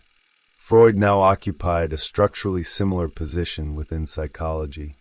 Once again, Jung confronted an older man whose worldview had initially provided orientation, but eventually appeared unable to contain what Jung himself was experiencing. The repetition gave the conflict an emotional intensity greater than the theoretical issues alone could explain. Yet there was a decisive difference. With his biological father, Jung had largely been unable to articulate the alternative before Paul's death. With Freud, he now possessed both the intellectual maturity and the professional position required to make the disagreement explicit. The confrontation, therefore, became an opportunity to complete psychologically what had remained unresolved in the earlier paternal relationship. Jung could separate from the father while both men were still alive. Independence no longer had to arrive through death. The concept of sacrifice helped him understand what this required. Sacrifice, in the symbolic sense Jung was developing, did not mean simply losing something against one's will.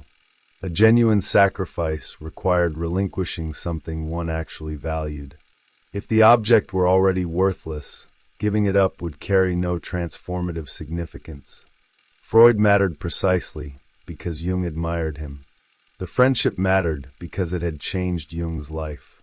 The The psychoanalytic movement mattered because Jung had publicly defended it at considerable professional risk.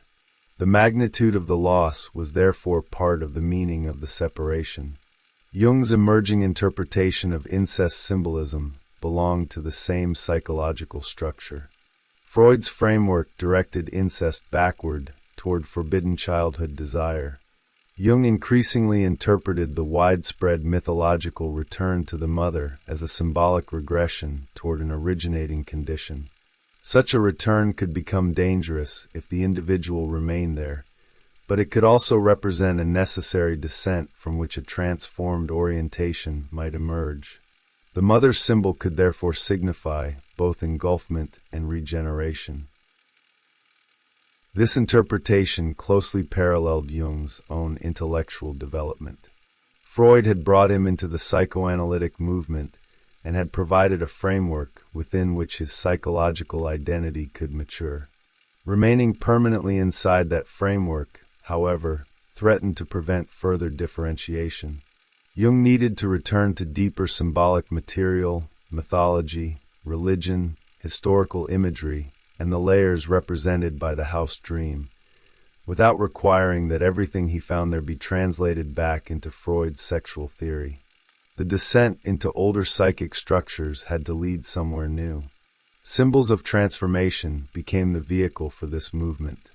The book expanded Jung's conception of libido beyond sexuality and placed mythological symbolism at the center of psychological transformation. Psychic energy could move through sexual, religious, creative, heroic, and symbolic expressions. The important question was not simply where an image originated, but what transformation it was attempting to accomplish. This changed the direction of interpretation.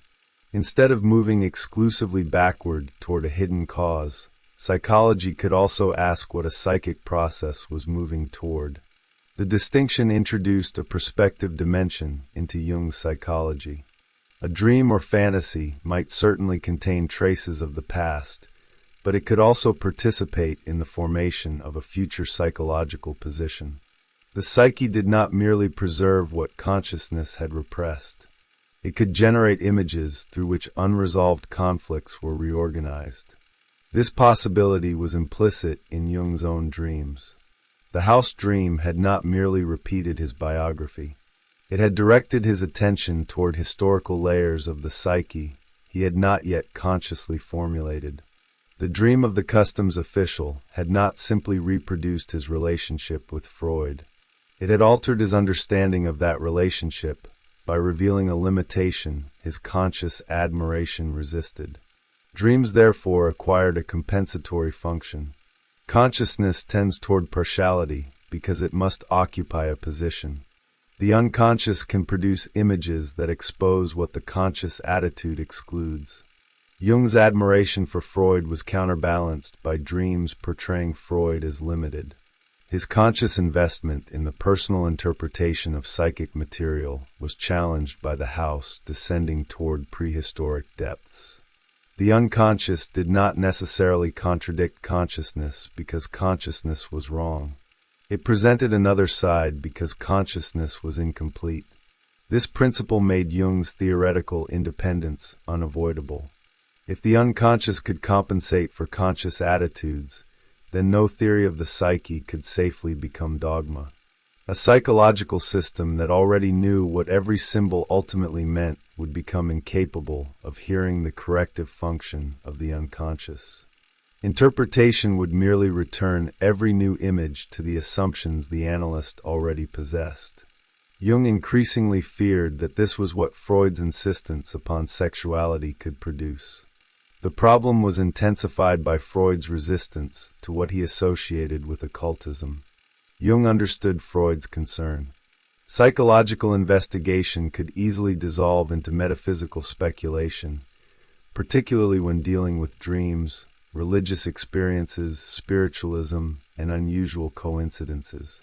Jung himself had witnessed deception during the seances of his student years. Yet he could not accept that the danger of superstition justified excluding entire categories of experience before they had been investigated. Freud's proposed dogma seemed to Jung to protect psychology by narrowing the psyche. Jung's alternative was riskier because it offered fewer guarantees. Mythological parallels could be misused. Symbolic interpretation could become arbitrary. The analyst could project personal beliefs into the material. Jung did not yet possess a fully developed method capable of resolving these problems. What he possessed was a conviction that the uncertainty had to remain open. Psychology could not become a science of the unconscious by deciding beforehand what the unconscious was allowed to contain. The disagreement also transformed Jung's understanding of psychological theory itself. Freud and Adler offered strikingly different explanations of human motivation. Freud emphasized sexuality, while Adler emphasized power and inferiority. Jung increasingly suspected that the opposition revealed something about the psychologists as well as their patients. A theory might illuminate one genuine dimension of psychic life, while reflecting the characteristic orientation of the theorist who created it. If this were true, there could be no psychologically neutral observer standing completely outside the psyche. Freud's theory would contain Freud. Adler's would contain Adler. Jung's would inevitably contain Jung. The realization did not make theory useless. It made theoretical humility necessary. Psychology could no longer aspire simply to discover a single formula into which every personality could be placed. Different psychic organizations might experience and structure reality differently. This emerging pluralism threatened the unity of the psychoanalytic movement because movements depend upon shared principles. Freud had reason to fear fragmentation. If sexuality ceased to function as the central explanatory foundation, psychoanalysis might divide into competing schools whose differences could no longer be resolved through appeal to a common doctrine. Jung's independence therefore represented not only a disagreement between two individuals, but a threat to the institutional structure forming around Freud. For Jung, however, preserving institutional unity could not justify suppressing psychological differences. He had already faced the same ethical problem when academic authorities warned him that defending Freud could damage his career. At that time, he had concluded that professional advancement could not be purchased through concealment. Now the direction of the pressure had reversed. The established authority was Freud himself, and the cost of intellectual conformity was belonging to the movement Jung had helped defend. The principle remained the same. He could not construct his work upon something he no longer believed. This is what gave the separation the character of individuation long before Jung fully developed that concept.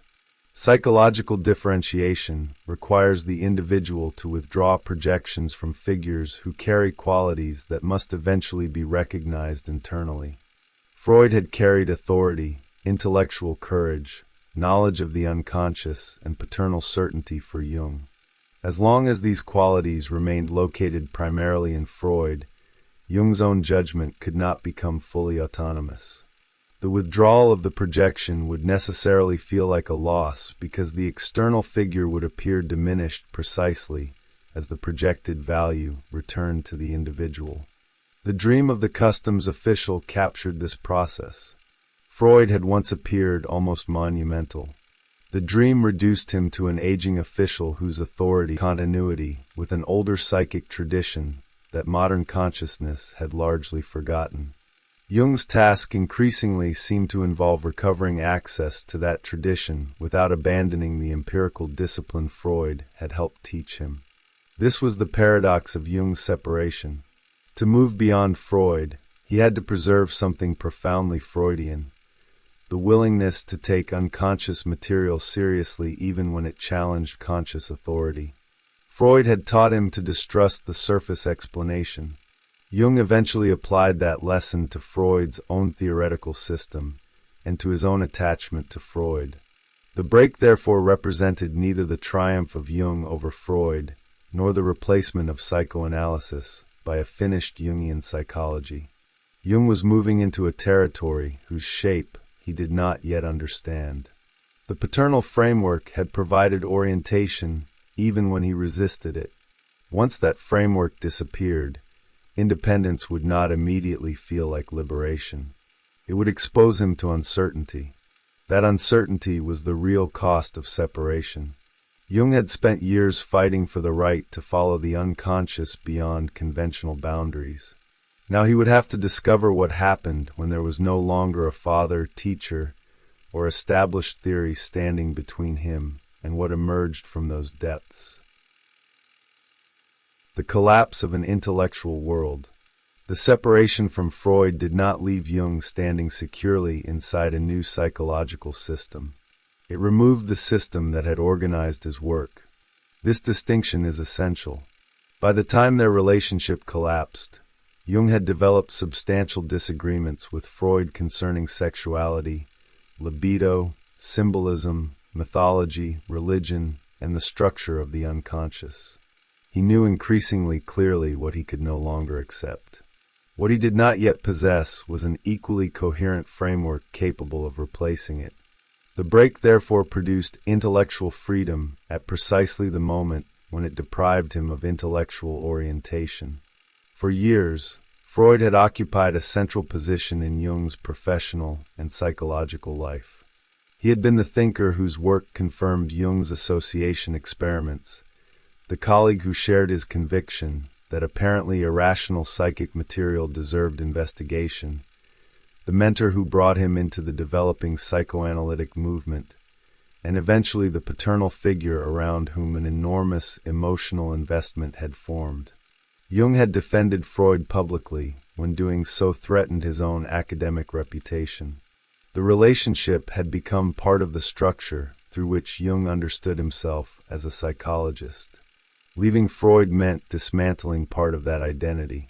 The rupture was therefore experienced not simply as liberation, but as loss. Jung had sacrificed the certainty of belonging to an established movement without yet knowing where his own path would lead. The symbolic logic he had discovered while writing Symbols of Transformation now became personally unavoidable. Sacrifice creates an absence before it creates a new form.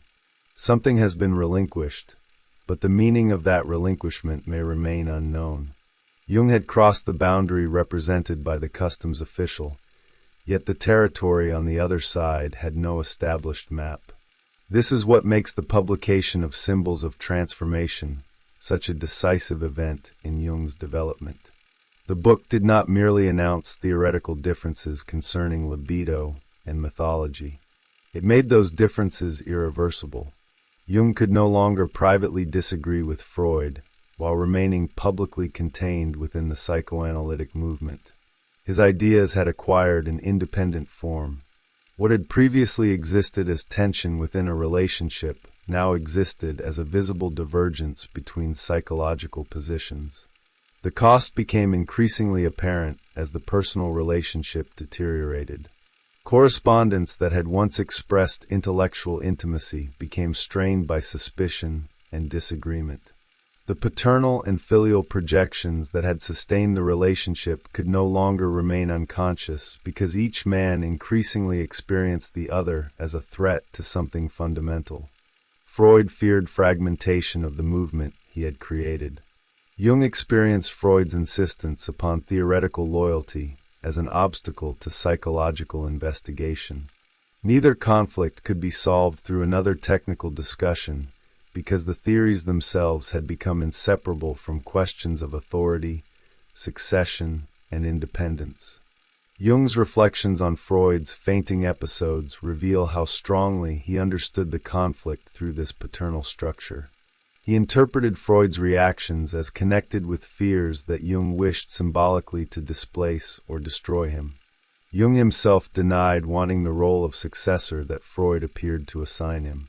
Yet psychologically the situation could not be resolved simply by denying conscious ambition. Once Jung began constructing a psychology that departed from Freud's, he inevitably occupied the position of the son whose differentiation threatened the continuity of the father's world. The break therefore repeated one of the oldest patterns in Jung's life. His development had repeatedly required separation from authorities whose explanations once provided security.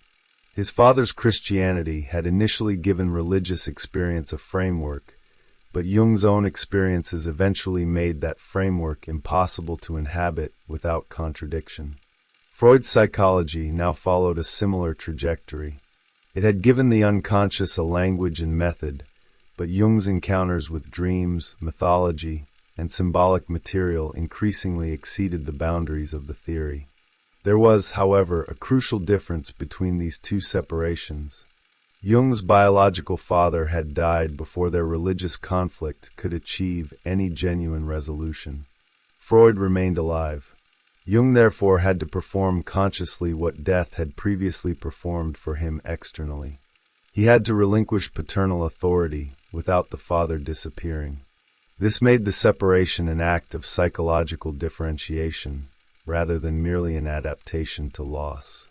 The consequences extended into Jung's understanding of psychological authority itself.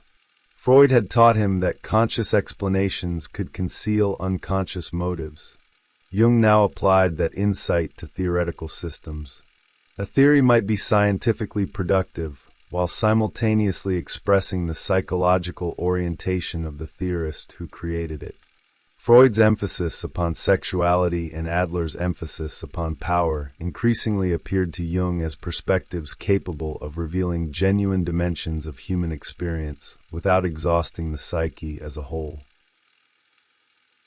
The implication was destabilizing because it removed the possibility of a completely neutral psychological observer. If theories reflected characteristic orientations of personality, Jung's own emerging psychology could not claim exemption. He too would see according to the structure of his consciousness. Psychological knowledge, therefore, required an unusual degree of self-examination. The analyst could not simply interpret the patient while imagining himself outside the psychological field. His assumptions, preferences, projections, and blind spots participated in what he was capable of perceiving. This realization also weakened the possibility of replacing Freud with another absolute system.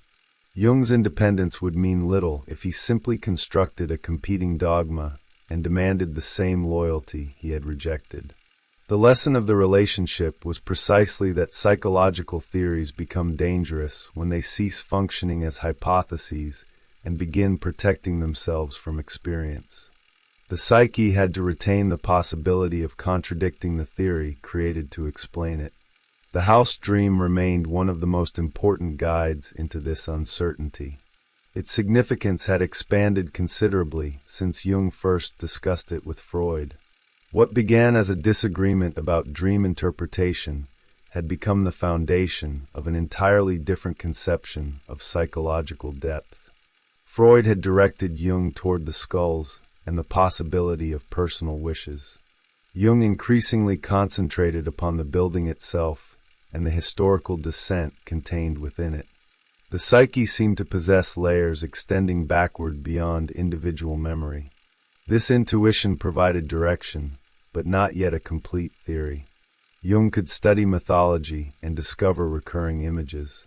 He could compare those images with dreams and fantasies. He could hypothesize that the psyche contained inherited structures. But the relationship between these observations remained uncertain. How could an ancient myth appear to resemble the fantasy of a modern individual who had never consciously encountered it? What exactly was inherited? Images themselves, tendencies to produce images, structures of perception, or something else entirely?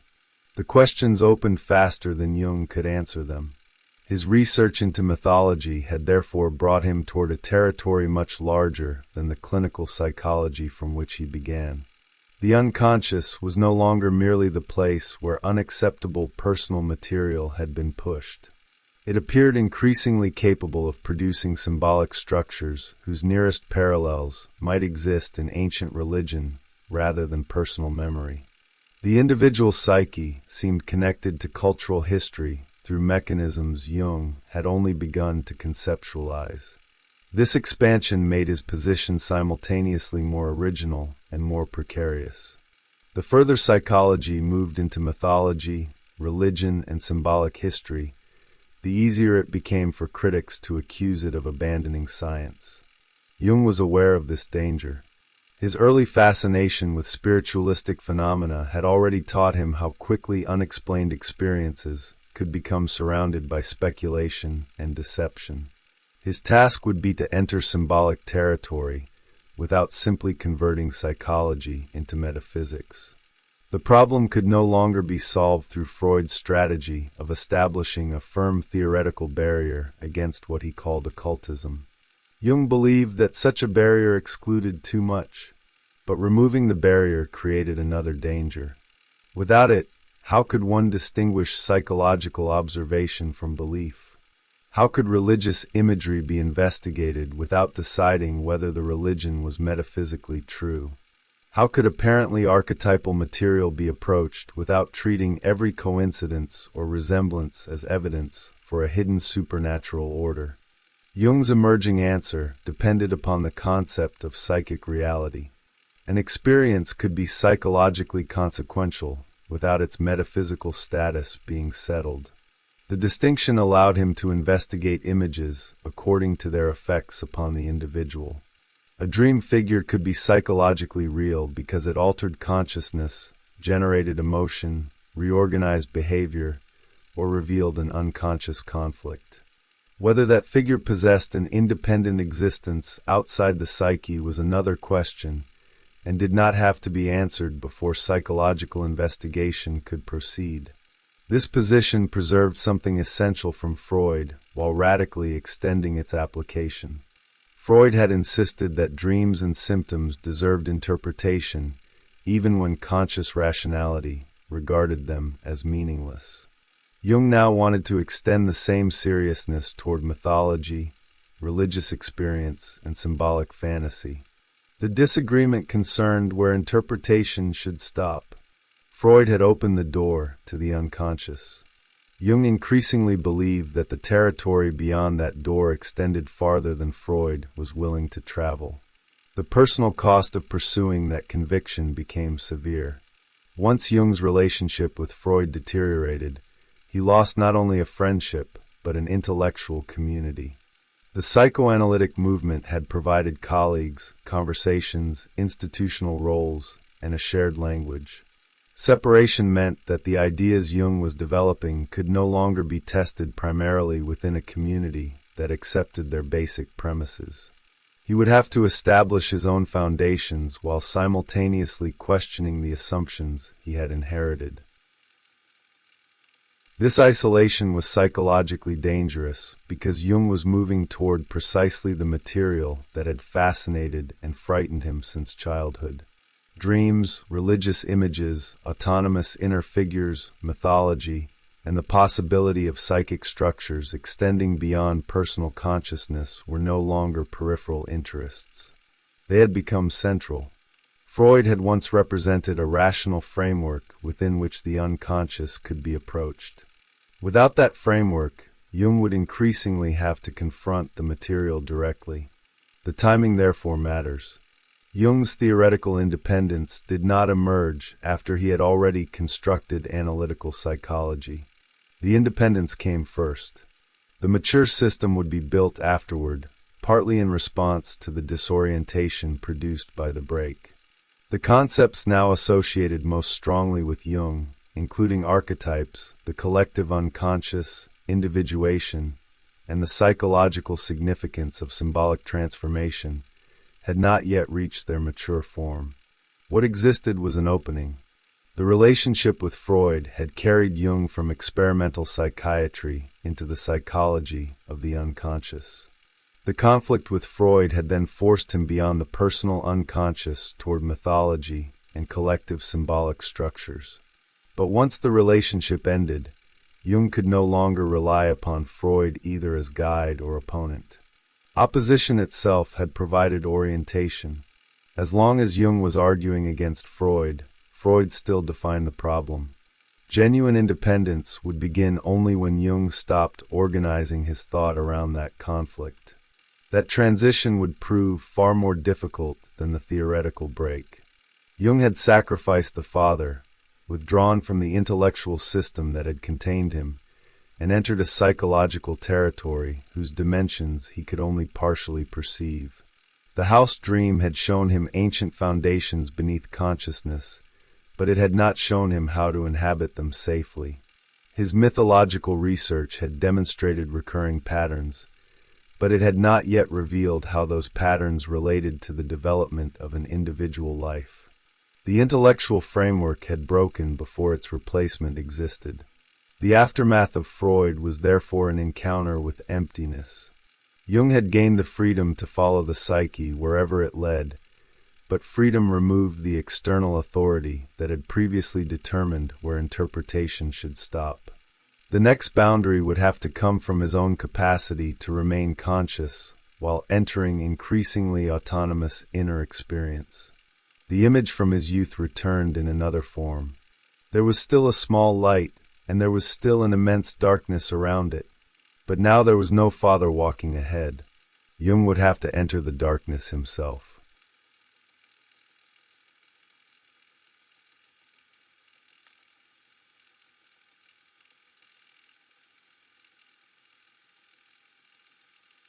The Path of Individuation. When Jung looked back upon the second half of his life, he did not describe his work as the orderly construction of a psychological system. He described something slower and far more difficult. For years he had been confronted by images whose significance he could feel long before he could explain them. Dreams, fantasies, recurring figures, transformations, strange inner dramas. They had emerged with an intensity that made them impossible to dismiss, yet personal experience alone could not establish what they were. The central problem was no longer simply what the unconscious contained. It was whether the private images of one modern individual belonged to a history larger than himself. Without that connection, his psychology risked remaining trapped inside his own subjectivity. This created an unusual problem for a psychologist who insisted that the observer could never be entirely separated from what he observed. The deeper the investigation moved into the unconscious, the greater the danger that interpretation would become projection. Jung therefore needed something outside himself against which his experiences could be measured. He needed historical evidence. If comparable images had appeared independently across centuries, embedded in traditions that preceded his own psychology, then the strange symbolic world he had encountered might reveal something more than personal fantasy. History could become the mirror in which the unconscious recognized its own recurring forms. For years, that mirror remained incomplete. Jung studied the Gnostics and recognized in their imagery something disturbingly familiar, a confrontation with primal psychic contents expressed through religious and cosmological forms. Yet Gnosticism seemed too distant. The historical continuity had been broken, leaving ancient symbolic structures on one side and modern depth psychology on the other. What Jung needed was not simply resemblance. He needed a bridge capable of showing how one world could lead into the next. Long before he understood where that bridge might be found, his dreams had already begun constructing it. He repeatedly dreamed that beside his familiar house stood another wing, somehow belonging to the same building even though he had never entered it. Eventually he crossed into this unknown territory and discovered a magnificent library filled with old volumes, strange engravings, and symbols he could not identify. The room fascinated him precisely because it felt simultaneously alien and his own. Years later, he would recognize the images as alchemical. The unknown wing had represented an unexplored region of his personality, something already psychologically present before consciousness possessed the language required to understand it. Then came another dream. Jung found himself traveling through a landscape scarred by war until he passed through a damaged tunnel and emerged into the luminous countryside of northern Italy. The journey seemed to be carrying him away from danger and toward release. Instead, he entered the courtyard of an enormous 17th-century manor. As the carriage reached its center, both gates suddenly slammed shut. His companion announced that they had been caught in the 17th century. Jung's response was resignation. There would be no immediate escape. Whatever had trapped him there would occupy him for years. At first he did not understand the warning. He searched history, philosophy, and religion for something capable of explaining it. Nothing quite fit. Alchemy itself seemed obscure, extravagant, almost embarrassing, a collection of impossible substances and incomprehensible operations left behind by a pre-scientific world. Even when Jung obtained old alchemical volumes, he could barely penetrate them. Their language appeared absurd. Yet the images continued to attract him. Something inside those texts felt familiar before their meaning became intelligible. The recognition came gradually, and then all at once. The alchemists were speaking through symbols that resembled the symbolic processes Jung had encountered in dreams, fantasies, and clinical work. What had appeared to be an eccentric attempt to transform matter began revealing another dimension. The strange vessels, substances, conjunctions, dissolutions, deaths, and rebirths formed a symbolic language of transformation. Jung approached that language almost like an archaeologist deciphering a lost civilization, compiling thousands of recurring terms and cross-references until patterns slowly emerged from the apparent chaos. The work would consume more than a decade. What he discovered changed the status of his entire psychology. Alchemy offered the historical counterpart he had been searching for. The experiences he had struggled to understand after his confrontation with the unconscious no longer stood alone.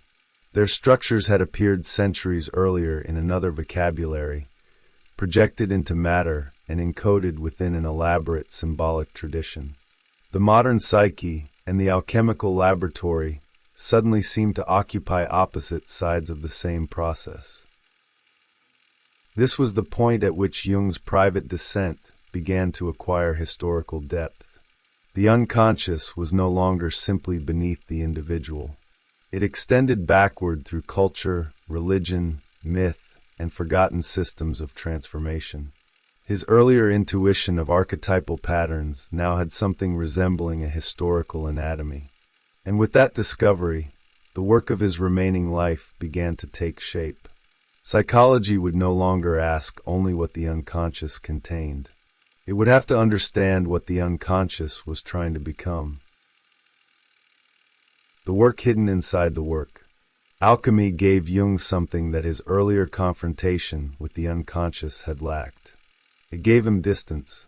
Between 1913 and 1917, the images emerging from his own psyche had possessed the immediacy of lived experience.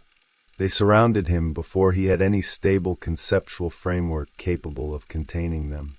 Only after the stream of fantasies subsided could he begin asking what relationship consciousness should establish with such material. The first answers appeared in his work on the relation between the ego and the unconscious, but even then the deeper structure of the transformation remained obscure. Jung could describe some of the contents he had encountered. He could not yet see the entire process to which they belonged. The problem had followed him from the moment his relationship with Freud ended. Symbols of transformation had broken the intellectual structure that once organized his thinking, leaving him dependent upon the images of his own unconscious as a starting point. Those years of inner confrontation became the raw material from which his later psychology would develop, but raw material isn't yet understanding. Experience can overwhelm precisely because it arrives before interpretation. Jung needed to discover whether the transformations he had undergone possessed an objective pattern, or whether he had merely constructed meaning retrospectively around an intensely personal crisis. His first major attempt to establish order came through psychological types. The work emerged from the need to understand why Freud, Adler, and Jung himself could examine human psychology and arrive at such different conclusions. Jung increasingly suspected that judgment was conditioned by the psychological orientation of the person making it. A theory might therefore reveal something true about the psyche, while simultaneously revealing the limitations of the consciousness that produced it. The observer could never disappear completely from psychology. Every perspective illuminated something by standing somewhere. That realization carried a difficult consequence. If every psychological position was partial, the psyche required some principle capable of containing these differences without simply choosing one and suppressing the others. Jung's search for such a principle gradually led him toward the idea of a psychological center larger than the conscious ego.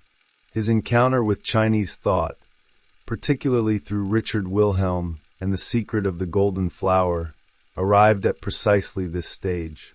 By the end of the 1920s, Jung felt that the concept of the self had finally given his investigations a center. Only then, he later wrote, did he feel capable of returning fully to the external world after the long years of inward searching. Yet the self could not remain an elegant theoretical solution. Jung's psychology had been built around transformation, and transformation required a language capable of showing how one psychic condition became another. His expanded conception of libido had already moved in this direction. Instead of treating libido as fundamentally sexual, he increasingly understood it as psychic energy whose form could change. Sexuality, hunger, aggression, ambition, religious intensity, and creative activity could all become expressions through which psychic energy moved. What mattered was not reducing every manifestation to a single instinct, but understanding the transformations occurring between them. This was a decisive departure from the psychology Jung had inherited. If psychic energy could assume different forms, then the symbol acquired an active role. A religious image, a dream, a fantasy, or a creative obsession no longer needed to be understood merely as a disguised version of something more primitive. It could become the form through which energy was reorganized. Symbols could participate in transformation rather than merely conceal its origin. The implication returned Jung to the experiences that had followed his break with Freud. During those years, his unconscious had not behaved like a static storage chamber filled with forgotten contents. It had moved. Images changed, figures developed, conflicts reorganized themselves, and symbolic structures emerged that Jung had not consciously planned. The unconscious seemed less like a place than a process. The ego's relationship with that process could alter the organization of the personality itself. This insight would eventually become central to individuation. Jung came to understand psychological development as a continuing relationship between consciousness and what consciousness had not yet integrated. The process could be observed in individual dreams and fantasies, but it also appeared collectively in religious systems and in the historical transformation of symbols. A culture, like an individual, generated images through which contradictions could be represented, endured, and sometimes reorganized. The same underlying movement might therefore appear in a patient's dream, an ancient myth, a theological image, or an alchemical operation without those things becoming identical. Alchemy suddenly offered an extraordinary historical record of exactly such transformations. At first its language had seemed almost deliberately impenetrable. Jung encountered expressions such as solve et coagula, prima materia, lapis, mercurius, and unum vas without knowing how their meanings related to one another. Rather than imposing an interpretation immediately, he began collecting them. Thousands of passages were copied, compared, cross-referenced, and organized. He treated the texts as though he were deciphering an unknown language whose grammar could only be discovered from within. The method itself is revealing. Jung did not initially approach alchemy because he wanted confirmation for a theory he already possessed. He was confused by it. Its imagery resisted him. The repeated terms gradually formed constellations of meaning, and those constellations began resembling patterns he knew from psychological experience. The alchemists spoke about substances, vessels, conjunctions, separations, corruption, purification, death, and renewal. Jung increasingly suspected that their operations upon matter had become carriers for psychic processes that the practitioners themselves did not consciously understand in psychological terms. Alchemy could therefore preserve psychological knowledge without being psychology. This was exactly what made it valuable. If medieval and early modern practitioners had deliberately constructed Jungian theories centuries before Jung, the parallel would prove very little. The historical significance came from their difference. They had encountered recurring symbolic structures while working within another worldview. Their images could therefore function as independent historical parallels to patterns Jung had reached through dreams, clinical observation, mythology, and his own confrontation with the unconscious. The discovery gave Jung the bridge he had been unable to find through Gnosticism alone. The Gnostics had also confronted primordial images, but the tradition appeared historically severed from modern consciousness. Alchemy occupied the missing middle territory. It inherited elements of the older symbolic world, while continuing through medieval and early modern natural philosophy into the period from which modern science eventually emerged. Jung could now imagine a continuous historical line running from ancient religious symbolism through Gnosticism and alchemy toward modern depth psychology. The bridge mattered because modernity had changed where psychic images appeared. Earlier cultures could experience symbolic realities through cosmology, religion, and sacred tradition. Modern scientific consciousness increasingly separated subjective experience from the objective world. What had once been experienced as qualities of matter could now be recognized as psychological projections. The old alchemical laboratory, therefore, became fascinating to Jung because it seemed to preserve a stage before this separation had become complete. Matter and psyche still reflected one another. The alchemist looked into the vessel and believed he was observing transformations in substances. Jung suspected that something else accompanied the experiment. Because the nature of matter remained mysterious, unconscious expectations could enter the unknown and clothe themselves in material imagery.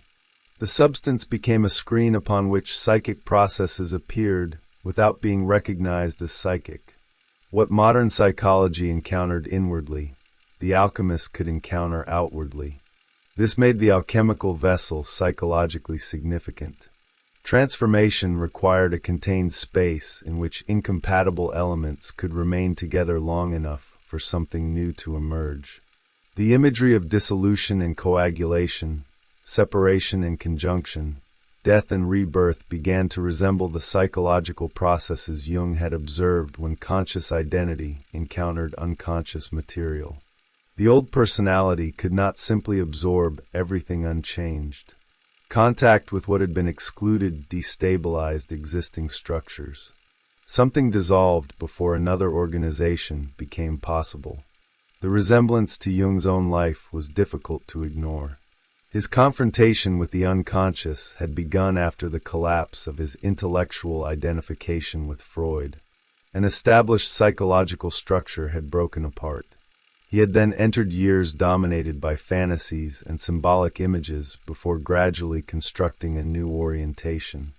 What he had lived as a personal crisis now appeared against a historical background filled with symbolic descriptions of dissolution, followed by reorganization. This did not mean that Jung simply declared himself an alchemist in modern form. The historical material gave him something more disciplined than identification. It allowed comparison. His fantasies could be placed beside images that had existed independently for centuries.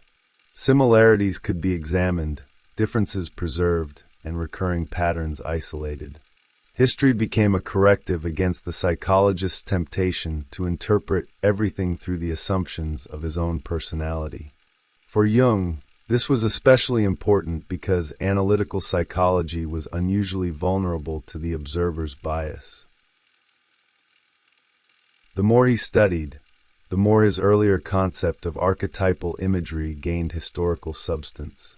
Primordial images no longer appeared merely as striking parallels collected from myths. They could be followed through changing cultural forms. A symbolic pattern might migrate from religious cosmology into alchemical imagery and later appear within the dreams of a modern person who possessed no conscious knowledge of either tradition. The image changed while the underlying structure remained recognizable. That continuity altered Jung's understanding of psychological inheritance. Human beings did not simply inherit instincts while inventing every meaningful image from nothing. The psyche appeared predisposed to organize certain fundamental experiences through recurrent forms.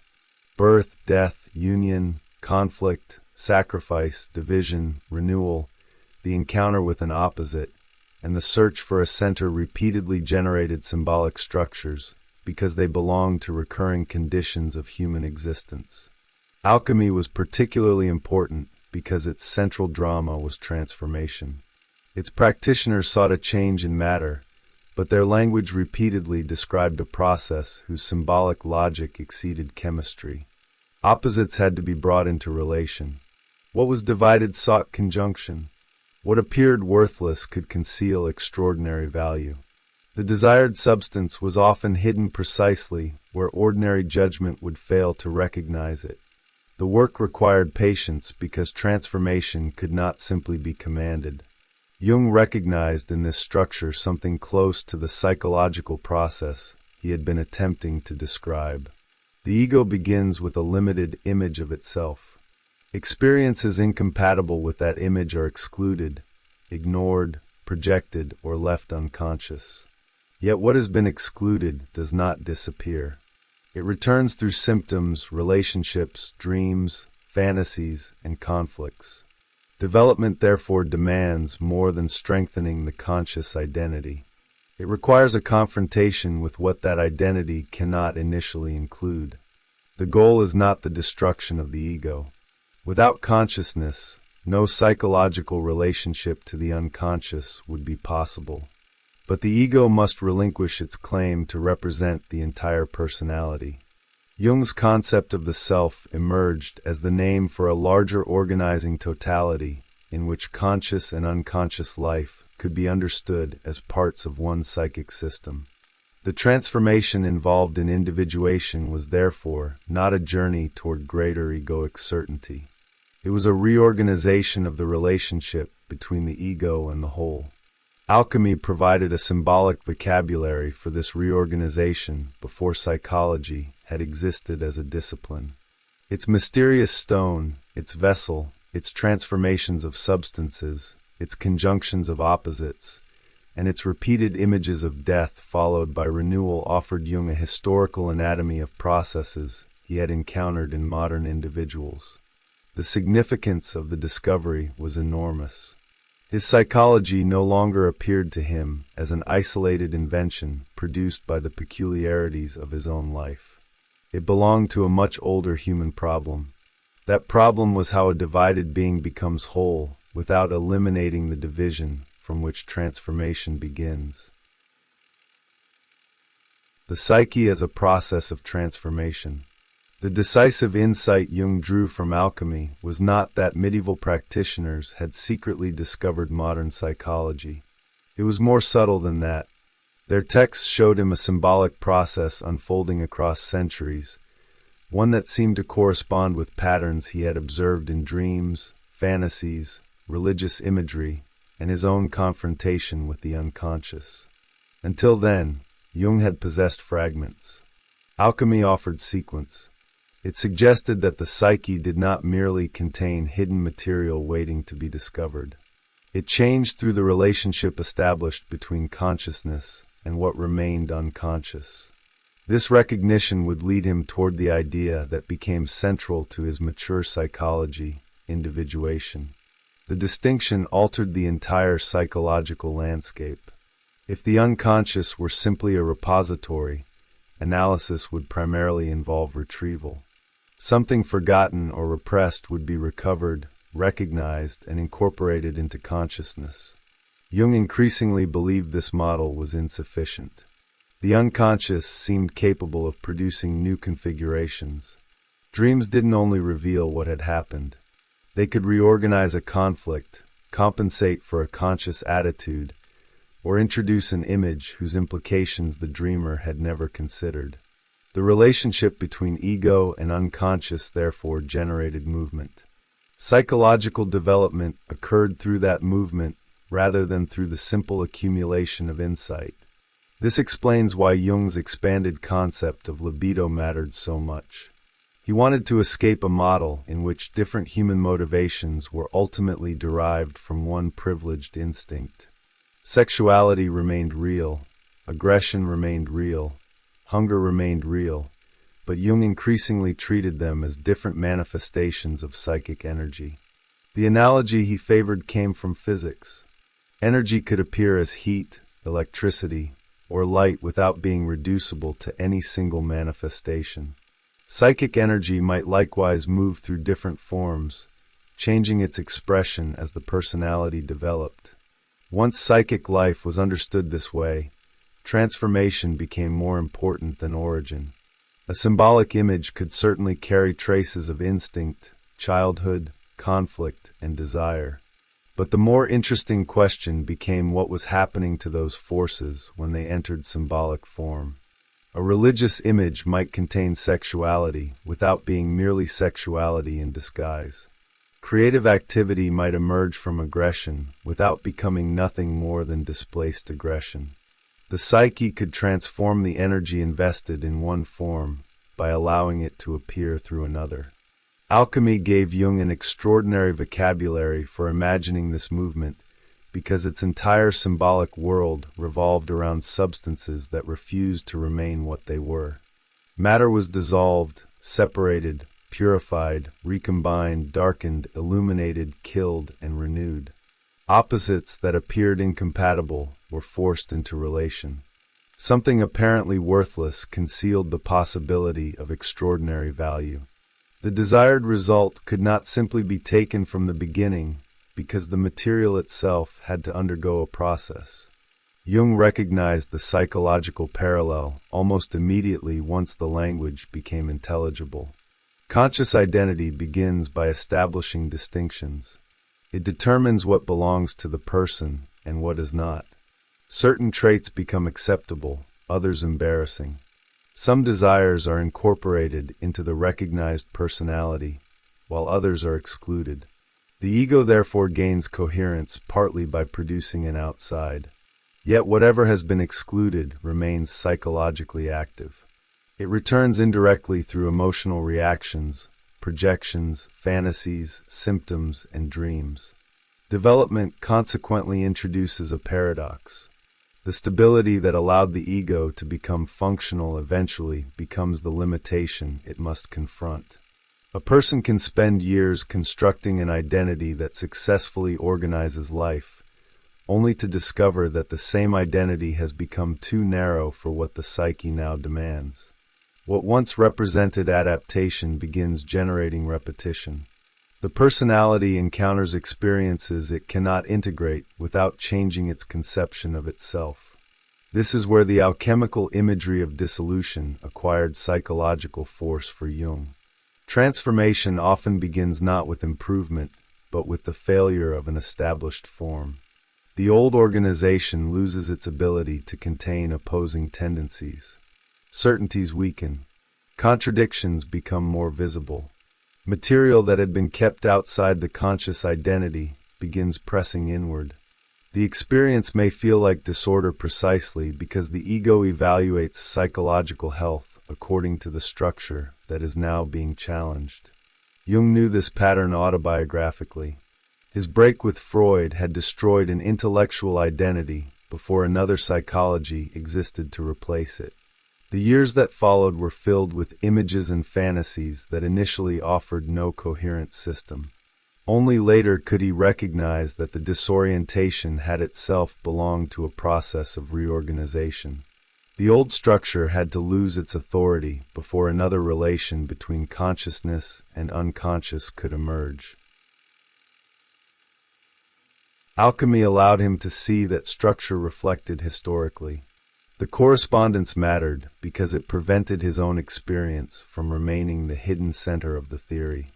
Medieval texts written within radically different assumptions described transformations whose symbolic organization resembled what he had observed psychologically.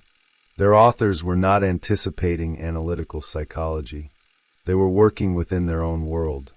Precisely for that reason, the parallels gave Jung the historical comparison he needed. The relationship between projection and matter became crucial here.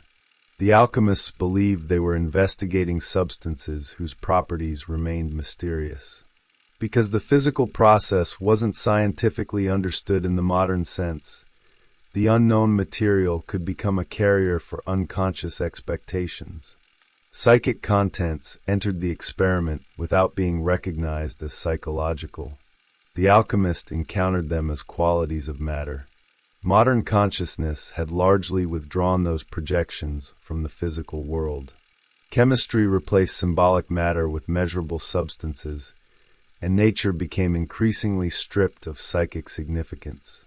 Yet the psychological contents once projected outward did not disappear. They returned inward. What the alchemist encountered in the vessel, the modern person might encounter in dreams, fantasies, relationships, or psychological symptoms. This gave alchemy a peculiar historical position. It stood between a religious world in which symbolic meaning belonged to the cosmos and a scientific world in which matter was increasingly understood independently of human projection. Jung saw it as a transitional field where psyche and matter had not yet been completely separated. The laboratory became a stage upon which an unconscious drama could unfold while appearing to concern physical substances. The central drama involved opposites: sun and moon, masculine and feminine, spirit and matter, king and queen. Above and below appeared repeatedly in alchemical imagery. The goal wasn't simply for one side to defeat the other. Transformation required conjunction. What consciousness ordinarily experienced as mutually exclusive had to enter a relation capable of producing something neither side could generate alone. This became one of the deepest structures of Jung's mature psychology. Psychic conflict could not always be solved by choosing the correct side. Some oppositions expressed genuine contradictions within the personality. The conscious mind naturally wants resolution because contradiction produces tension, but prematurely eliminating one pole may only drive it unconscious. The excluded position then returns with greater force. The task becomes more difficult. Consciousness must remain inside the contradiction long enough for another possibility to emerge. Jung found an extraordinary historical analog for this in the alchemical work. The vessel contains incompatible substances while transformation occurs. Psychologically, the individual becomes that vessel. The conflict is not solved through immediate victory. It is endured until the relationship between its elements changes. This was why wholeness could never mean perfection for Jung. Perfection imagines the removal of contradiction. Wholeness requires inclusion. The personality becomes more complete not by eliminating everything disturbing, primitive, shameful, irrational, or morally difficult, but by establishing a conscious relationship with what had previously been excluded. Integration doesn't make every impulse acceptable as behavior. It means that consciousness can no longer preserve innocence by pretending those impulses belong only to other people. The shadow, therefore, becomes inseparable from individuation. The more strongly a person identifies with a particular image of himself, the more psychic material must remain outside that image. A person invested in being rational may become fascinated by irrationality in others. Someone committed to goodness may become unusually preoccupied with the perceived corruption of enemies. The rejected quality returns through projection because consciousness can recognize externally what it cannot tolerate internally. This dynamic also explains why individuation could never be reduced to self-improvement.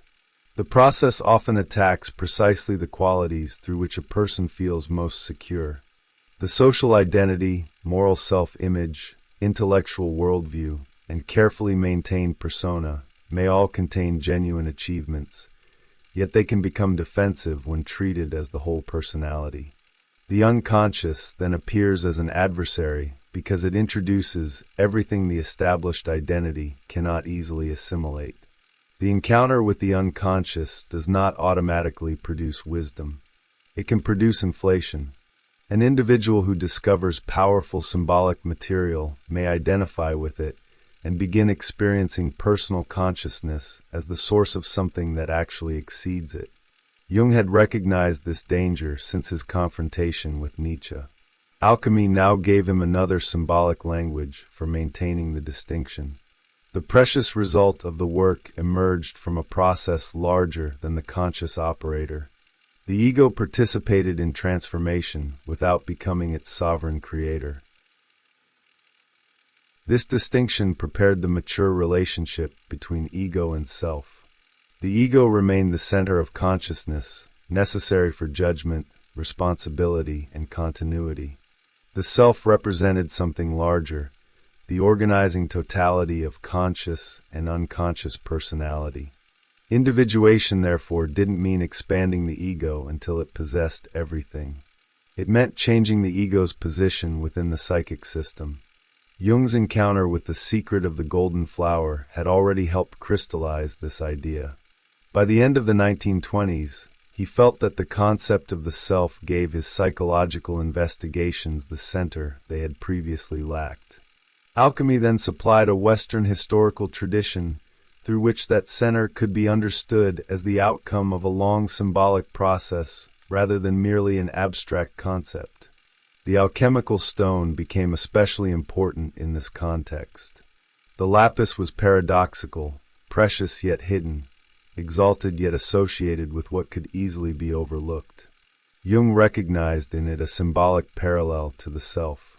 The value sought by the work was not simply imported from somewhere outside the material.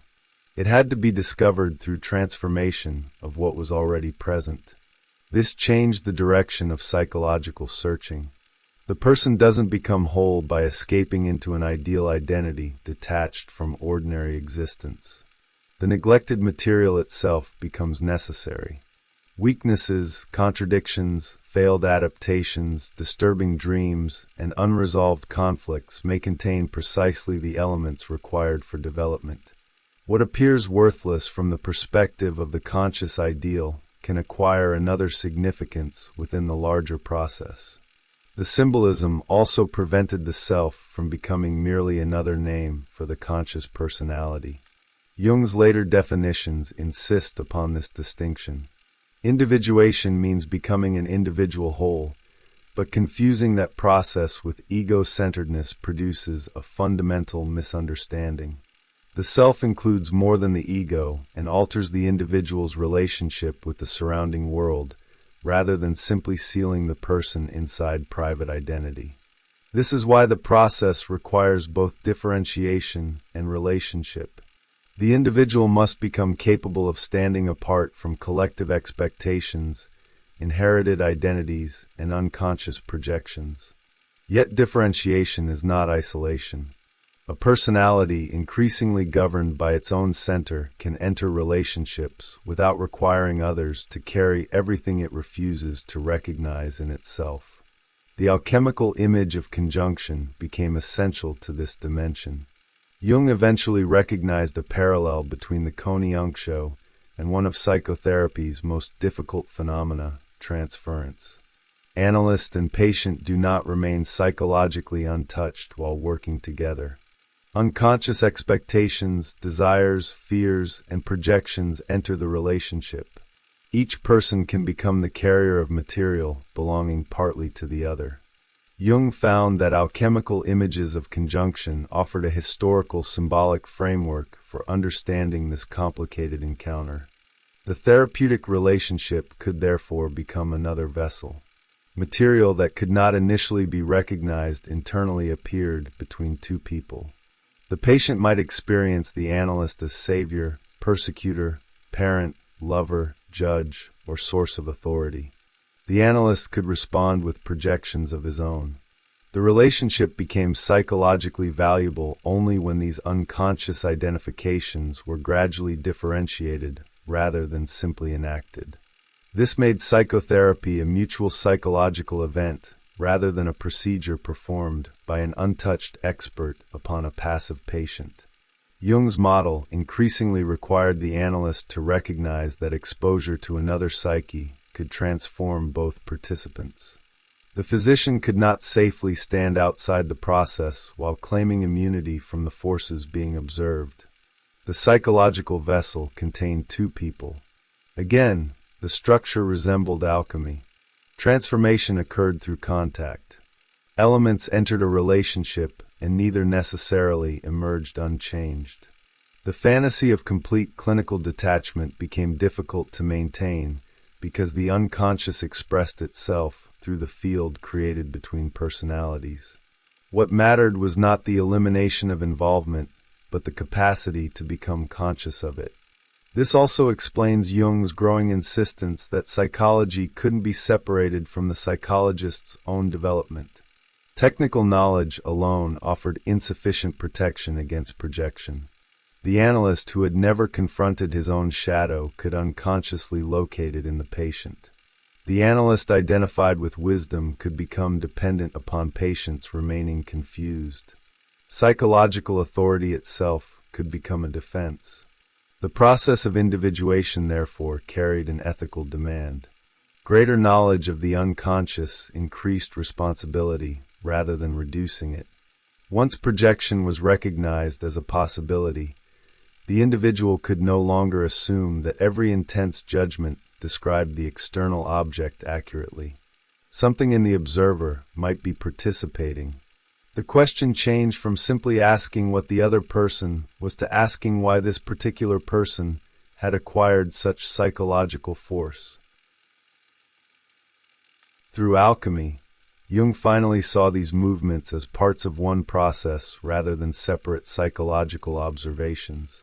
Shadow, projection, symbolic transformation, confrontation with opposites, the emergence of a larger center, and the changing relationship between ego and unconscious could be understood as phases within a continuing development. Individuation gave that development its psychological name. The discovery reorganized the meaning of Jung's own history. The childhood experience of personality number 2, the break with Freud, the descent into fantasy, the mandalas that followed, the encounter with Eastern thought, and the eventual discovery of alchemy no longer appeared as disconnected episodes. They formed a sequence. Jung's life had generated the psychological material, while history supplied the comparative structure through which that material could finally be understood. This is what he had been searching for since the years after Freud. He needed evidence that the strange inner transformation he had undergone belonged to something larger than his personal biography. Alchemy provided that evidence in the form he found most convincing, not as proof of a metaphysical doctrine, but as an independent historical parallel. The old texts had given his psychology a past. Now Jung could begin using that past to understand what the psyche was becoming. The religious image and the problem of wholeness. Once alchemy had given Jung a historical language for transformation, the implications moved beyond psychotherapy. If the unconscious produced symbolic processes in individuals, and if comparable processes had accumulated within religious systems across centuries, then psychology could no longer treat religion as a secondary cultural decoration.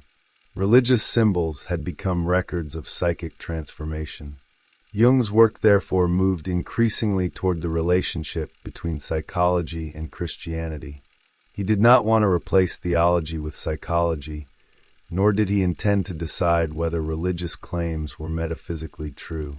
He wanted to understand what happened psychologically when an image such as Christ became the organizing center of an entire civilization. Alchemy altered the question because it preserved dimensions of Christian symbolism that official theology had often pushed toward the margins. Jung found the alchemical stone particularly important. The lapis could represent something despised and ordinary, while simultaneously carrying the highest possible value. It united opposites rather than embodying moral purity alone. The image therefore suggested a form of wholeness that couldn't be achieved by simply separating spirit from matter, light from darkness, or sacred from profane. The transformation sought by the alchemist required contact with what consciousness might prefer to reject. This symbolic logic gave Jung a way to reconsider Christianity from inside its own historical development rather than simply standing outside it as a critic. The problem became intensely personal in 1939. While studying the spiritual exercises of Ignatius Loyola and working toward what would become psychology and alchemy, Jung awoke to an extraordinarily vivid image of Christ at the foot of his bed. The body appeared composed of greenish gold. The vision disturbed him because its symbolism did not correspond completely with the traditional image of Christ he consciously carried. Only after relating the strange metallic quality to alchemical imagery did the experience begin to make sense. The Christ figure had appeared together with the language of matter. Spirit and substance were no longer separated. This was precisely the tension alchemy had been forcing Jung to examine. Western religious consciousness had often elevated spirit by placing it against matter, instinct, body, and darkness. The alchemical imagination repeatedly complicated that opposition. Its sacred process took place in substances. Transformation occurred inside vessels. Gold itself could become more than material wealth and point toward another kind of value concealed within matter. Jung's vision joined the Christian image to this symbolic field. The result suggested that psychological wholeness required a religious image capable of descending into the regions that idealized consciousness had historically left below. From this perspective, the Christ image became both indispensable and incomplete. Jung considered Christianity central to the psychological history of Western humanity, yet he believed its symbols had to remain capable of transformation if they were to continue carrying psychic life. A religious symbol that could only repeat its inherited formulation risked becoming detached from contemporary experience.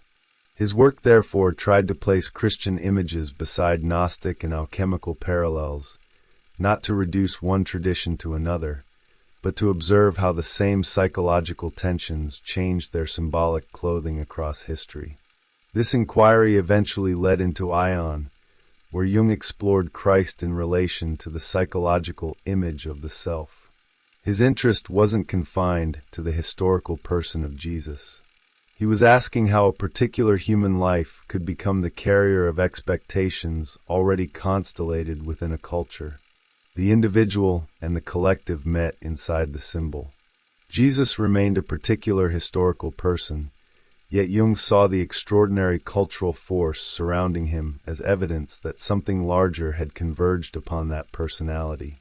The figure of the anthropos, the primordial image of the complete human being, became one way of describing what the collective imagination had recognized and concentrated there. The same logic widened Jung's understanding of cultural conflict. Collective life could constellate symbolic expectations just as an individual psyche could. A society organized around one dominant image would gradually produce what that image excluded. The brighter the ideal became, the more consequential its shadow. Wholeness therefore couldn't be imagined as the triumph of one pole over another. A civilization, like a person, might become psychologically unstable when it identified too completely with its preferred self-image and projected everything incompatible with that image elsewhere. This tension pushed Jung toward one of the most controversial problems of his later work, the dark side of the religious image itself. His early childhood had already made it impossible for him to experience God solely as benevolent. Now the same problem returned with greater intellectual force. If psychological wholeness required the integration of opposites, what happened when the divine image itself had been divided, so that goodness belonged completely to God while darkness was assigned elsewhere? The question would eventually become central to Answer to Job, where Jung confronted suffering, responsibility, and the contradiction contained within the biblical image of God. Alchemy had prepared him for this confrontation because it refused the fantasy that transformation occurs through purity alone. The rejected substance might contain the value sought by the work. The darkness of the process might be necessary before another form could emerge. Jung carried the same suspicion into religion. What a tradition excludes may not simply vanish. It can return as shadow, dogma, projection, conflict, or cultural crisis. The problem is therefore never solved merely by declaring one side sacred and the other profane. This is where Jung's psychological work became inseparable from a philosophy of culture. The individual struggle toward wholeness and the historical transformation of religious symbols began to appear as different scales of the same process. The psyche produced images, cultures institutionalized them, and eventually those images encountered limits that forced further development. Religions changed because consciousness changed. Consciousness changed because unconscious contents continually pressed against the forms available to contain them. The history of symbols could therefore be read as the history of humanity attempting to negotiate its own internal oppositions. Alchemy had shown Jung that these negotiations could leave traces across centuries. Christianity gave those traces their most consequential Western form, and by bringing the two together, Jung was approaching a more difficult conclusion. Psychological development was not only about discovering what had been hidden inside the individual. It required confronting the symbolic systems through which an entire culture decided what could be conscious, what had to remain outside, and what would eventually return demanding recognition. The work becomes a life. By the time Jung reached the later phases of his work, psychology had ceased to exist for him as a discipline separable from biography. The theories had emerged from conflicts he had first lived, then observed clinically, and only afterwards situated historically. The unconscious had forced itself upon him before he could describe it. Individuation had become visible only after years of symbolic confrontation. Alchemy had supplied the historical structure through which those experiences could finally be understood. His writings therefore appeared less like detached constructions than stations in a single development. Jung described his scientific work and his life as inseparable because each major concept had emerged from an inner demand that preceded intellectual formulation. This gives his later work an unusual character. He did not present himself as someone who had discovered a finished system and then applied it consistently to different subjects. Each book opened another problem.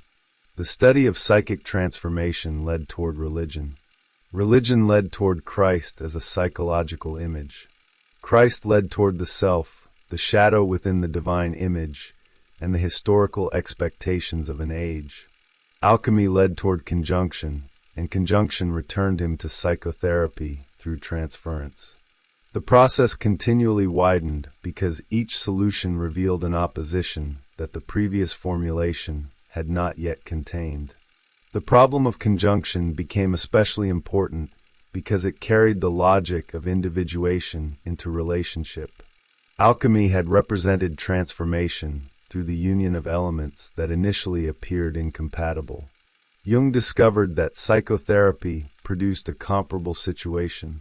The patient and analyst entered a psychological field in which projections, expectations, fears, dependencies, and unconscious identifications passed between them. The encounter could not be reduced to a neutral physician examining an external object. Both personalities became involved, and the very involvement that made treatment dangerous also made transformation possible. Jung eventually connected the alchemical image of conjunction directly with the problem of transference, and pursued that line through psychology of the transference, and finally Mysterium Coniunctionis. A dream accompanied this work with characteristic precision. Jung again entered an unknown wing of his own house. Behind one door he found a laboratory belonging to his dead father, filled with preserved fish. Behind another lay his dead mother's room, prepared to receive pairs of spirits. Beyond both appeared a grand public hall filled with loud music and superficial sociability. The contrast was severe. The outer room belonged to daylight, public personality, noise, and ordinary participation in the world. Behind it stood silent chambers organized around death, spirit, symbolic marriage, Christianity, and the unconscious. The dream condensed several problems Jung had not yet finished. The fish connected the father with Christianity, while the paired spirits surrounding the mother carried the image of conjunction. His parents, both dead, appeared as custodians of tasks that Jung increasingly recognized as his own. The unresolved religious conflict inherited from his father had not disappeared with the father's death, nor had the maternal dimension of psychic life remained confined to personal memory. Both had become symbolic inheritances that his work would continue to carry.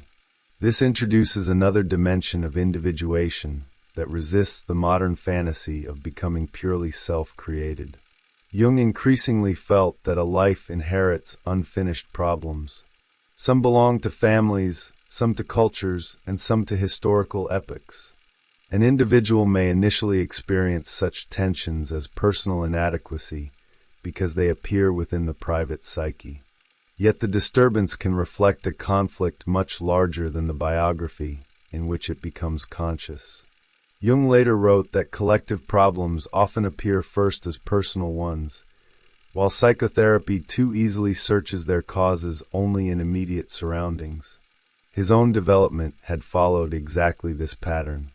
The division that once seemed to belong exclusively to his childhood gradually revealed connections with religion, European intellectual history, the conflict between scientific and symbolic worldviews, and inherited cultural assumptions concerning spirit and matter. The personal psyche became the place where historical contradictions were experienced. To understand the individual, therefore, required more than reconstructing childhood. It sometimes required recognizing what an entire culture had placed into that individual without knowing it.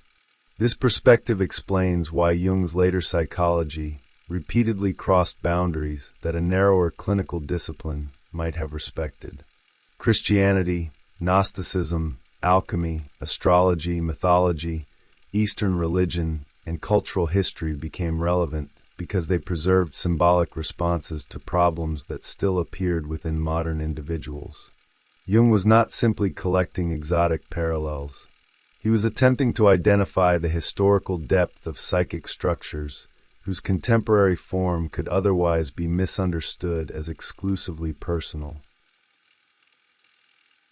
The same logic eventually carried him toward synchronicity. While examining the Christ symbol in Ion, Jung became interested in the apparent correspondence between symbolic developments and events that could not be connected through ordinary causality. He would later formulate synchronicity as an attempt to describe meaningful coincidence without reducing the connection to conventional cause and effect. The problem emerged from the same boundary that had occupied him throughout his life, the uncertain relation between psychic meaning and an apparently external world. Yet the more ambitious his investigations became, the more important the limit of knowledge became. Jung's psychology repeatedly approached questions that could tempt metaphysical certainty. Archetypes seemed to organize experience, but what they ultimately were could not be known scientifically. The self appeared through dreams, symbols, and transformative patterns, but psychology could not simply declare what existed beyond those manifestations. By the time he completed Mysterium Coniunctionis, Jung believed he had carried his psychology as far as empirical investigation could reasonably take it. Beyond that point stood the nature of the archetype itself, which he regarded as lying outside what scientific statements could establish. This limit is crucial because Jung's work can easily be mistaken for an attempt to replace uncertainty with an enormous symbolic cosmology. His own retrospective account suggests something more restrained. The symbolic material mattered precisely because it marked the point at which conscious concepts became insufficient. The image did not eliminate the unknown. It made relationship with the unknown possible. Eventually, even words were no longer enough. After decades of turning inner experience into concepts, Jung felt the need to give that development physical form. The next stage would not be another theory. It would be stone, architecture, landscape, fire, water, and a house built slowly enough to acquire its meaning only after it already existed. His psychology had found its historical body in alchemy. Now it would acquire a body of its own. The same logic eventually carried him toward synchronicity. While examining the Christ symbol in ion, Jung became interested in the apparent correspondence between symbolic developments and events that could not be connected through ordinary causality. He would later formulate synchronicity as an attempt to describe meaningful coincidence without reducing the connection to conventional cause and effect. The problem emerged from the same boundary that had occupied him throughout his life, the uncertain relation between psychic meaning and an apparently external world. Yet the more ambitious his investigations became, the more important the limit of knowledge became. Jung's psychology repeatedly approached questions that could tempt metaphysical certainty. Archetypes seemed to organize experience, but what they ultimately were could not be known scientifically.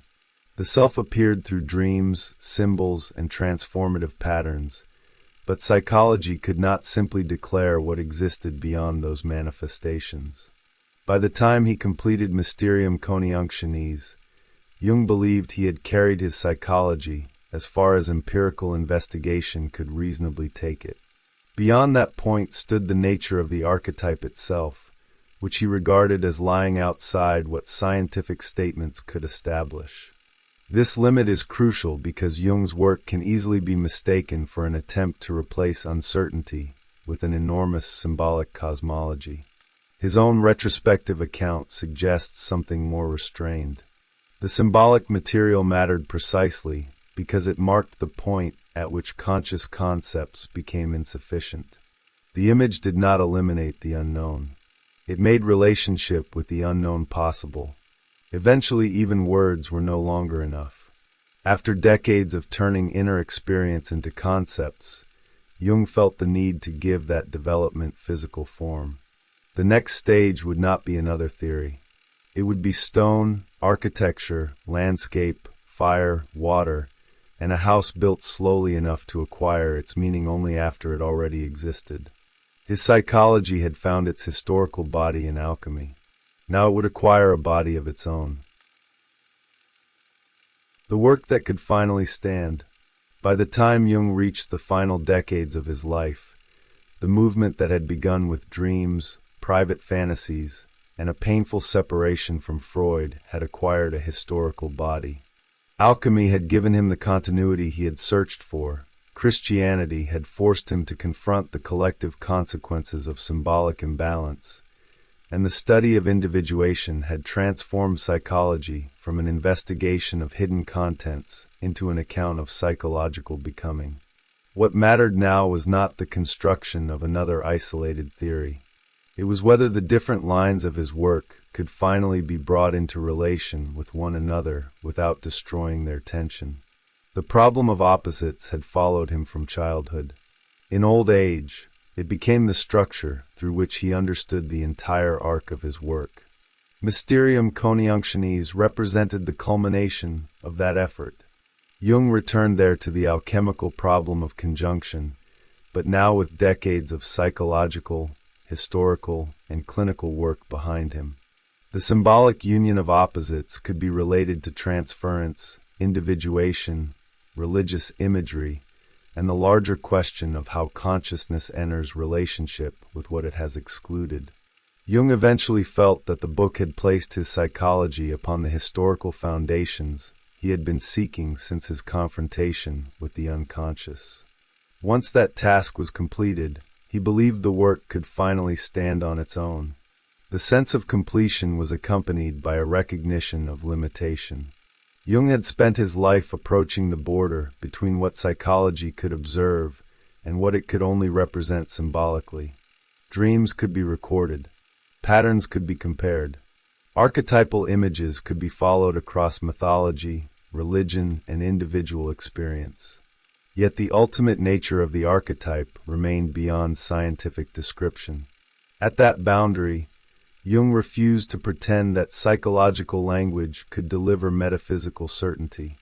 The investigation could identify recurring forms and effects, but it could not finally say what existed beyond the forms through which the unknown became visible. This limit gives the final period of Jung's work a particular gravity. His psychology had grown larger without becoming limitless. The closer it moved toward religion, symbolic history, and questions of transcendence, the more necessary it became to preserve the distinction between psychological observation and metaphysical declaration. Jung could describe the self as an organizing image of psychic totality. He could examine the God image as it appeared through dreams and religious traditions.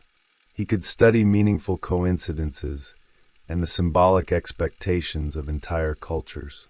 None of these investigations entitled psychology to claim possession of ultimate reality. The work therefore ended where it had always begun, with experience.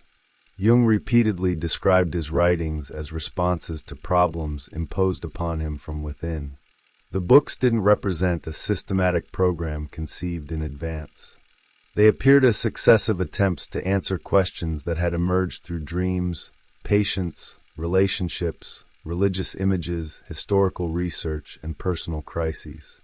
He regarded them as stations along the path of his own transformation, because the concepts had been forced into existence by the life that preceded them. This inseparability between life and work became concrete at Bollingen. The tower had developed gradually, each edition answering a need that Jung did not fully understand until afterward. What began as a simple dwelling acquired further structures, private rooms, a courtyard, and finally a form that he interpreted as an image of wholeness. After the death of his wife in 1955, the building changed once more. Jung added an upper level to the previously hidden central section and understood the alteration as corresponding to an extension of consciousness in old age. The architecture had become an autobiography in stone. The significance of that final alteration reaches back across his entire life. Jung had spent childhood divided between an ordinary personality and another identity that seemed older, larger, and strangely outside time. For decades, the danger had been allowing either side to dominate. Personality number one had to become capable of living in the world.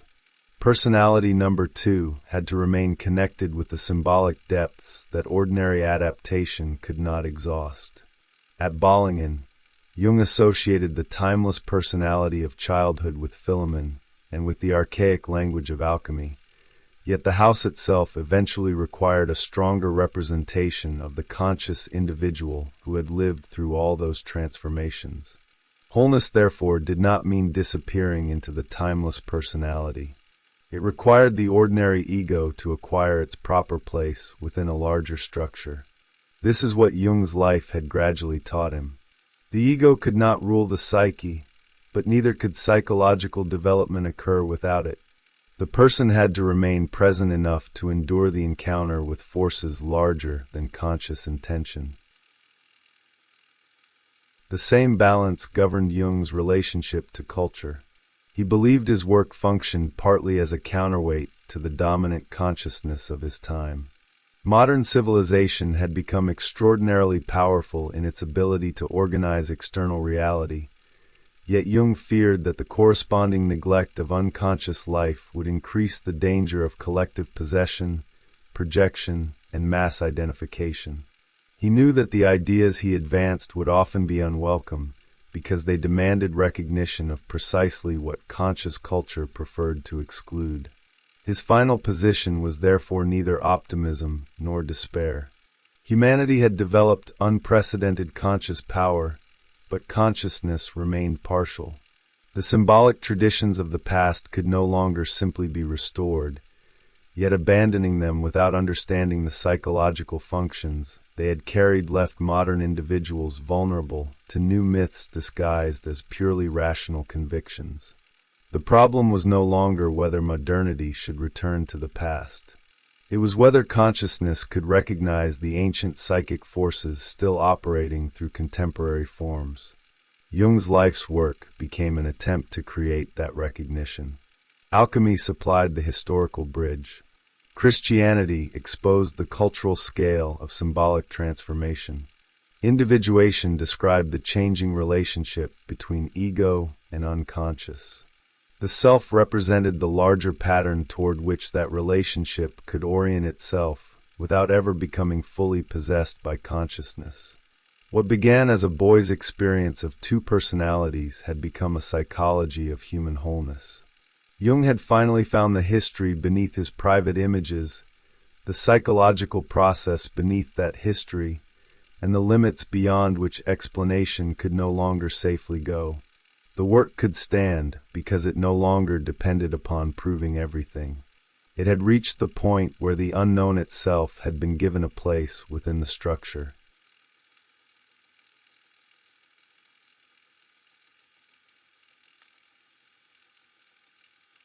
The mystery of life and death. In the beginning of 1944, Jung broke his foot. Soon afterward, he suffered a heart attack.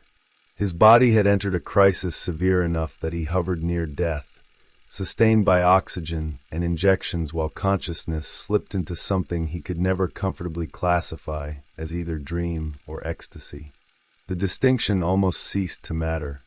What arrived possessed an intensity that ordinary waking experience could not rival. Years of studying dreams, archetypal images, religious visions, alchemy, and the strange autonomy of the unconscious had taught him to resist dismissing an experience merely because it violated ordinary categories.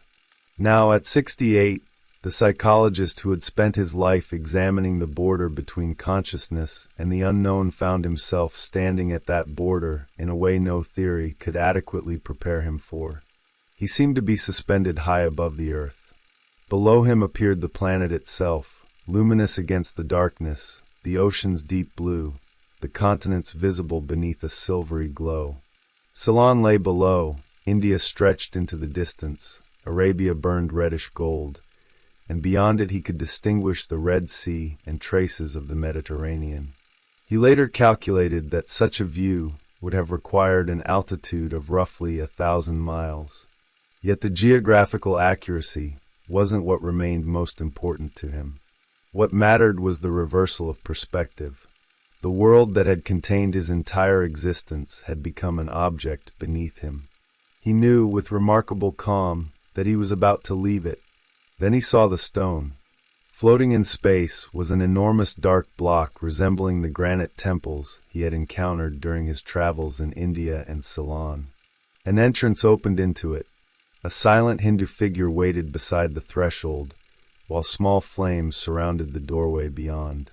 Jung approached, and something began to happen that would become more important than any interpretation he could later impose upon the scene. Everything he had wanted, planned, desired, and imagined for himself began falling away. The accumulated intentions through which a human being normally experiences identity were stripped from him. The process was painful, yet when everything contingent had disappeared, something remained. What remained was his history, not his ambitions, not the future he had imagined, not the roles through which he had been recognized, but the totality of what had actually been lived. Every experience, action, encounter, and consequence seemed gathered into a single completed reality. He no longer possessed his biography as something remembered from a distance. He was that biography. The apparent impoverishment of losing everything he still wanted became inseparable from an extraordinary fullness, because nothing essential could now be added or removed. Life had ceased to appear as a project and presented itself instead as a finished fact. Beyond the entrance, Jung felt certain that answers were waiting. He had often experienced his existence as a fragment cut from a much larger historical sequence, a piece of text whose preceding and following pages were missing. Inside the temple, he believed he would finally discover where his life belonged within that greater continuity, what had preceded it, why it had taken this particular form, and where it was going. The questions that had animated his psychology for decades seemed about to lose their speculative character. He was no longer studying the possibility of a larger order. He believed he was approaching it. He never crossed the threshold. From far below, from the direction of Europe, the image of his physician rose toward him. The doctor no longer appeared merely as the individual who had been treating his damaged body. Jung perceived him in what he called his primal form, as the Basilius of Kos, connected symbolically with the ancient world of healing. The message was unmistakable. Earth protested Jung's departure. He had no right to leave. He had to return. Immediately the vision ended. The return felt less like rescue than expulsion. For weeks Jung resisted ordinary existence. Food repelled him.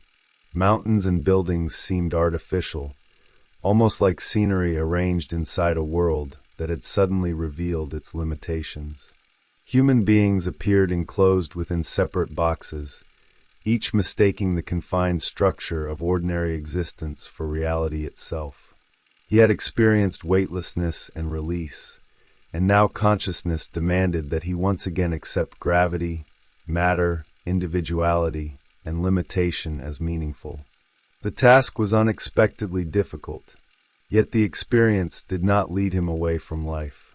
Eventually it produced the opposite movement. The vision of departure would become an argument for return. Jung would emerge from the illness with a transformed understanding of individuation, destiny, objectivity, and death, followed by one of the most productive periods of his intellectual life. He later described the experience as giving him the courage to formulate ideas he had previously hesitated to pursue.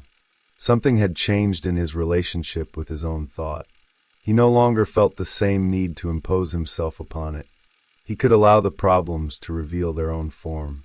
For decades, Jung had asked what might exist beyond the boundaries of consciousness. In 1944, the question reversed itself. From somewhere beyond those boundaries, ordinary human life became the thing that required explanation. What remains when desire falls away? The 1944 visions did not simply give Jung an image of death. They reorganized his understanding of identity. The most psychologically consequential moment occurred before he reached the temple, when everything connected with intention began to fall away. Plans, ambitions, preferences, unfinished desires, and the countless projections through which a person imagines a future were stripped from him. What remained was not an abstract soul detached from biography. It was the opposite. Jung experienced himself as the totality of what had actually happened, what he had done, and what had been lived through him. Identity became history without anticipation. This is a striking reversal of the ordinary structure of consciousness. Human beings usually experience themselves partly through what has not yet happened. They identify with intentions, future possibilities, relationships they hope to preserve, roles they are still trying to fulfill. The self is constantly projected forward. Jung's vision removed that forward movement and exposed a more severe definition of existence. Once desire disappeared, the person was no longer what he intended to become. He was what had become real through his life. The experience initially felt like impoverishment because so much of ordinary identity depends upon attachment to possibility. Yet the same stripping away produced fullness. Jung felt that nothing essential had been lost because the completed facts of his existence remained entirely present. This paradox would shape the later meaning he gave to individuation. Becoming oneself could no longer be imagined simply as accumulating more experience, knowledge, status, or psychological complexity. It also involved the gradual withdrawal of everything falsely treated as necessary to identity. The temple intensified this movement. Jung believed that entering it would reveal the larger historical sequence to which his life belonged. His existence had often seemed like a fragment cut from an unknown narrative, with its origins and consequences extending beyond what consciousness could see. At the threshold, he expected not merely information about death, but a complete context. The deepest unanswered questions of his life appeared as questions of placement. Why this life? Why these particular assumptions? Why this sequence of experiences? What preceded it and what would follow? The vision stopped precisely before those questions could be answered. This interruption matters. Jung returned from the experience with conviction, but without doctrine. He had encountered an overwhelming sense that individual life belonged to a larger order, yet he remained unable to describe that order as knowledge. The boundary remained intact. The image could be interpreted, but the final explanation had been withheld. His physician became the agent of that refusal. In the vision, Dr. H appeared not merely as a modern doctor, but in an archetypal form associated with the ancient world of healing. He came from the direction of Earth to announce that Jung's departure had been refused. The image transformed medicine itself. The physician who had been keeping Jung's body alive became the symbolic representative of earthly obligation. Life was no longer simply something biological that continued because treatment had succeeded.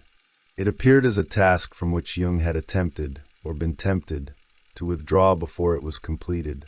His disappointment after returning reveals how powerful the alternative state had been.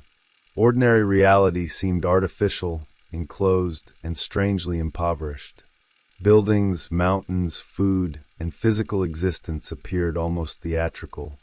Jung described the world as a system of separate boxes in which each person occupied a limited compartment and mistook that limitation for the whole of reality.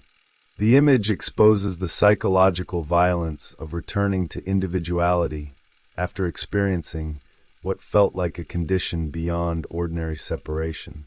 Yet the return introduced the central psychological problem of the experience. If earthly existence was limited, why return to it at all? If the state beyond ordinary consciousness felt more complete, why should embodiment matter? Jung's later reflections refused the easy answer that physical life was merely an inferior condition from which the psyche should escape. His experience gradually suggested something more difficult. Limitation itself might be necessary, because only within limitation could certain forms of consciousness develop. During the weeks of recovery, this tension appeared through an extraordinary rhythm. Daytime consciousness brought weakness, irritation, heaviness, and resistance to the material world. At night, Jung entered states of intense bliss filled with religious and mythological images. He experienced himself within a Kabbalistic sacred marriage, then within the Christian marriage of the Lamb, and finally within a classical union of Zeus and Hera. Different religious traditions converged upon the same symbolic structure. The central image was conjunction. The recurrence is especially important because Jung had spent years studying the alchemical Konyakusho as a symbol of psychological transformation. Now the symbolism no longer appeared only in books, dreams, or historical comparison. He experienced himself as the marriage. The distinction between observer and symbol temporarily collapsed. Jewish, Christian, and classical images appeared successively, but the structure beneath them remained recognizable. Opposites were being joined within an experience of overwhelming unity. This gave the earlier alchemical research an unexpected personal completion. Jung had argued that individuation involved a changing relationship between conscious and unconscious elements, and that psychological development required the confrontation and eventual relation of opposites. During the illness, that theory was transformed into direct experience. The conjunction was no longer something he interpreted in medieval texts. It appeared as a state in which separation itself seemed temporarily overcome. Yet the visions didn't erase contradiction. Their beauty made ordinary life appear almost intolerably crude. The higher state didn't reconcile him immediately with embodiment. It intensified his resistance to it. That tension is crucial because it prevents the experience from becoming a simple story of spiritual enlightenment. Jung didn't return from the vision serene and grateful. He returned angry, physically weakened, and reluctant to participate again in the narrow structures of ordinary existence. The psychological transformation came later, when he began understanding that the task wasn't to choose one reality against the other. The timeless experience and the limited earthly world had to be held together. The experience beyond ordinary time revealed a dimension of wholeness, but the return revealed responsibility. Consciousness could glimpse a larger order without being released from the conditions through which an individual life actually unfolds. This eventually altered Jung's conception of objectivity. In the visions he experienced a state in which past, present, and future appeared gathered into a single whole. Events were not distributed across time in the ordinary way. They seemed simultaneously present within a larger pattern that consciousness could observe without the usual emotional entanglement. He later associated this quality with a form of completed individuation, a condition in which projections and possessive expectations no longer dominate perception. The point wasn't emotional coldness. Jung had spent his life arguing that relationship was psychologically indispensable. What changed was the relationship between love and possession. Emotional attachment easily contains an unconscious demand that another person fulfill an expectation, confirm an identity, or protect the individual from something unresolved within himself. Projection makes the other person carry psychological material that doesn't entirely belong to them. The withdrawal of projection doesn't destroy relationship. It changes its basis. Jung associated the deepest conjunction with the possibility of perceiving another person without requiring them to remain the carrier of one's desire. The shift is difficult because projection initially creates intensity. Removing it can feel like losing the relationship itself. Yet what disappears is partly the image placed upon the other. What remains can become more objective precisely because it is less coercive. The illness therefore transformed Jung's earlier psychology of individuation into something more severe. Wholeness could no longer mean the achievement of a perfected self-image. It required the capacity to endure reality without demanding that reality conform to the personality's expectations. The individual had to become capable of surviving the collapse of preferred narratives, desired outcomes, and even cherished interpretations of his own life. This is why the insight that followed the illness took the form of affirmation. Jung described it as an unconditional acceptance of what exists, including the conditions of his own nature and the possibility of error. Individuation offered no safe road. A life organized around the avoidance of mistakes would become psychologically dead because genuine development depends upon decisions whose consequences cannot be guaranteed in advance. The return from death, therefore, became a lesson in living without guarantees. Jung didn't emerge convinced that fate would protect him from error. He emerged convinced that a stronger ego was one capable of enduring error, contradiction, and incomprehensible events without collapsing. Destiny was not something to master. It was something that had to be lived. This prepares the deeper movement of his final reflections. Death would no longer appear merely as the termination of biological life. It became the ultimate question through which Jung examined time, identity, projection, consciousness, and meaning. The experience in 1944 had shown him something that felt timeless, but it had also sent him back into time. The problem was no longer whether death existed beyond life. It was what life became once death could no longer be treated as its opposite. The reversal of the ego. The visions of 1944 left Jung with a problem that reached directly into the foundation of his psychology. For decades, he had described consciousness as only one part of the psyche. The ego was the center of conscious experience, but it was not the center of the whole personality. The unconscious surrounded it, compensated for it, and repeatedly confronted it with contents that consciousness had not created. After his illness, however, this theoretical distinction acquired a more radical form. Jung began to contemplate whether the relationship between ego and unconscious might be almost the reverse of what ordinary consciousness assumes. A dream after the illness crystallized the question. Jung found himself walking through a landscape until he entered a small roadside chapel. Instead of the religious images he expected, he discovered a yogi seated in meditation. When Jung looked closely, he realized that the yogi had his own face. The recognition terrified him. His immediate understanding was that the yogi was dreaming him. Jung's empirical personality, the man moving through ordinary existence as C.G. Jung, might itself be something imagined or projected by a deeper center of being. The dream inverted the perspective from which identity is normally experienced. Consciousness assumes that it is primary. The ego experiences itself as the subject who dreams, thinks, remembers, chooses, and interprets.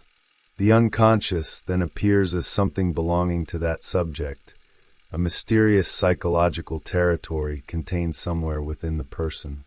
The dream proposed the opposite possibility. What if the conscious personality were the temporary expression of a larger unconscious totality? What if the ego did not possess the self, but the self produced the empirical personality as one form through which it entered existence? Jung used the metaphor of a diver entering the sea. The self assumes an earthly form as a diver puts on a suit in order to enter an environment that would otherwise be inaccessible. Embodiment then acquires a particular psychological meaning.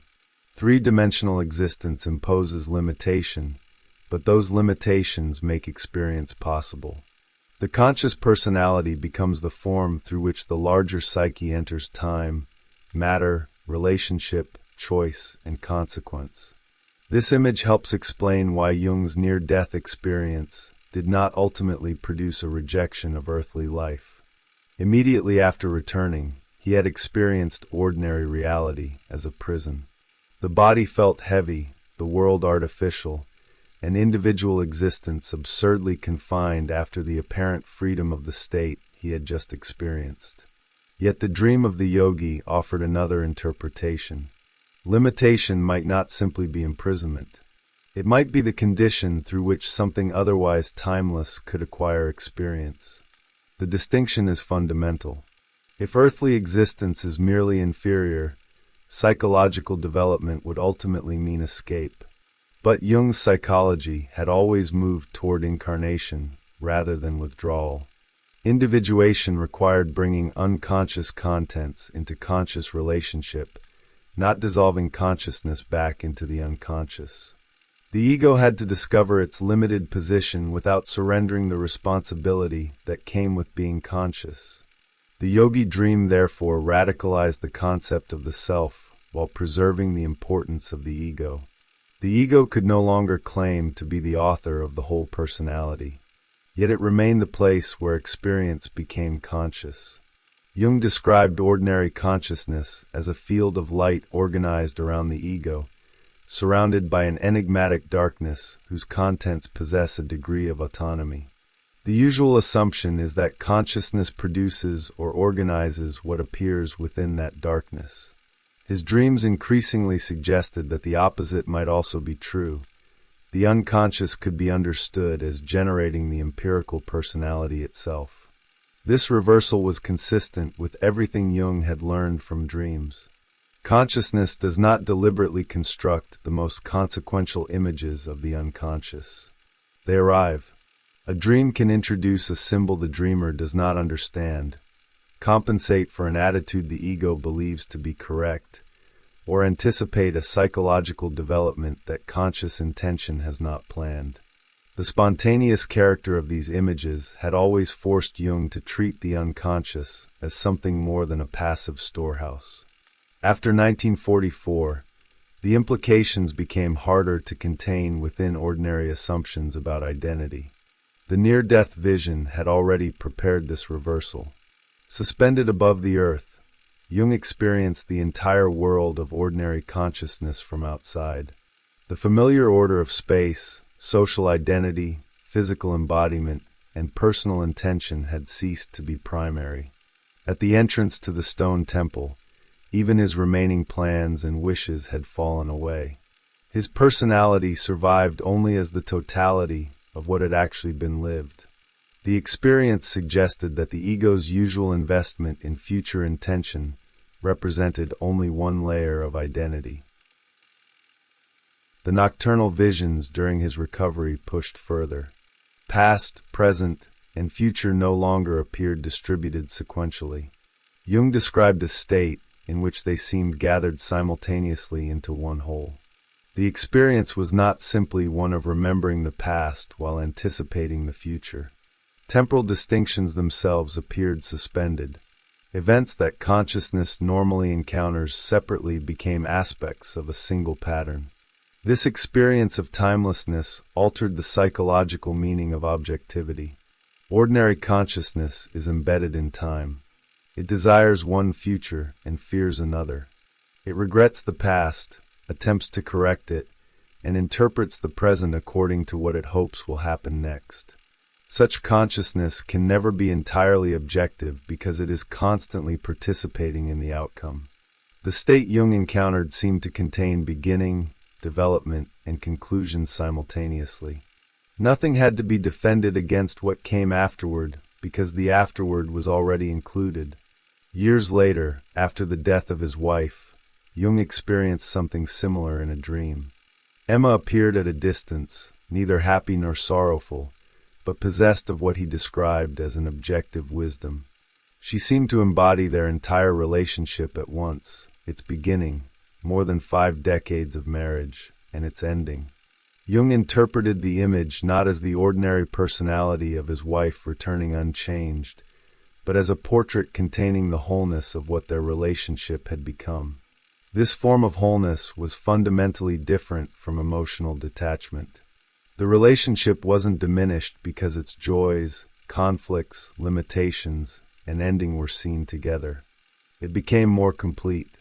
Ordinary affect tends to isolate moments. Grief makes absence total. Desire makes the desired object total. Anger temporarily reorganizes the entire person around injury. The image of Emma contained the whole temporal sequence without allowing one moment to erase the others. The implications returned Jung to the problem of projection. Much of what people call relationship is entangled with expectations about what the other person should become. The ego encounters another person and unconsciously surrounds them with images drawn from its own psychic structure. Love can therefore become mixed with the demand that the other continue embodying a projection. When the projection fails, the person may experience the collapse as though the relationship itself had disappeared. Jung's mature concept of individuation required the gradual withdrawal of these projections. This does not mean withdrawing affection or abandoning relationship. It means allowing the other person to become increasingly separate from the unconscious role assigned to them. Such objectivity can initially feel colder because projection creates extraordinary emotional intensity. But Jung's visions suggested another possibility. A relationship can become more complete when it no longer depends upon possession. This was one of the meanings he attached to the Koniunkshō experience during his illness. The sacred marriage did not simply symbolize fusion. True conjunction required differentiated elements. If two things have lost their distinct existence, there is nothing left to unite. Psychological union, therefore, depends paradoxically upon separation. The individual must first become capable of standing as himself before a relationship can cease functioning primarily through unconscious identification. The insight extends to the relation between ego and self. Individuation is not the fusion of the ego with the unconscious. Such a condition would destroy the differentiated consciousness that makes psychological development possible, nor is it the victory of consciousness over unconscious life. The goal is relationship. Ego and unconscious remain distinct while participating in a larger organization. The experience of 1944 gave this principle existential force. Jung had temporarily encountered what felt like release from the limitations of individuality, yet he was returned to those limitations. If the purpose of development were simply to dissolve the ego into a larger totality, the return would make little psychological sense. Instead, the vision of the physician demanded that he resume the unfinished conditions of individual existence. The physician's role acquired an ominous dimension afterward. During the vision, Jung had seen Dr. H. in the primal form of the Bacillus of Kos, and interpreted his appearance as meaning that the physician had been delegated by Earth to call him back. Jung simultaneously became concerned that the archetypal transformation of the doctor might signify danger for the doctor himself. The vision therefore reinforced his sense that archetypal images could carry implications consciousness didn't immediately understand. What appeared to him as rescue was not psychologically simple. The lesson was consistent with a principle Jung repeatedly emphasized when discussing unusual experiences. They demand respect without surrendering criticism. Dreams and unconscious impressions can occasionally appear to correspond with events, but they may also carry entirely subjective meanings. Jung explicitly refused to present his experiences as revelation. When speaking about death and the possibility of existence beyond it, he insisted that he could offer only the dreams and myths that had emerged from his own psychological experience. This qualification is essential to understanding his later thought. Jung's experience had convinced him personally that ordinary conceptions of reality were incomplete. It had not given him a scientific method for proving the metaphysical structure suggested by the vision. He therefore maintained a tension between conviction and epistemological restraint.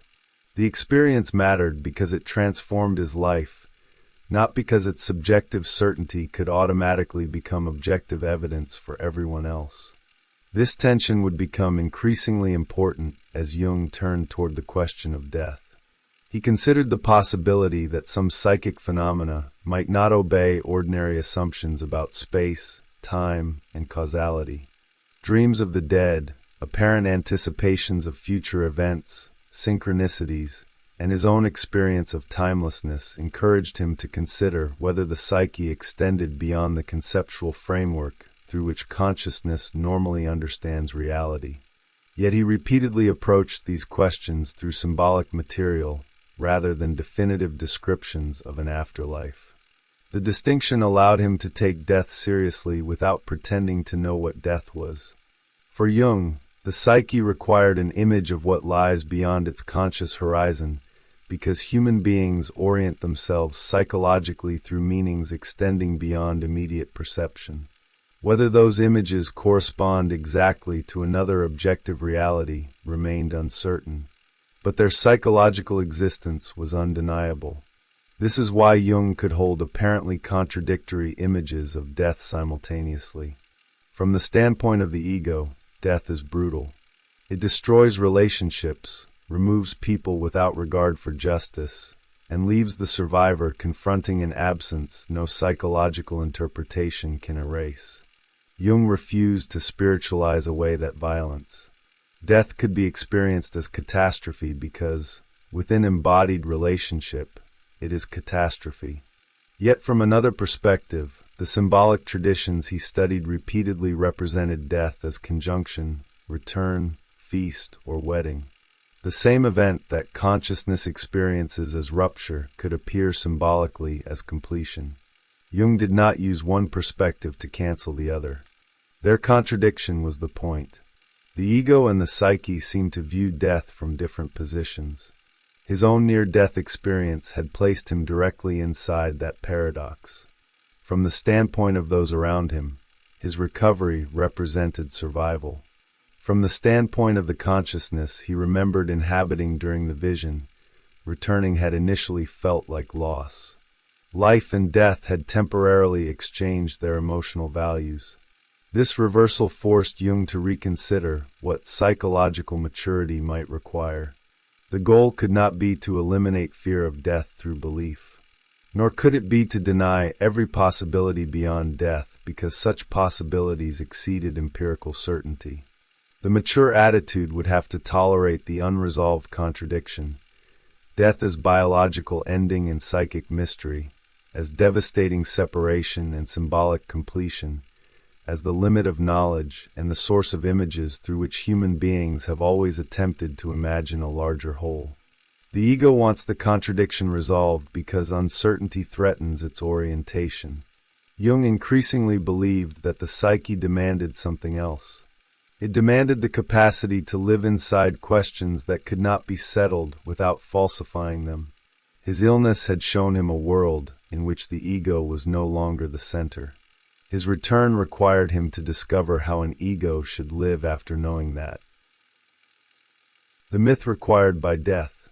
Jung's reflections after 1944 moved naturally from the experience of almost dying toward the question he had spent much of his life refusing to answer directly. What, if anything, might follow death? He approached the problem with unusual caution precisely because the experience had been so powerful. He could describe what had happened to him. He could describe dreams, images, intuitions, and strange correspondences that had accumulated across decades. What he couldn't honestly do was transform them into proof. His position, therefore, remained suspended between conviction and uncertainty. He would speak about death, but only through what he called mythologizing, the construction of images capable of approaching something that reason could neither verify nor dismiss. The distinction matters because Jung wasn't attempting to revive conventional belief. He had no interest in assuring himself that death would lead to a comfortable continuation of the personality. In fact, he repeatedly acknowledged that human beings possess no reliable knowledge of what lies beyond death. The question becomes psychologically important for another reason. Consciousness eventually reaches a boundary it cannot cross through ordinary reasoning, yet the psyche continues producing images beyond that boundary. To reject those images simply because they cannot be proved would mean allowing one function of the mind to silence another before its meaning had been understood. For Jung, modern rationalism had made exactly this mistake. It had become so identified with what consciousness could demonstrate that it increasingly treated whatever exceeded conscious knowledge as meaningless. Yet consciousness itself represented only a limited portion of psychic life. Dreams arrive without permission. Symbols develop independently of deliberate thought. Images appear whose emotional authority greatly exceeds anything consciously invented. The unknown continues operating, whether the conscious mind approves of it or not. This gave myth a function entirely different from factual explanation. A myth about death doesn't need to become a literal map of another world. It offers the psyche a form through which the unknown can be approached without being prematurely reduced to nothingness. Jung believed this became increasingly important in old age because death stops being an abstract possibility. It becomes the direction toward which life is visibly moving.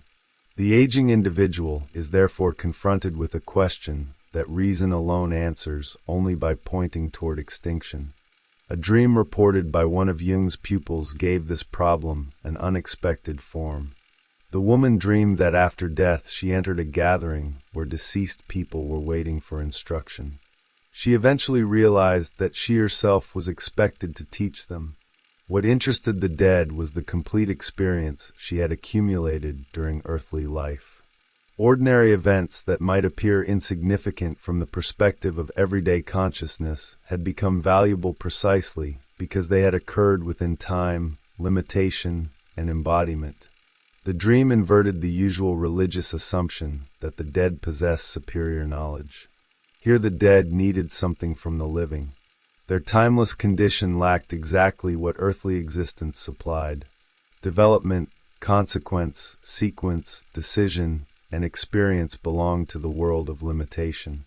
Death might therefore represent release from time, while simultaneously losing the psychological conditions that make certain forms of consciousness possible. Jung recognized something similar in his encounters with inner figures. Salome and Elijah, who had played important roles during his earlier confrontation with the unconscious, disappeared for a period and later returned apparently unchanged. Jung had undergone enormous personal developments during their absence, yet the figures behaved as though nothing had happened. He eventually interpreted their condition as one of psychological timelessness. Without contact with consciousness, they hadn't participated in the unfolding events of his life. This produced one of the strangest ideas in his reflections on death. Consciousness might not merely receive knowledge from unconscious depths. It might contribute something that those depths themselves lack. Timeless knowledge could contain enormous possibilities without possessing the differentiation produced by lived experience. Consciousness introduces distinctions. It separates before and after, choice and consequence, possibility and realization. What appears restrictive from the perspective of eternity may therefore be indispensable from the perspective of development. The implication gave earthly life a significance that Jung's near-death vision had initially seemed to destroy. Returning to the world had felt like being forced back into confinement.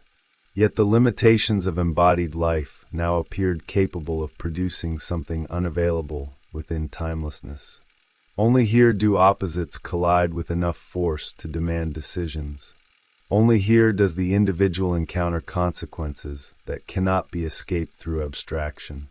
Jung consequently imagined earthly consciousness as participating in a much larger process through which previously unconscious possibilities become differentiated and known. This is also why individuation couldn't become an inward retreat. The unconscious may contain more than consciousness, but greater quantity doesn't mean greater realization.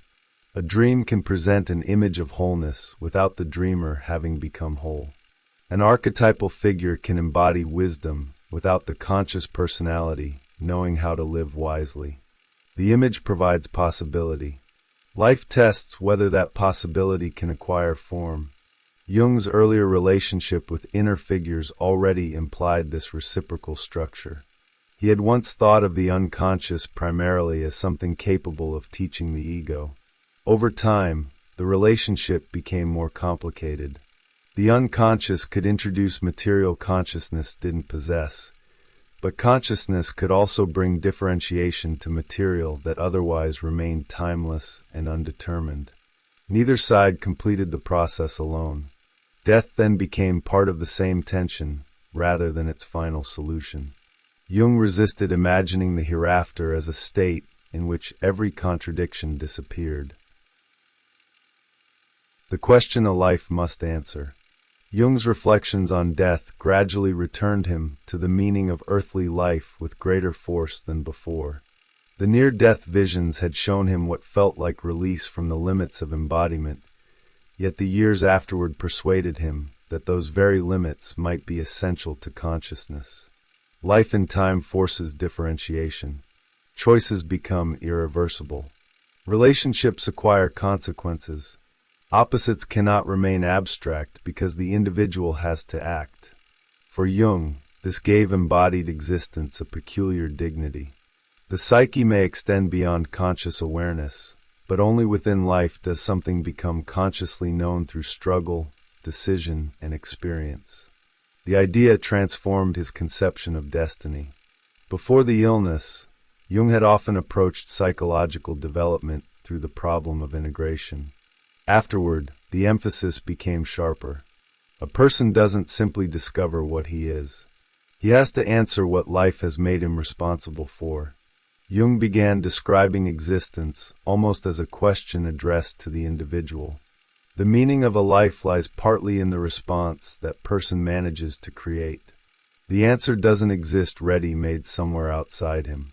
It has to be produced through the particular circumstances, conflicts, inheritances, and limitations into which he has been born. This perspective also changed the meaning of ancestry. Jung increasingly wondered whether some of the questions that had haunted him throughout life were entirely personal.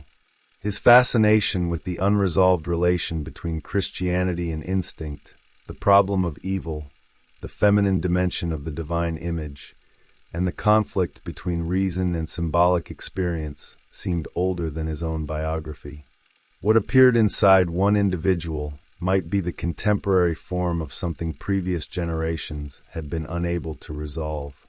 The psyche could become the place where historical problems, sought another attempt at consciousness.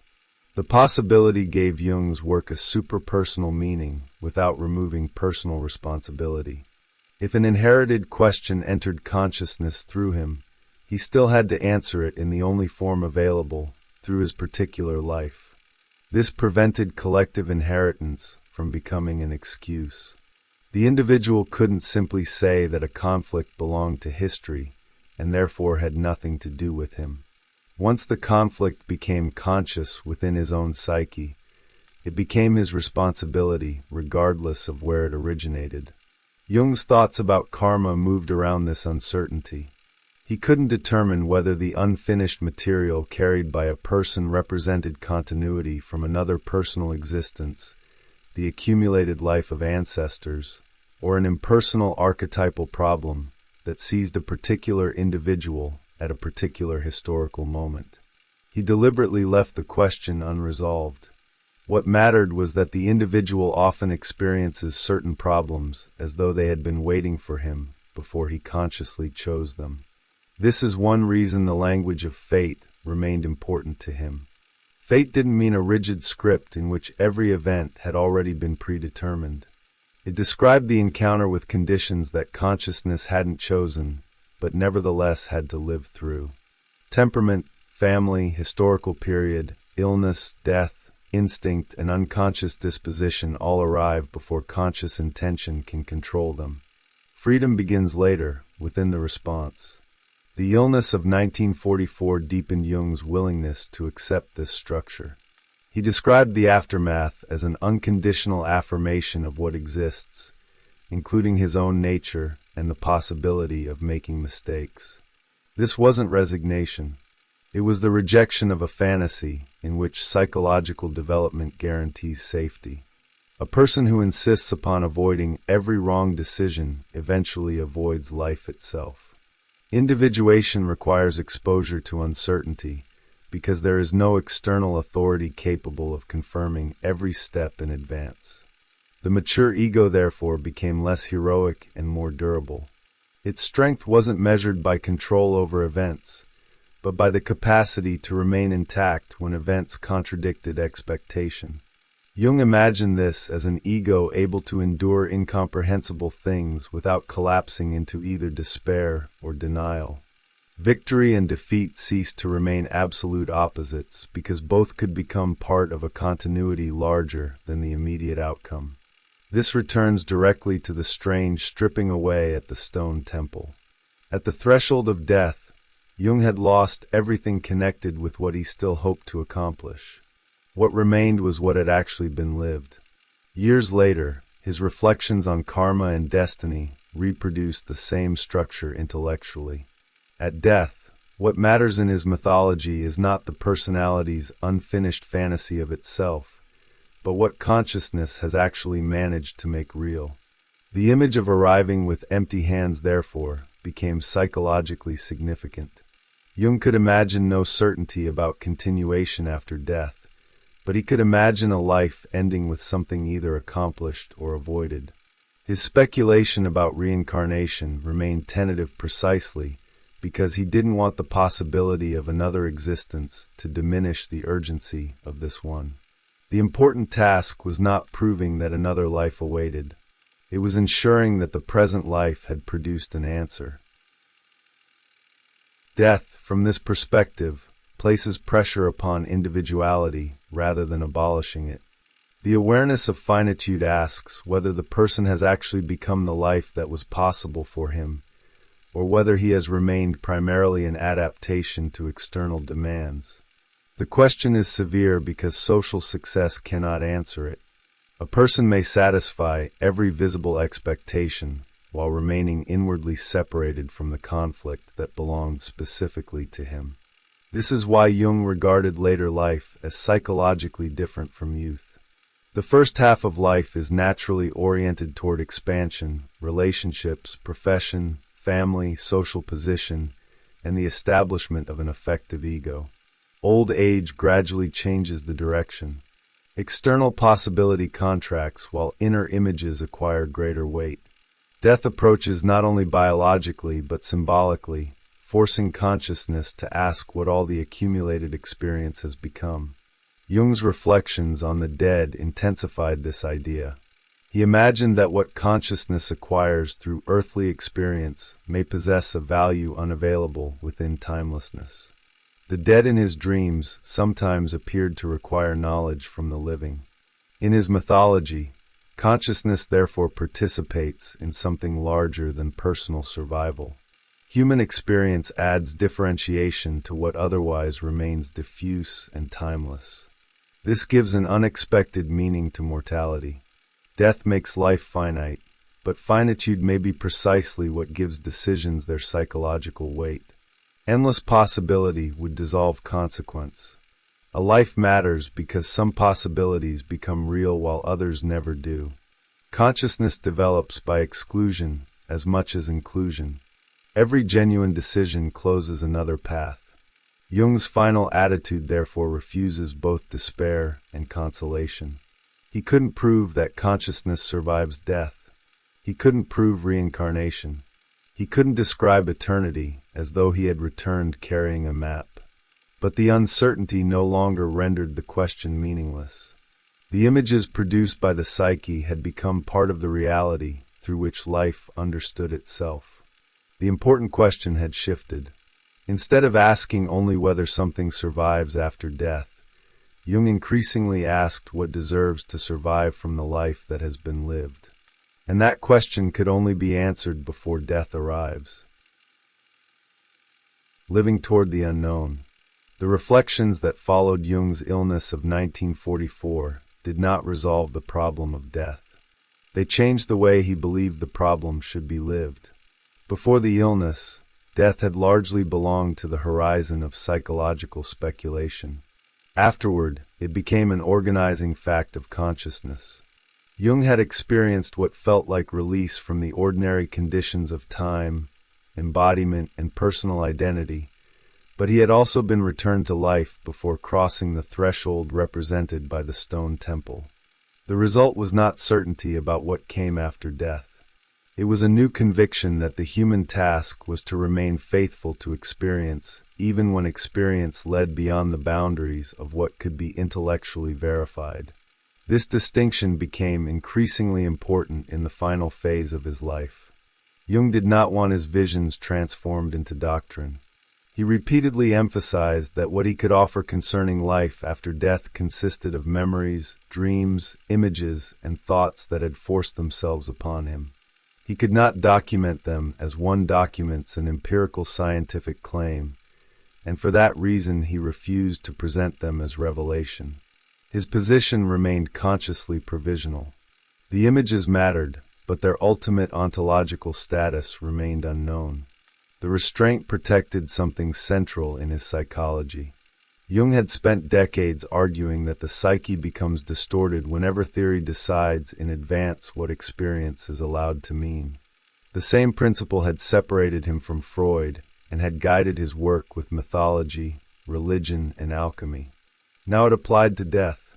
To claim confidently that nothing existed beyond physical life would exceed the evidence just as surely as claiming detailed knowledge of an afterlife. Both positions risked replacing uncertainty with belief. Jung instead tried to cultivate a psychological attitude capable of remaining open. The unknown could be approached through dreams, myths, and symbolic experience without being converted into fact. This gave the psyche room to respond naturally to death. Images of continuity, reunion, transformation, judgment, or return could be examined for what they revealed about the structure of human experience. Their value did not depend upon proving that they corresponded literally to another world. This approach gave old age a distinctive psychological task. As external possibilities diminished, Jung believed the inner world naturally acquired greater weight. The person approaching death increasingly lived among memories, dreams, symbolic images, and reflections that gathered the dispersed events of a lifetime into a more concentrated form. Old age therefore moved psychologically toward a different relation with consciousness, one in which the inner images could no longer be dismissed as secondary to external achievement. The movement was not simply withdrawal. Jung's reflections repeatedly returned to the value of earthly existence precisely because he had imagined a state beyond it.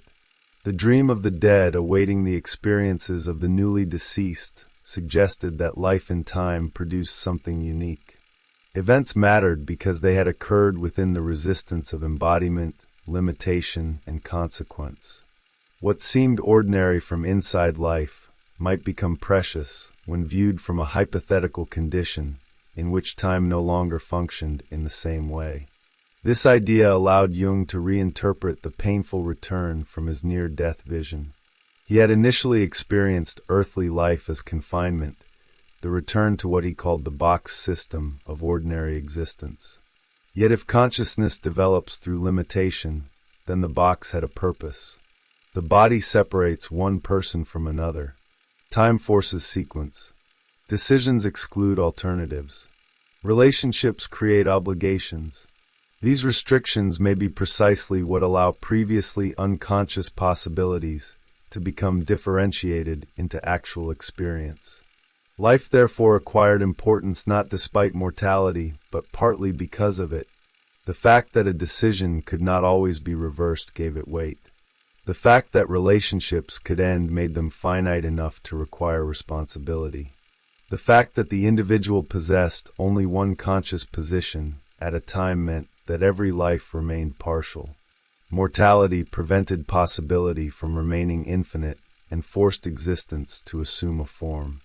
Jung's reflections on karma became an attempt to think about what this form might mean beyond the personal level. He remained uncertain whether a person carried unfinished tasks from hypothetical previous lives, from the lives of ancestors, or from impersonal archetypal conflicts active within an entire culture. What he knew more directly was that certain questions appeared to seize individuals with a force that seemed greater than conscious choice. A life might therefore become the place where something historically unfinished attempted to become conscious. The ambiguity was important. Jung did not resolve it by adopting reincarnation as doctrine. He acknowledged that belief in reincarnation proved only the existence of the belief, not the objective reality of the process.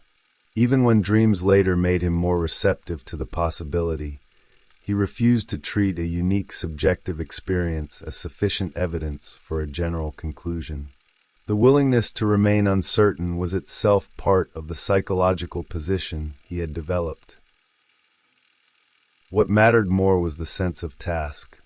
Jung increasingly described existence as though a question had been placed before him. The individual could not choose the original terms of the question. Temperament, ancestry, historical moment, unconscious disposition, and circumstance had already established much of the field. But a response remained necessary. Jung considered his own work an attempt to answer questions concerning Christianity, evil, symbolic transformation, and the relation between consciousness and the unconscious that seemed to have preceded him. This transformed individuation from a search for private authenticity into something more demanding. Becoming oneself did not mean merely following personal preference. It required discovering what one had become responsible for through the particular configuration of one's life. The answer might involve conflict with collective expectations precisely because the socially accepted path could fail to address the deeper problem pressing toward consciousness. Jung's later language of destiny emerges from this tension. Destiny was not an argument that everything happens for a reason in any simple comforting sense. His life had contained illness, loss, conflict, and experiences he did not understand. Affirming destiny meant accepting that these conditions had become part of the life that actually existed rather than the life the ego might have preferred. The illness led him toward what he called an unconditional affirmation of what is. He no longer believed individuation could guarantee correctness or protection from catastrophe. Error belonged to a life genuinely lived. The fantasy of a completely safe road represented, in his view, another form of death because it eliminated the risk through which transformation becomes possible. This is one of the most consequential insights of the entire chapter. Psychological maturity does not eliminate uncertainty. It changes the person's capacity to endure it. Jung imagined the mature ego as one capable of remaining intact when events no longer fit existing assumptions. It could survive contradiction, defeat, and incomprehensible experience because its continuity was no longer dependent upon reality conforming to expectation. The idea echoes the near-death vision almost exactly. At the threshold of the temple, plans had fallen away. Jung could no longer define himself through what he wanted life to become. He was left with what had already taken form through experience. After the illness, he increasingly tried to live from that recognition.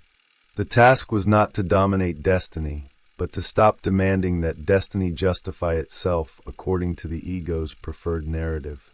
This also changed the relationship between psychological truth and factual certainty. Jung came to regard spontaneously emerging thoughts as part of psychic reality before deciding whether they were objectively true or false. Judgment remained necessary, but premature judgment could prevent consciousness from hearing what the thought represented. A person could acknowledge that an image had appeared without immediately believing it or suppressing it. The attitude contains the essence of his later approach to the unconscious. Neither submission nor dismissal. The unconscious could be misleading, compensatory, symbolic, or occasionally connected with events in ways consciousness couldn't explain. Jung insisted that unusual experiences should provoke investigation rather than instant certainty. Respect for the psyche, therefore, had to coexist with criticism. Death became the ultimate test of this attitude because it offered no possibility of final verification from within life. Every human being approaches the boundary without knowing what lies beyond it. Jung believed that this uncertainty made the images produced around death psychologically valuable rather than irrelevant. They allowed consciousness to approach the unknowable without pretending to conquer it. His symbolic understanding of death consequently remained paradoxical. From the standpoint of the ego, death is brutal. It destroys the possibility of physical relationship, creates irreversible absence, and can appear indifferent to every expectation of justice. Jung refused to soften this reality. Yet the psyche repeatedly produced another image, one in which death appeared as conjunction, wedding, or return to wholeness. The two perspectives remained irreducible. Jung did not choose the symbolic image in order to deny grief, nor did the brutality of grief prove the symbolic image meaningless. The ability to hold both became one more expression of psychological wholeness. Life and death could be opposites without being absolute enemies. This was perhaps the deepest transformation produced by 1944. Before the illness, death could still be imagined primarily as the opposite of life. Afterward, Jung increasingly thought of both as belonging to a larger process whose full structure remained hidden from consciousness. The opposition remained real within ordinary experience, but it no longer seemed sufficient to describe the whole. The same principle extended to the relationship between ego and self. The ego experiences itself as the center because all conscious experience occurs from its position. The dreams after the illness suggested that this perspective might be provisional. The self could be imagined as a more encompassing totality from which the empirical personality emerged into time. Jung's yogi dream presented the radical possibility that the deeper personality was, in some symbolic sense, dreaming the conscious man rather than the conscious man simply producing the dream. Yet this reversal did not devalue life. It made embodiment more mysterious. If the larger psyche assumed individual form in order to acquire experience, then the conscious life became the site of realization. Earthly existence was not merely an illusion to escape. It was the dimension in which something could become known through living. The consequence was a peculiar form of humility. Jung's conscious personality was neither meaningless nor sovereign. It was necessary without being ultimate. It had a task without possessing the full explanation of that task. It could contribute something through experience while remaining ignorant of the total process in which that contribution belonged. This is the position from which Jung's final reflections on mortality should be understood. He did not present himself as a sage who had solved death. He had reached the opposite conclusion. The mystery was larger than the categories through which consciousness attempted to contain it. But the inability to solve the mystery did not make life meaningless. It intensified the responsibility to live the portion that had been given. The point was not to know whether another existence waited. The point was to arrive at the end, having actually lived this one.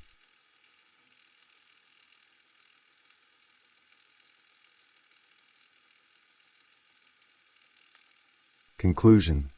At the end of Carl Jung's life, the questions that had followed him since childhood had not disappeared. They had become larger. The boy who once sensed another personality behind his ordinary identity had spent decades trying to understand what that experience implied about the human mind. He had entered psychiatry, joined Freud, separated from him, descended into his own unconscious, encountered figures that seemed to possess lives independent of conscious intention, discovered parallels in mythology and alchemy, confronted Christianity and its shadow, and eventually approached the boundary of death itself. Each stage had produced concepts capable of explaining something that came before it, yet every explanation had opened another question.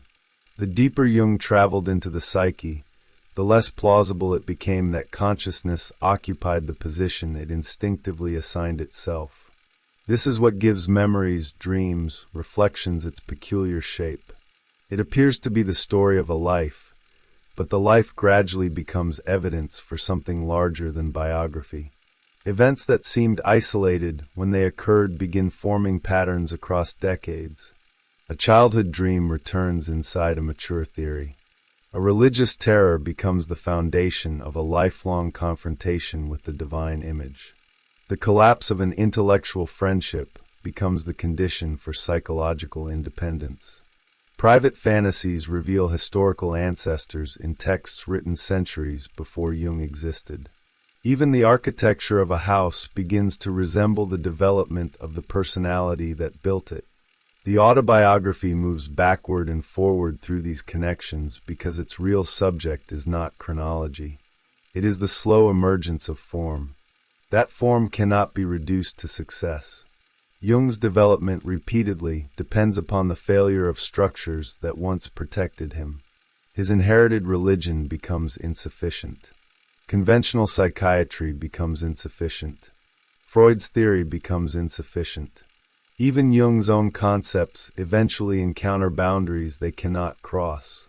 What looks from a distance like intellectual expansion is experienced from within as a succession of losses. Certainty disappears before another understanding becomes possible. Identity breaks before it can reorganize itself. The pattern is remarkably consistent. Something must cease to explain the world before another layer of the world can become visible. The consequence is a psychology built around tension rather than escape from tension. Jung discovers that consciousness becomes coherent partly by excluding what it cannot accommodate, yet the excluded material remains active. Individuals encounter it through dreams, symptoms, attractions, fears, projections, and conflicts. Cultures encounter it through myths, enemies, religious transformations, collective fantasies, and historical crises. What is rejected does not vanish. It returns in another form, often carrying precisely the force consciousness believed it had removed. Wholeness, therefore, cannot mean becoming purified of contradiction. It must involve developing a structure capable of recognizing what conscious identity had previously required itself not to be. This insight eventually transforms Jung's understanding of his own life. The unconscious is no longer simply a hidden chamber containing forgotten material. It becomes an active participant in psychological development, producing images before consciousness understands why they matter and confronting the ego with possibilities it did not consciously choose. Meaning often appears afterward. The dream precedes its interpretation. The crisis precedes the theory. The symbol precedes the language capable of explaining it. A life is lived in one direction while its deeper patterns are recognized in another, and this delay prevents consciousness from ever occupying the position of complete authorship. Then death enters the argument. In 1944, Jung nearly dies and experiences himself looking back at the earth from an impossible distance. Approaching a stone temple, he feels his plans, desires, expectations, and imagined futures falling away. What remains is what has actually been lived. The experience condenses the problem that had shaped his entire psychology. The ego constructs itself through intention, but existence ultimately answers through actuality. At the boundary of death, the person Jung imagined he might still become disappears, while the life that has already taken form remains. He returns from that threshold without the final answer he expected to receive. This matters.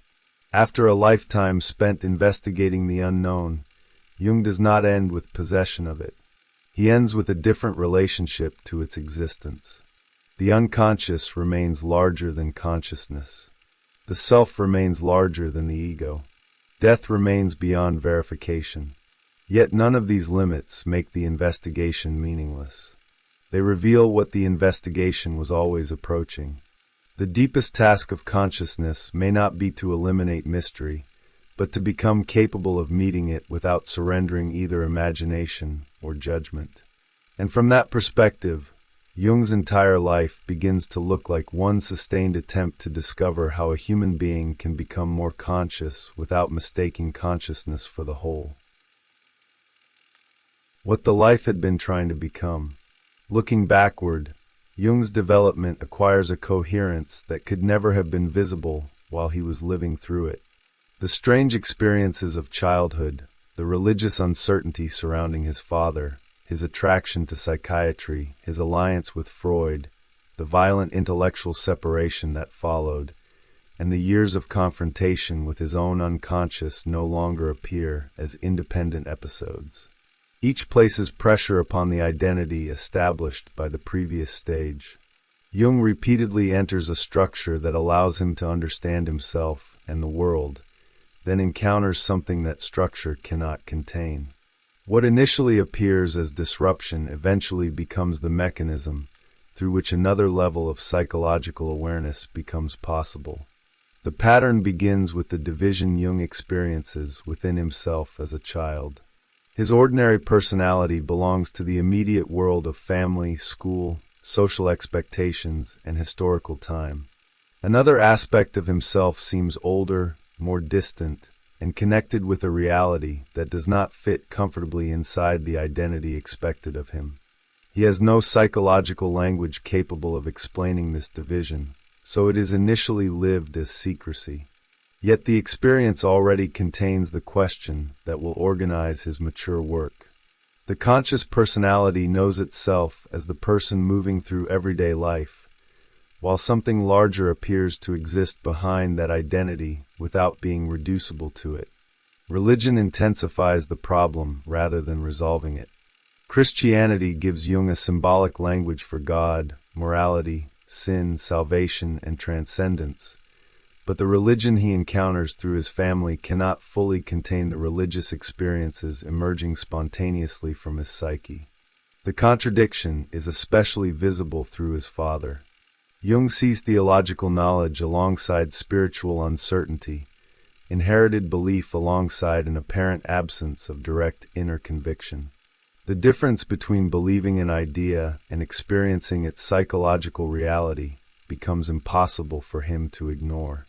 Religion therefore enters his life not as an answer, but as a conflict between received doctrine and immediate experience. Psychiatry provides another way of approaching that conflict. Instead of asking whether unusual experiences conform to religious doctrine, Jung can ask what they reveal about the structure of the mind. Patients whose speech appears irrational become psychologically interesting precisely because their apparent disorder may contain patterns. Symptoms, fantasies, associations, and delusions can be approached as meaningful expressions rather than meaningless disruptions. The shift is fundamental. What consciousness rejects as unintelligible may possess another form of intelligibility once the demand for ordinary logic is temporarily suspended. Freud gives this intuition a revolutionary explanatory structure. The unconscious becomes something that can be investigated systematically through dreams, symptoms, repression, memory, sexuality, and the hidden motives beneath conscious behavior. For Jung, the encounter is transformative because Freud gives intellectual legitimacy to a suspicion that has accompanied him since childhood. Consciousness does not know the whole person. Beneath the reasons people give for their behavior, other forces are operating, and those forces can shape a life without announcing themselves directly. Yet the relationship with Freud eventually reproduces the same structure Jung had already encountered elsewhere. A system that initially expands consciousness begins revealing its limits. Jung increasingly finds symbolic material that cannot be adequately explained through personal repression or sexual causality alone. Dreams open toward mythology. Religious images appear with an intensity that exceeds their reduction to disguised desire. Symbols seem capable of pointing towards psychological developments that have not yet occurred, rather than functioning only as coded expressions of what has already happened. The unconscious begins to look not merely retrospective but prospective, capable of reorganizing the personality, rather than simply preserving its hidden history. The intellectual disagreement becomes inseparable from the psychological relationship between the two men. Freud is colleague, teacher, authority, and symbolic father. Jung is collaborator, heir, and eventually dissenter. Their conflict therefore demonstrates the very processes their psychology attempts to describe. Personal affection becomes entangled with theoretical loyalty. Intellectual disagreement acquires the force of paternal conflict. The future of a movement becomes attached to the expectations placed upon one individual. Jung cannot establish his own position without confronting both the theory and the relationship that have made his position possible. When the relationship collapses, the consequences are larger than professional separation. Jung loses an intellectual structure around which years of work have been organized. What follows is not immediate liberation, but disorientation. The old explanation has failed while the new one does not yet exist. This interval becomes decisive because Jung chooses not to fill the absence prematurely with another system. Instead, he turns toward the images emerging from his own psyche and begins following them without knowing where they will lead. The confrontation that follows reveals the unconscious in its most destabilizing form. Fantasies unfold with unexpected autonomy. Inner figures appear capable of dialogue. Images develop according to patterns Jung does not consciously plan. He enters these experiences deliberately while attempting to preserve his connection with ordinary life. Work, family, patience, physical routines, and the demands of external reality become necessary precisely because the inner world has acquired such intensity. The task is not simply to descend. It is to descend without losing the distinction between psychic reality and external reality. This tension becomes one of the foundations of Jung's mature psychology. The unconscious cannot be treated as meaningless merely because its language is symbolic, but symbolic experience cannot simply be accepted as literal fact. Consciousness must remain present as an interpreting and differentiating force. If the ego rejects everything emerging from the unconscious, the personality remains divided. If the ego identifies completely with unconscious material, another danger appears. Archetypal images can overwhelm personal identity, giving the individual a sense of grandeur, destiny, or certainty that belongs to the symbolic pattern rather than to the ordinary person carrying it. The shadow emerges within this broader problem of differentiation. Every conscious identity depends upon selection. Certain qualities become compatible with the person someone believes himself to be, while others become difficult to acknowledge. The excluded qualities remain psychologically active and often become visible through projection. What is intolerable inwardly becomes obvious outwardly. Another person appears excessively selfish, weak, aggressive, dishonest, dependent, arrogant, or threatening because something in that encounter has activated material the conscious personality cannot comfortably recognize as its own. This makes self-knowledge more difficult than introspection alone. The unconscious frequently appears disguised as external certainty. A person may believe he is simply perceiving another individual accurately, when he is also encountering an unrecognized part of himself. Emotional intensity becomes one clue. The reaction exceeds the immediate object because the object has become the carrier of additional psychic material.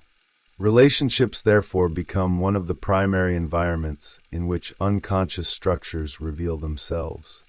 The same mechanism helps explain why Jung's psychology gradually moves beyond the individual. Groups also construct identities through inclusion and exclusion. Communities define values, establish boundaries, and create images of what belongs outside them. Qualities incompatible with collective identity can then be attached to rival groups with enormous emotional conviction. The shadow becomes cultural.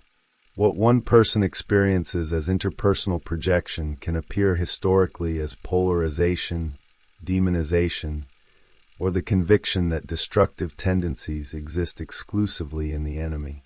Jung's discovery of archetypal patterns expands the field further. The images appearing in dreams and fantasies do not always seem adequately explained by individual history. Recurring structures resemble myths, religious motifs, and symbolic patterns found across distant cultures and historical periods. Jung does not need to assume that complete mythological stories are inherited biologically. What appears deeper than personal memory is the tendency of human experience to organize itself around recurring forms.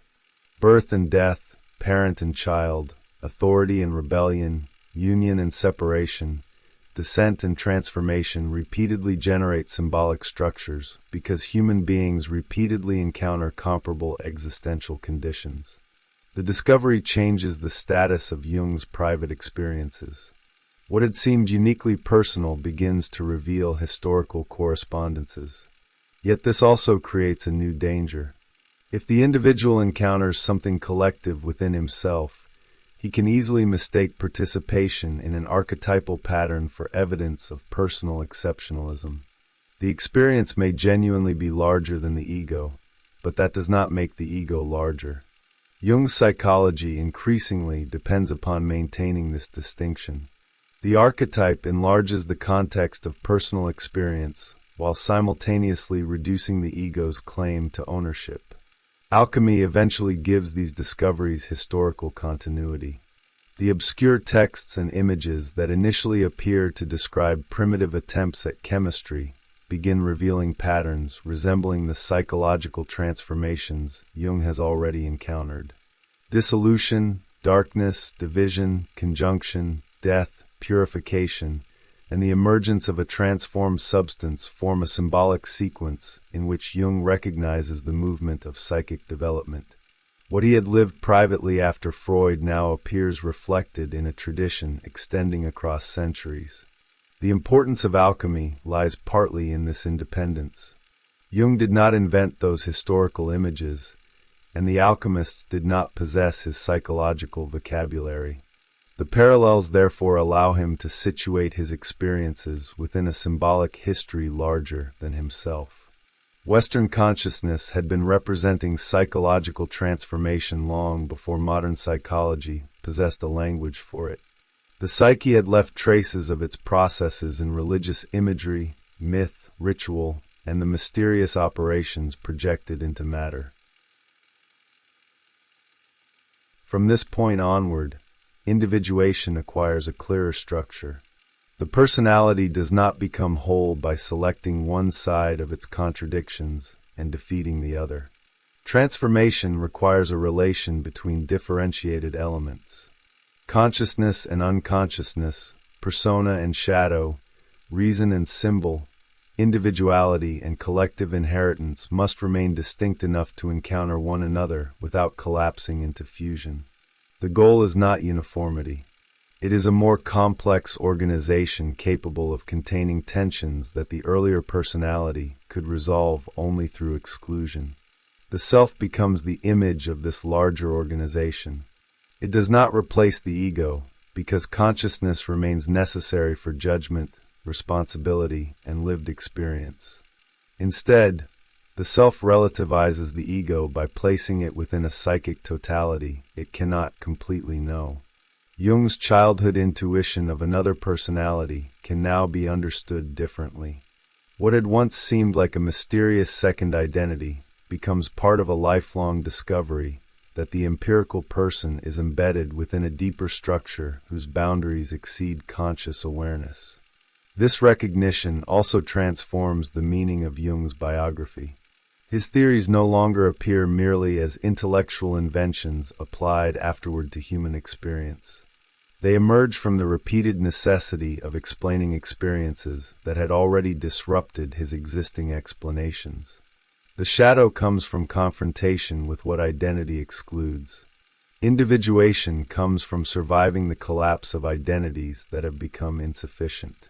Archetypes emerge from discovering that private imagery participates in collective patterns. The self becomes necessary once the ego can no longer plausibly claim to represent the whole psyche. The same pattern will eventually reach the problem of death. Jung's near-death experience does not introduce an entirely new question into his psychology. It brings the oldest question to its most extreme form. Once again, consciousness encounters a reality it cannot contain within its existing structure. Once again, the response will not be to eliminate the contradiction, but to enlarge the context in which the contradiction can be understood. By then, however, the structure under pressure will no longer be a theory, a religion, or a professional identity.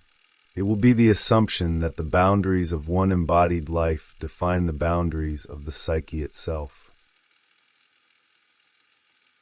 The pattern hidden inside the life. When the major movements of Jung's life are placed beside one another, a pattern becomes visible that no single episode can reveal on its own. Childhood, religion, psychiatry, Freud, the confrontation with the unconscious, alchemy, Christianity, Bollingen, illness, and death appear at first to belong to different categories of experience. Some are personal, others intellectual. Some concern relationships, others symbols. Some belong to professional psychology, while others approach questions that psychology cannot conclusively answer. Yet the same movement repeatedly passes through them. A structure capable of organizing Jung's experience eventually reaches its limit. Something excluded or unexplained appears. Conflict follows. The established position becomes unstable, and the personality is forced to discover whether a larger structure can contain what the previous one could not. This is the architecture of individuation, as Jung's life finally reveals it. Individuation is not a straight ascent toward a perfected personality. It moves through repeated confrontations with incompleteness. The ego constructs a workable identity because it must. A child has to differentiate himself from his surroundings. An adult has to develop values, commitments, relationships, abilities, and a position within society. Consciousness depends upon distinctions. Yet every identity becomes partial precisely because choosing what one is also creates an image of what one is not. The excluded material does not cease to belong to the psyche simply because consciousness has refused to include it. Jung's childhood already contains this problem in primitive form. The ordinary boy and the older personality he senses within himself cannot initially be reconciled. One belongs to immediate existence, while the other seems connected with another order of reality. Jung does not solve the division by choosing one identity and eliminating the other. His entire later psychology can be understood as an increasingly sophisticated attempt to discover a structure in which both could be recognized without being confused.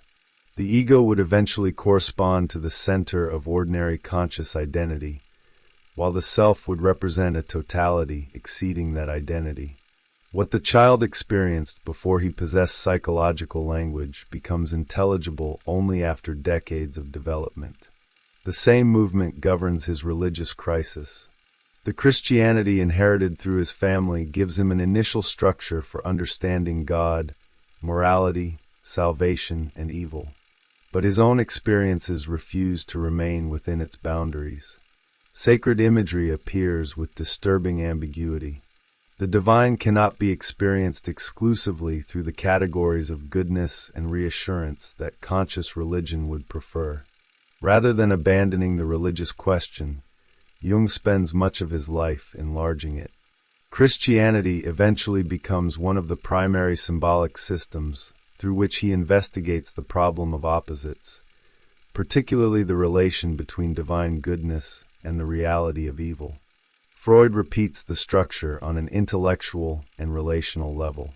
Psychoanalysis provides a framework capable of explaining psychological material conventional psychiatry had largely failed to understand. Yet Jung gradually encounters images and experiences that the Freudian framework cannot adequately contain. Remaining entirely within Freud's system would require reducing those experiences until they fit. Breaking from it means entering a territory for which Jung does not yet possess another theory. The separation therefore recreates the fundamental condition of transformation. The old form has become insufficient before the new form exists. This intermediate state is psychologically dangerous because identity naturally seeks rapid reconstruction. Once a familiar system collapses, the ego wants another system capable of restoring certainty. Jung's response after Freud is significant precisely because he does not immediately replace one doctrine with another. He turns toward the images appearing spontaneously within himself and begins observing their development. The decision exposes him to uncertainty while allowing something genuinely new to emerge. The confrontation with the unconscious reveals that psychological transformation cannot be commanded entirely by conscious intention. Jung encounters images he did not deliberately construct and figures that appear to possess their own perspectives. The experience forces him to abandon the assumption that everything occurring within the psyche originates from the ego. Consciousness becomes one participant within a larger field. Yet the lesson is not that the unconscious should replace consciousness. Jung's entire method depends upon preserving the difference between them. An unconscious image must be encountered, but it must also be reflected upon. A symbolic experience can be transformative without becoming literal fact.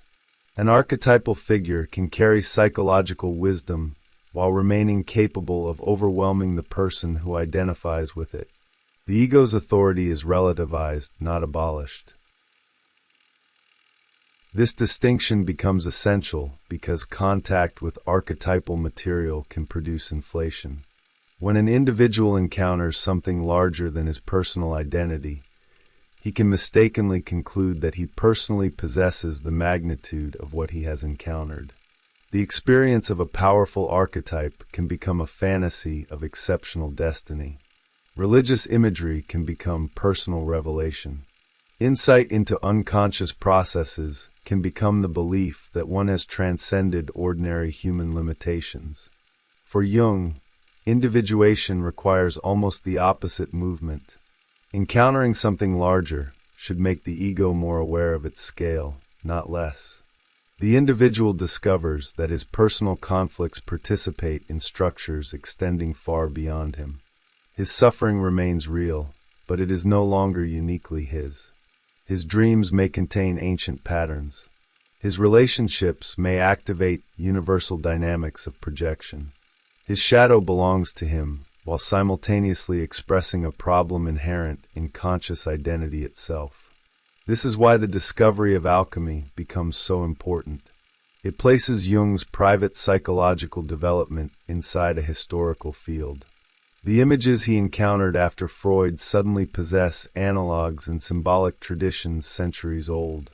The transformation of substances within the alchemical vessel begins to resemble the transformation of psychological opposites. Dissolution and darkness cease to represent only failure. Conjunction ceases to mean simple fusion. The rejected material becomes indispensable to the work. The alchemical insight clarifies the shadow. A personality cannot become whole by continuously separating itself from everything it considers inferior. The material designated as worthless may contain precisely what the established identity lacks. Aggression may conceal the capacity to establish boundaries. Dependency may reveal an unacknowledged need for relationship. Fear may expose vulnerability, hidden beneath a persona of control. Desire may challenge an identity constructed around moral superiority. None of these possibilities means that every unconscious impulse should be enacted. Integration requires consciousness precisely because psychic material must be differentiated before it can be lived responsibly. The distinction between integration and enactment protects Jung's psychology from a common misunderstanding. Accepting the shadow does not mean obeying it. Recognizing aggression does not require becoming violent. Recognizing selfishness does not justify exploitation. The psychological gain lies in no longer requiring another person to carry the disowned quality. Once aggression can be acknowledged internally, consciousness has a greater possibility of choosing what to do with it rather than being unconsciously driven by it. Projection, therefore, becomes one of the decisive mechanisms connecting inner development with external life. What consciousness cannot recognize within itself tends to acquire extraordinary visibility elsewhere. Another person becomes the bearer of the rejected shadow, the idealized anima or animus, the threatening authority, the savior, the enemy, or some other psychic image. The emotional relationship then contains more than the actual qualities of the people involved. Withdrawing projection is painful because it removes psychological intensity from the external object. The person once experienced as perfect becomes human. The enemy becomes more complicated. The authority loses supernatural power. The individual has to reclaim the psychic material that had made the other appear larger than life. Something that seemed to belong to the world must be recognized as partly belonging to oneself. This is one of the reasons individuation can initially feel like disenchantment. Projection fills the world with unconscious meaning. Withdrawing it can make relationships appear less magical because the person must distinguish between the actual other and the image carried by the other. But Jung's later reflections suggest that this apparent loss makes a deeper relationship possible. Only after projection weakens can another human being increasingly exist as someone separate rather than as an instrument of one's unconscious expectations. The same principle applies to collective life. A group can preserve an idealized identity by locating unwanted characteristics elsewhere. The enemy then becomes psychologically indispensable because the group needs someone to embody what it refuses to recognize within itself. Moral certainty increases as self-knowledge decreases. The collective shadow becomes especially dangerous because individuals reinforce one another's projections, making the interpretation feel objectively undeniable. Jung's mature cultural psychology therefore grows directly from the structure of individuation. A civilization capable of immense technological development may remain psychologically primitive if it cannot recognize its own projections. External power magnifies the consequences of internal unconsciousness. The more capable humanity becomes of transforming the world, the more dangerous it becomes to remain ignorant of the forces motivating that transformation. The problem leads Jung back toward Christianity because the Western religious tradition had profoundly shaped the moral structure of the culture in which this technological power developed. An image of absolute goodness creates an unavoidable question concerning everything excluded from that image. If darkness cannot belong within the sacred totality, it must be placed elsewhere.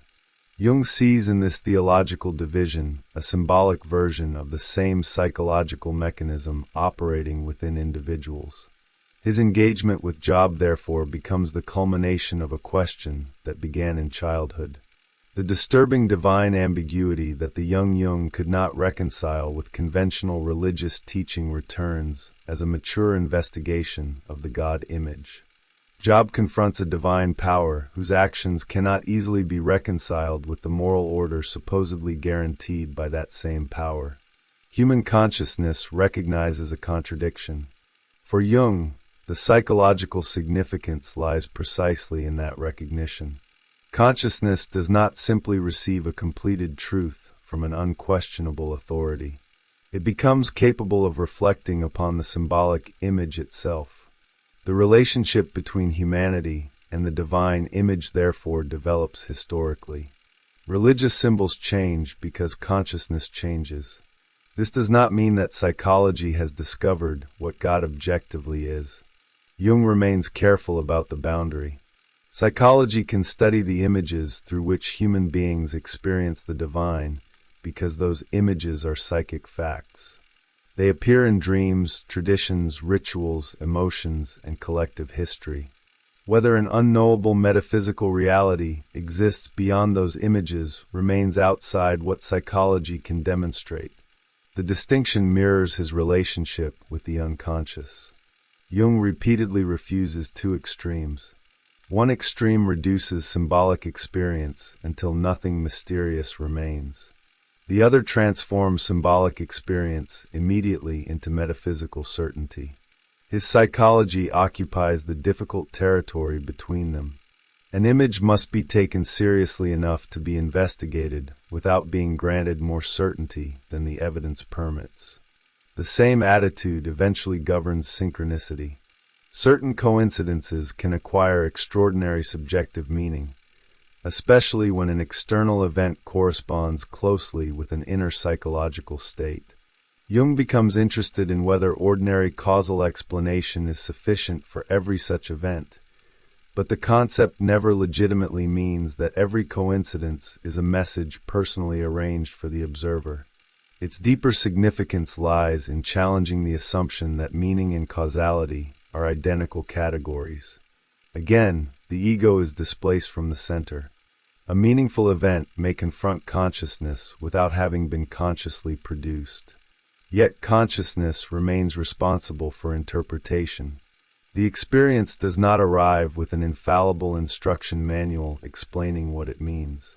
By the time Jung reaches old age, this repeated relativization of the ego has occurred across nearly every dimension of his life. Dreams challenge conscious intention. Archetypes challenge personal uniqueness. Projection challenges certainty about other people. Alchemy challenges modernity's sense of historical superiority. The shadow challenges moral self-images. Religious symbolism challenges purely rational explanations of psychic life. Synchronicity challenges the assumption that causality exhausts the structure of meaningful experience. Then the near-death experience places the ego's most fundamental assumption under pressure, that the perspective created by embodied consciousness is the only perspective from which its life can be understood. Seen from above the earth, Jung's entire ordinary existence becomes small. At the stone temple, even the future disappears. The identity built from intention is stripped away until only what has actually been lived remains. The image does not invalidate the ego. It reveals its provisional position. His later dream of the yogi carries the reversal further. The empirical Jung discovers a figure with his own face and understands that perhaps the yogi is dreaming him. The ordinary assumption is that the conscious person dreams the unconscious image.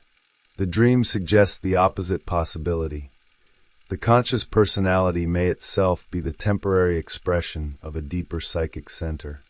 The entire movement of Jung's life can be compressed into that reversal. He begins by assuming, as consciousness naturally does, that the person he consciously knows himself to be is the primary reality. Experience gradually forces him to recognize that this person may exist inside a larger process he neither initiated nor completely understands. But the discovery does not render individual life insignificant. It makes it responsible. If consciousness were merely an illusion to be escaped, individuation would have little purpose. If the goal were simply dissolution into the unconscious, differentiation would be an error. Jung reaches another conclusion. The ego is limited, but its limitation creates the conditions for experience. Within time, choices acquire consequences. Within embodiment, instinct encounters reality. Within relationship, projection can be recognized. Within mortality, possibilities must eventually become actualities or disappear unrealized. Consciousness cannot become the whole, but something within the whole appears to require consciousness, and that paradox becomes the deepest pattern hidden inside Jung's life. The responsibility of consciousness. The movement of Jung's life eventually produces a reversal in the way psychological development itself must be understood. At first, the unconscious appears to be the hidden territory consciousness needs to discover. Dreams reveal what the ego does not know. Projections expose what it refuses to recognize. Archetypes connect individual experience with structures extending beyond personal biography, and the self relativizes the ego by placing it within a larger psychic totality. Yet the later Jung increasingly recognizes that the relationship cannot move in only one direction. If the unconscious possesses something consciousness lacks, consciousness may also possess something the unconscious requires. The purpose of psychological development, therefore, cannot simply be the return of the individual into a greater unconscious wholeness. Something must happen through becoming conscious that could not happen otherwise. This possibility becomes particularly important after Jung's near-death experience. The state he encountered beyond ordinary embodiment seemed to free him from many of the limitations governing earthly existence. Space, time, individuality, and the ordinary sequence of experience no longer appeared absolute. Past, present, and future could seem gathered into a larger simultaneity, while the boundaries defining the empirical personality lost their familiar importance. From the perspective of ordinary consciousness, such a condition could easily appear superior. If earthly existence is limited and a timeless condition is not, then psychological development might seem to point toward escape from limitation. Yet Jung's return forces another interpretation. He is sent back into precisely the conditions from which the vision had apparently released him, and the meaning of those conditions becomes one of the central problems of his later reflections. The limitations of consciousness begin to appear not merely as defects, but as productive conditions. Time forces experience into sequence. Something must happen before something else. A decision has consequences that cannot always be reversed. Embodiment places the individual within a particular location, history, body, and set of relationships. Individuality separates one consciousness from another, preventing complete access to the experience of anyone else. Mortality places an eventual boundary around possibility. From the standpoint of a fantasy of unlimited existence, each condition appears restrictive. From the standpoint of psychological differentiation, however, each restriction makes something definite possible. A possibility that remains timelessly open does not have to become anything in particular. A human life does. Every actual decision excludes alternatives. Every commitment gives one possibility reality, while allowing others to remain unrealized. Every relationship develops historically through events that cannot simply be removed from what the relationship becomes. Consciousness therefore produces differentiation by participating in a world where experience accumulates and consequences remain. The limitation Jung initially experienced as imprisonment after returning from his visions could also be understood as the vessel within which psychic possibility acquires form. This gives a deeper meaning to his lifelong insistence upon the importance of the ego. Jung repeatedly undermines the ego's claim to sovereignty, but he never concludes that ego consciousness should disappear. The ego is the center of the conscious field, and without that field there can be no conscious encounter with the unconscious. A dream may present an image of wholeness, but the appearance of the image does not mean the dreamer has become whole. An archetype may embody wisdom, but the individual can remain psychologically immature while being fascinated by it. The unconscious can produce the symbolic possibility of transformation without automatically accomplishing the transformation within life. Consciousness must respond. It has to interpret, discriminate, choose, refuse, integrate, and eventually attempt to embody what has been encountered. This is why individuation cannot be reduced to having unusual experiences. Visions, dreams, synchronicities, mystical states, and archetypal encounters may initiate transformation, but their psychological value depends partly upon what happens afterward. The experience must enter relationship with the ordinary personality. Otherwise, the individual can remain unchanged while accumulating increasingly extraordinary experiences around an ego that has simply become more fascinated with itself. Jung's own confrontation with the unconscious illustrates the distinction. The inner figures he encountered after Freud possessed enormous psychological intensity, but he did not simply surrender his life to them. He maintained professional responsibilities, relationships, family life, intellectual work, and contact with the external world. These ordinary structures functioned as counterweights because the unconscious could become dangerous when its reality eclipsed everything else. The task was to allow the images to affect consciousness without permitting them to replace it. The same principle governs the shadow. Becoming conscious of aggression, envy, dependency, sexuality, resentment, fear, or any other rejected quality does not complete the psychological task. Recognition creates responsibility. Once the person knows that a destructive tendency belongs partly to his own psyche, he has to decide what relationship he will establish with it.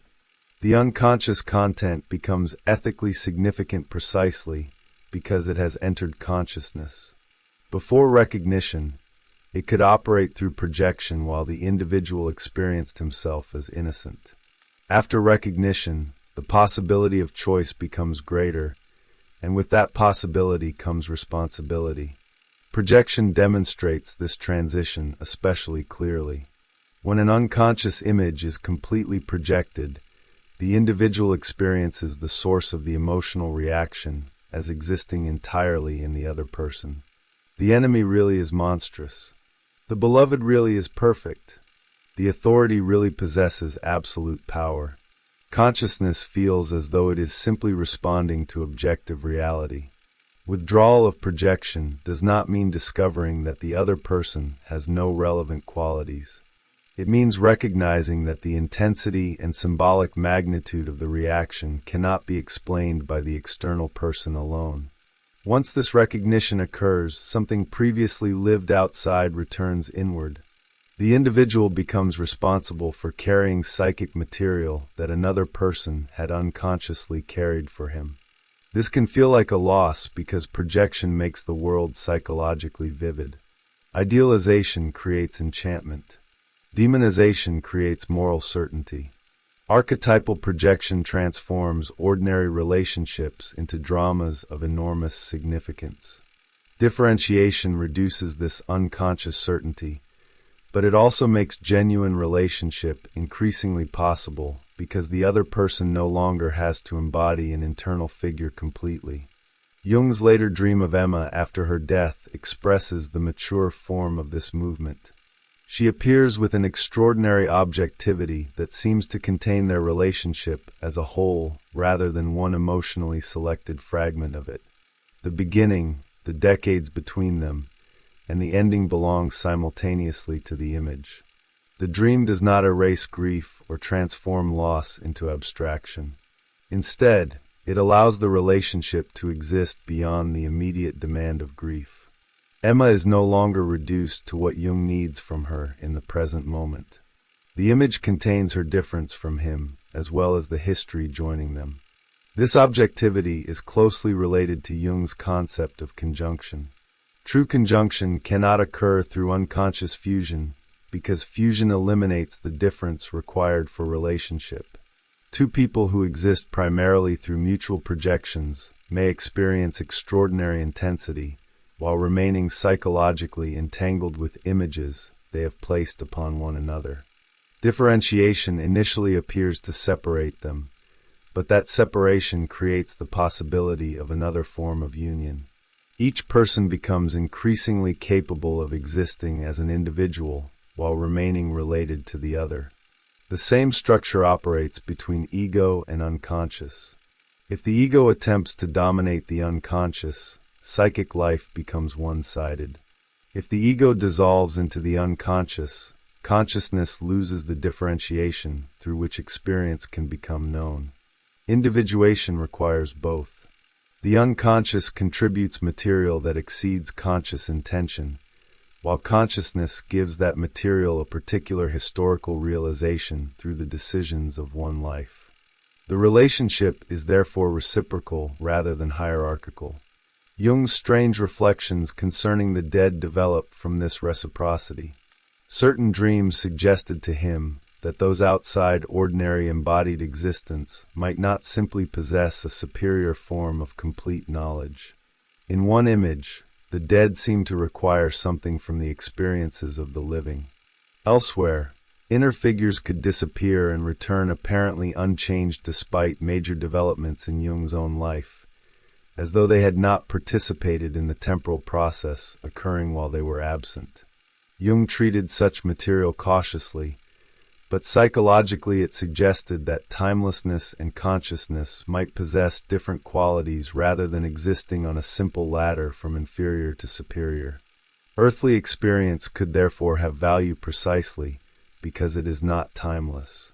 Consciousness encounters resistance. It cannot remain every possibility simultaneously. It has to become particular. The individual has to live through consequences, revise interpretations, experience relationships from within their historical development, and discover that intentions do not guarantee outcomes.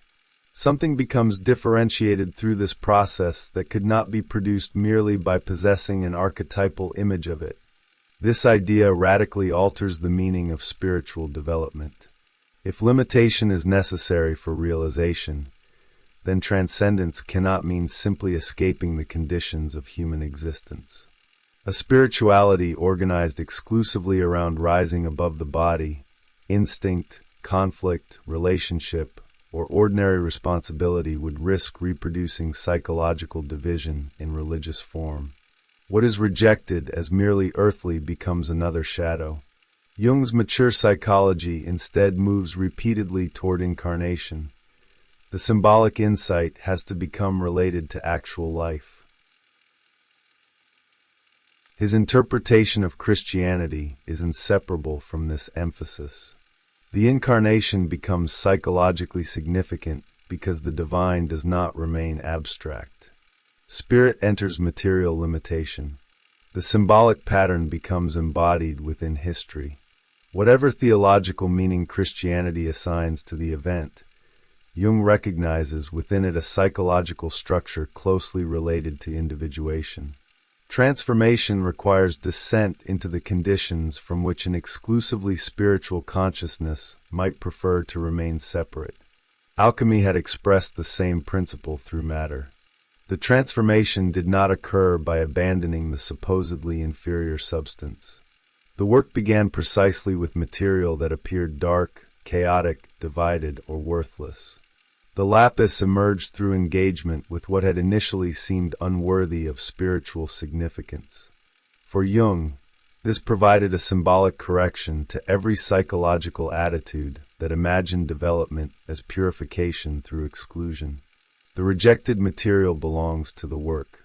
The same conclusion applies to the biography itself. Jung's life cannot be reduced to its moments of insight, because the insights acquire meaning through the circumstances surrounding them.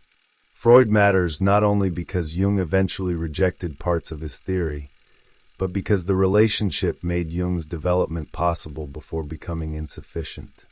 Illness matters not only because it produced visions, but because returning to the body forced those visions into confrontation with ordinary existence. Loss matters because relationships become visible differently when the future that once sustained them disappears. Error matters because decisions reveal their psychological meaning through consequences rather than intentions alone. This is why Jung's later affirmation of fate should not be mistaken for passive acceptance of everything that occurs. Fate gives the conditions, consciousness still has to respond. A person cannot choose ancestry, historical period, much of temperament, many encounters, illness, mortality, or the unconscious material that happens to emerge. Yet none of these facts dictates a single psychological response. The individual participates in what they become through the way they are confronted, resisted, interpreted, integrated, or avoided. Jung increasingly understood his own work through this sense of responsibility. Certain questions seem to have been given to him rather than consciously selected. The religious contradictions of his childhood, the problem of evil, the reality of the unconscious, the symbolic structure of transformation, and the relationship between rational knowledge and experiences exceeding rational explanation followed him across decades. He could not establish with certainty why these particular questions had become his. He could only recognize that his life had repeatedly returned to them. His reflections on ancestry and karma extend the question beyond individual biography without resolving it. Perhaps unfinished problems are transmitted through families and cultures. Perhaps archetypal patterns constellate themselves in particular individuals when historical conditions make them urgent. Perhaps some continuity extends beyond a single life. Jung entertains these possibilities while refusing to convert them into knowledge. What remains psychologically observable is that individuals sometimes encounter conflicts carrying a weight disproportionate to anything they consciously chose. The task is not to prove where the question originated before answering it. The task is to recognize that once it has entered consciousness, it belongs to the life responsible for responding to it. This gives individuation an ethical dimension deeper than self-expression. Becoming oneself means becoming capable of answering the particular configuration of reality that has taken form through one's existence. That answer cannot be given entirely in ideas. Jung's own theories matter because they became the form through which he responded to the problems that confronted him. But the psychological demand extends beyond intellectual production. A person answers life through relationships, choices, refusals, creations, failures, commitments, and the degree of consciousness brought into them. The completed biography contains the answer more fully than any statement about what the person believed himself to be. The near-death vision at the stone temple makes this distinction unavoidable. Jung's plans disappear because plans belong to the future, and at the threshold he no longer possesses a future through which to revise the meaning of his life. What remains is actuality. The life has become what it became. The image therefore confronts the ego with a severe but clarifying question. How much of what one imagines oneself to be has actually entered existence? Mortality gives urgency to consciousness because the opportunity for realization is finite. The purpose is not to produce anxiety about achieving an ideal life before time runs out. Such an ideal would simply create another projection into the future. The deeper challenge is to recognize that psychological development occurs only through the life that is actually being lived. The unconscious may contain extraordinary possibilities, but possibilities become human only when they enter time, limitation, relationship, and consequence. Jung's final reversal is therefore not a rejection of the ego, but a redefinition of its dignity. The ego is not important because it rules the psyche. It is important because it can become conscious within it. It can witness what emerges, distinguish image from fact, recognize projection, endure contradiction, make decisions without certainty, and accept responsibility for what those decisions create. It can participate in a process whose total meaning remains beyond it without requiring that the process become fully understandable first. The larger psyche may provide the pattern, but the individual life gives that pattern a particular history. Archetype becomes biography. Possibility becomes decision. Symbol becomes relationship. The unconscious becomes partially conscious through one person's encounter with it, while consciousness itself is transformed by what it encounters. Neither side remains exactly what it was before the relationship began. From this perspective, the question running through Jung's life changes one final time. It is no longer simply how consciousness can understand the unconscious, nor how the ego can discover the self. The deeper question becomes what consciousness contributes by existing at all. Jung never gives that question a definitive metaphysical answer, but his life points repeatedly toward one psychological possibility. Consciousness matters because it turns what might otherwise remain potential into something experienced, differentiated, and lived. What remains when the explanations end? The aftermath of Jung's life is not a final doctrine, but a changed relationship with existence. After decades spent investigating dreams, symbols, archetypes, religion, alchemy, projection, the shadow, and the self, the central discovery is not that every mystery can eventually be explained. It is that psychological maturity may depend upon relinquishing the demand for such an explanation. Jung's development repeatedly brings him to boundaries where knowledge becomes insufficient, yet these boundaries do not make what lies beyond them irrelevant. They require another attitude, one capable of taking experience seriously without pretending to possess certainty about its ultimate meaning. This is particularly visible in Jung's reflections on death. His near-death experiences had given him an extraordinary subjective conviction that ordinary embodied consciousness might not exhaust the possibilities of psychic existence. Yet conviction was not proof, and Jung preserved the distinction. He could describe the experience, recognize its transformative effect, and allow it to change his relationship with mortality, without claiming that psychology had thereby established what happens after death. The experience became meaningful precisely without becoming a final answer. What mattered psychologically was not that the mystery had disappeared, but that Jung could now approach it without requiring either dogmatic belief or dogmatic disbelief. The position summarizes a method that had developed throughout his entire life. Jung repeatedly resisted two opposite temptations. One was reduction, the attempt to explain an experience until everything disturbing or mysterious about it disappeared. The other was inflation, the transformation of subjective experience into unquestionable truth. His psychology occupies the difficult territory between them. Dreams are meaningful without necessarily being prophetic. Archetypes possess psychological reality without becoming supernatural beings whose metaphysical existence psychology can prove.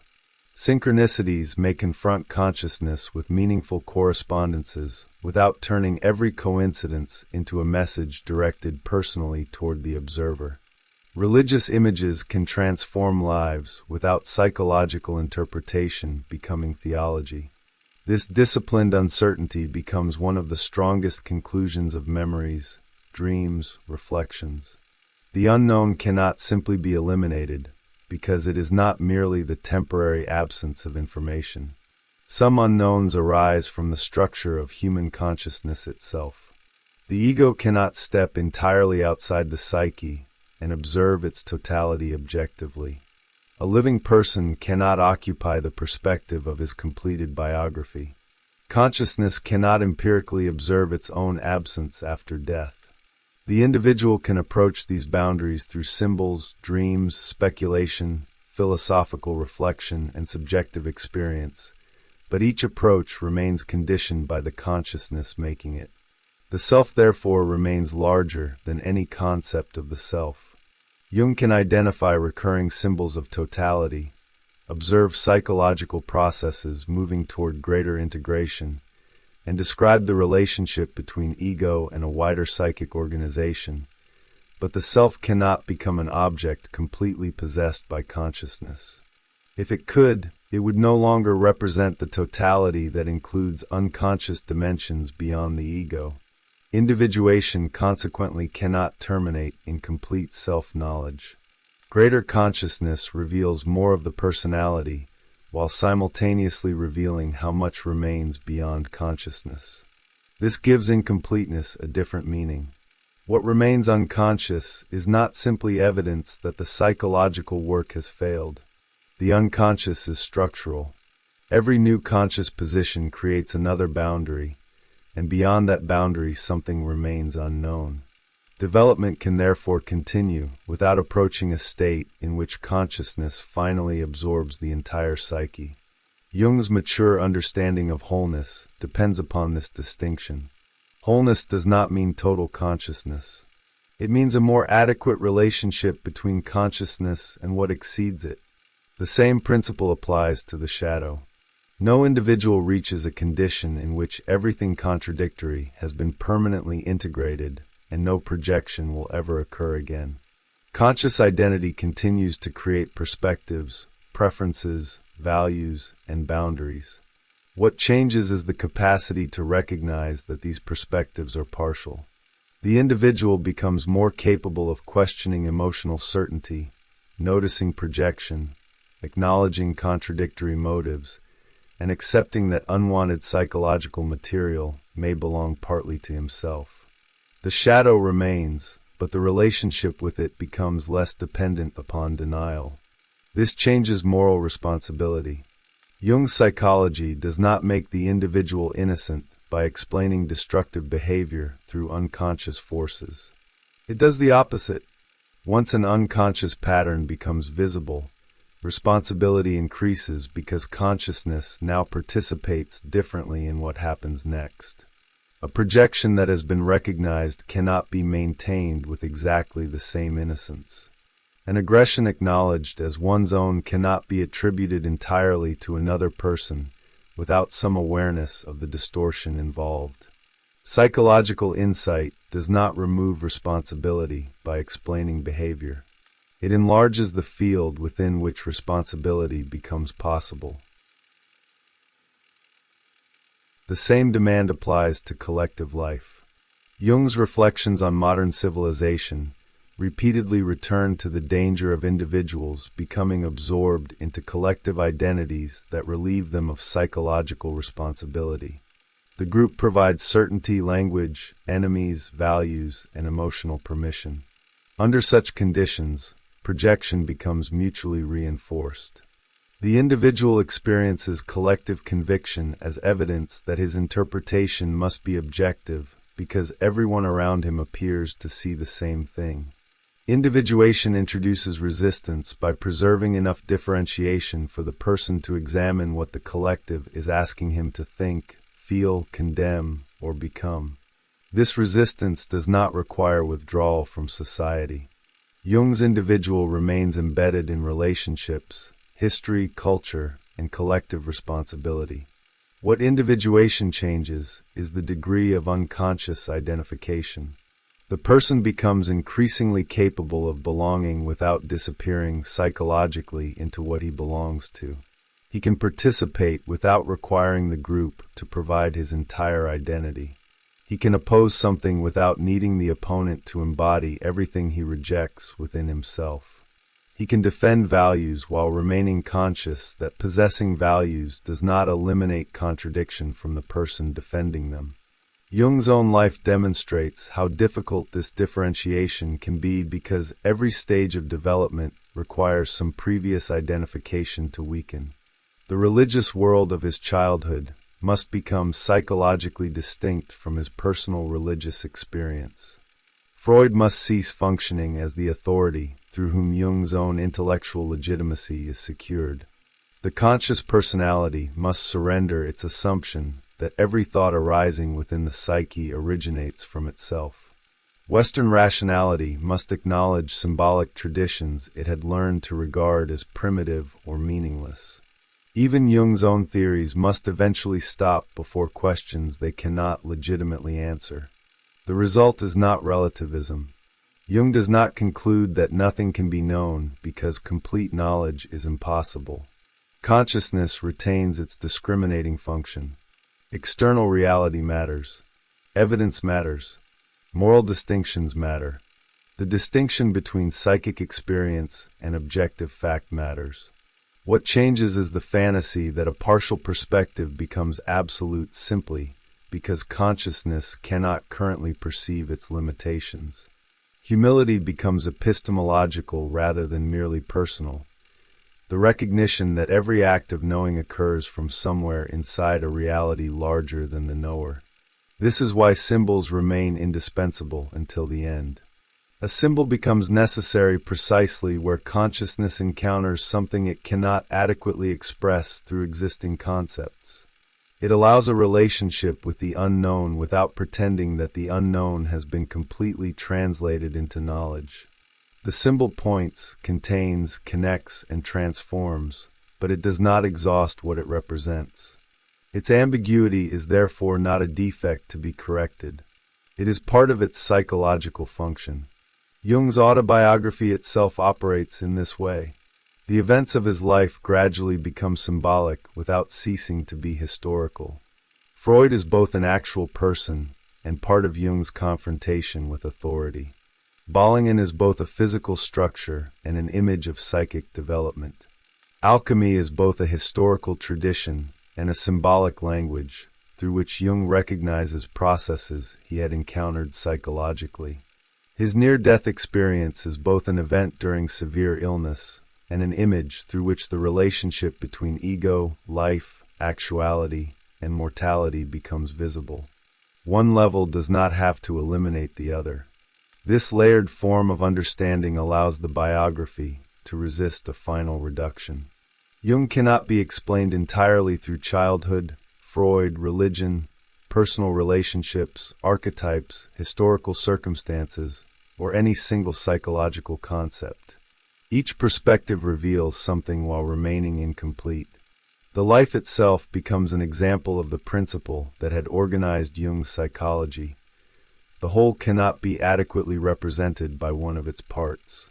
Old age gives Jung a privileged but still limited perspective upon that whole. Looking backward, he can recognize connections that were invisible when the events occurred. The religious experiences of childhood can be understood in relation to his later psychology of religion. The confrontation with the unconscious can be recognized as the experiential foundation of ideas developed afterward. Alchemy can be seen as the historical bridge he had unknowingly needed. Bollingen can appear as an external expression of an inner process that had unfolded across decades. The near-death experience can reorganize his understanding of everything preceding it. Yet retrospective coherence must not be confused with total explanation. Recognizing a pattern does not prove that every event was predetermined to produce it.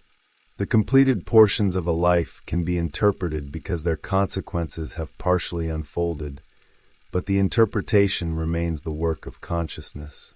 Jung therefore leaves room for accident, error, contingency, unconscious determination, and meanings that may remain permanently unavailable. The life acquires a shape without becoming a perfectly deciphered code. This is particularly important for understanding his attitude toward fate.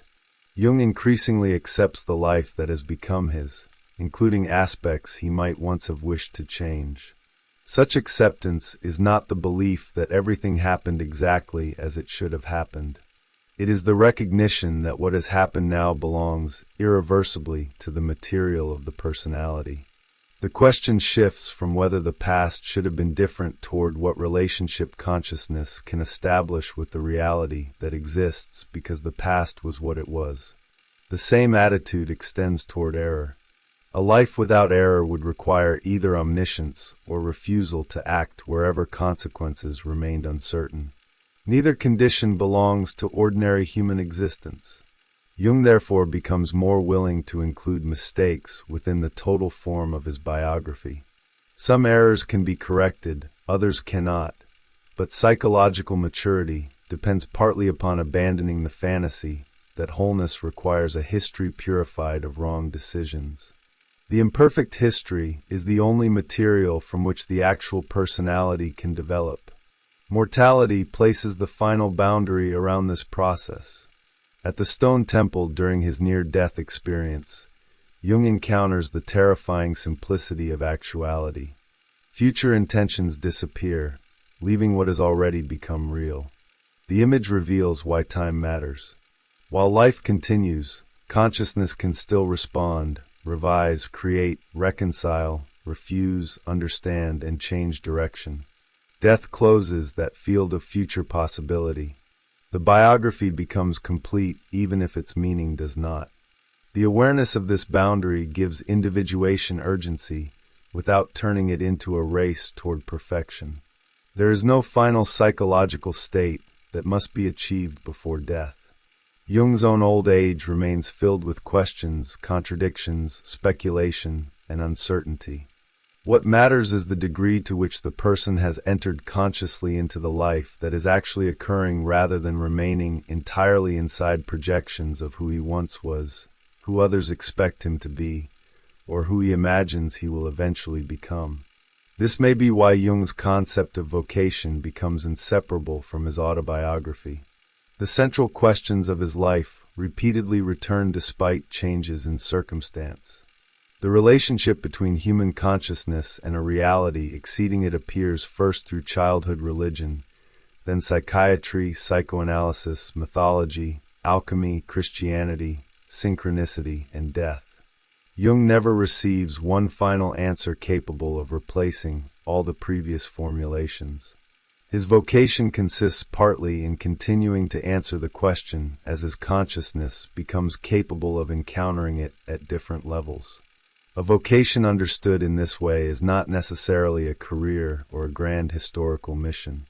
It is the persistent psychological problem around which a particular life repeatedly organizes itself.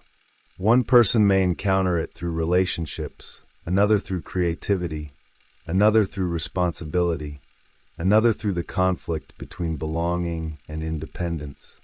Its significance does not depend upon public recognition.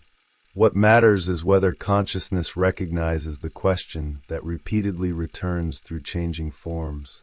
Jung's life suggests that such recognition may be one of the deepest meanings of becoming oneself. The self is not simply the hidden identity one discovers after removing everything imposed by society. It is expressed through the total configuration of a life, its capacities and limitations, its conscious choices and unconscious demands, its relationships, inheritances, accidents, losses, contradictions, and recurring questions. Individuation means entering into increasingly conscious relationship with that configuration, rather than forcing it to conform completely to an ideal designed in advance. The aftermath of Jung's journey, therefore, contains no formula capable of completing the process for someone else. His concepts can orient attention, but they cannot determine what another person's individuation should look like. The moment individuation becomes a standardized model of psychological success, it contradicts its own premise. The path must emerge through the particular material of the individual life. What Jung leaves is instead an attitude toward that material. Dreams can be listened to without being obeyed blindly. Strong reactions can be investigated without assuming they are entirely projections. Symbols can be taken seriously without becoming literal doctrines. The shadow can be acknowledged without being enacted. Collective identities can be inhabited without being mistaken for the total personality. Uncertainty can be endured without immediately being filled by an answer that consciousness has not earned. Mortality can be recognized without pretending to know what lies beyond it. Across memories, dreams, reflections, These attitudes gradually replace the search for a final system. The young Jung repeatedly seeks explanations for experiences that disturb him. The mature Jung constructs concepts capable of illuminating many of them. The old Jung discovers that even the most powerful concepts eventually arrive at a boundary. What remains beyond that boundary is not simply ignorance waiting for another theory. It is the mystery within which the theories themselves exist. The aftermath is therefore not the resolution of Jung's contradictions, but their transformation into a form that can be carried. Consciousness remains distinct from the unconscious without imagining itself independent of it. The ego remains necessary without claiming sovereignty over the self. Rational knowledge retains its authority within its domain without declaring everything outside that domain meaningless. Symbolic experience retains its depth without becoming unquestionable fact. Life retains its value without requiring certainty about death. The result is not completion, but a more conscious incompleteness. Jung's life ends without closing the questions that created his psychology, and this may be precisely what gives the autobiography its final integrity. The boy who sensed that there was more within him than the personality visible to the world never ultimately discovers a formula explaining what that more is. He spends a lifetime developing increasingly precise ways of approaching it, differentiating it, questioning it, and allowing it to transform him. By old age, the need to possess the final answer has weakened. The life itself has become the response. Its dreams, errors, relationships, discoveries, losses, works, contradictions, and transformations constitute something no theory alone could have produced. A particular consciousness gradually becoming capable of recognizing that it participates in a reality whose totality it will never completely contain.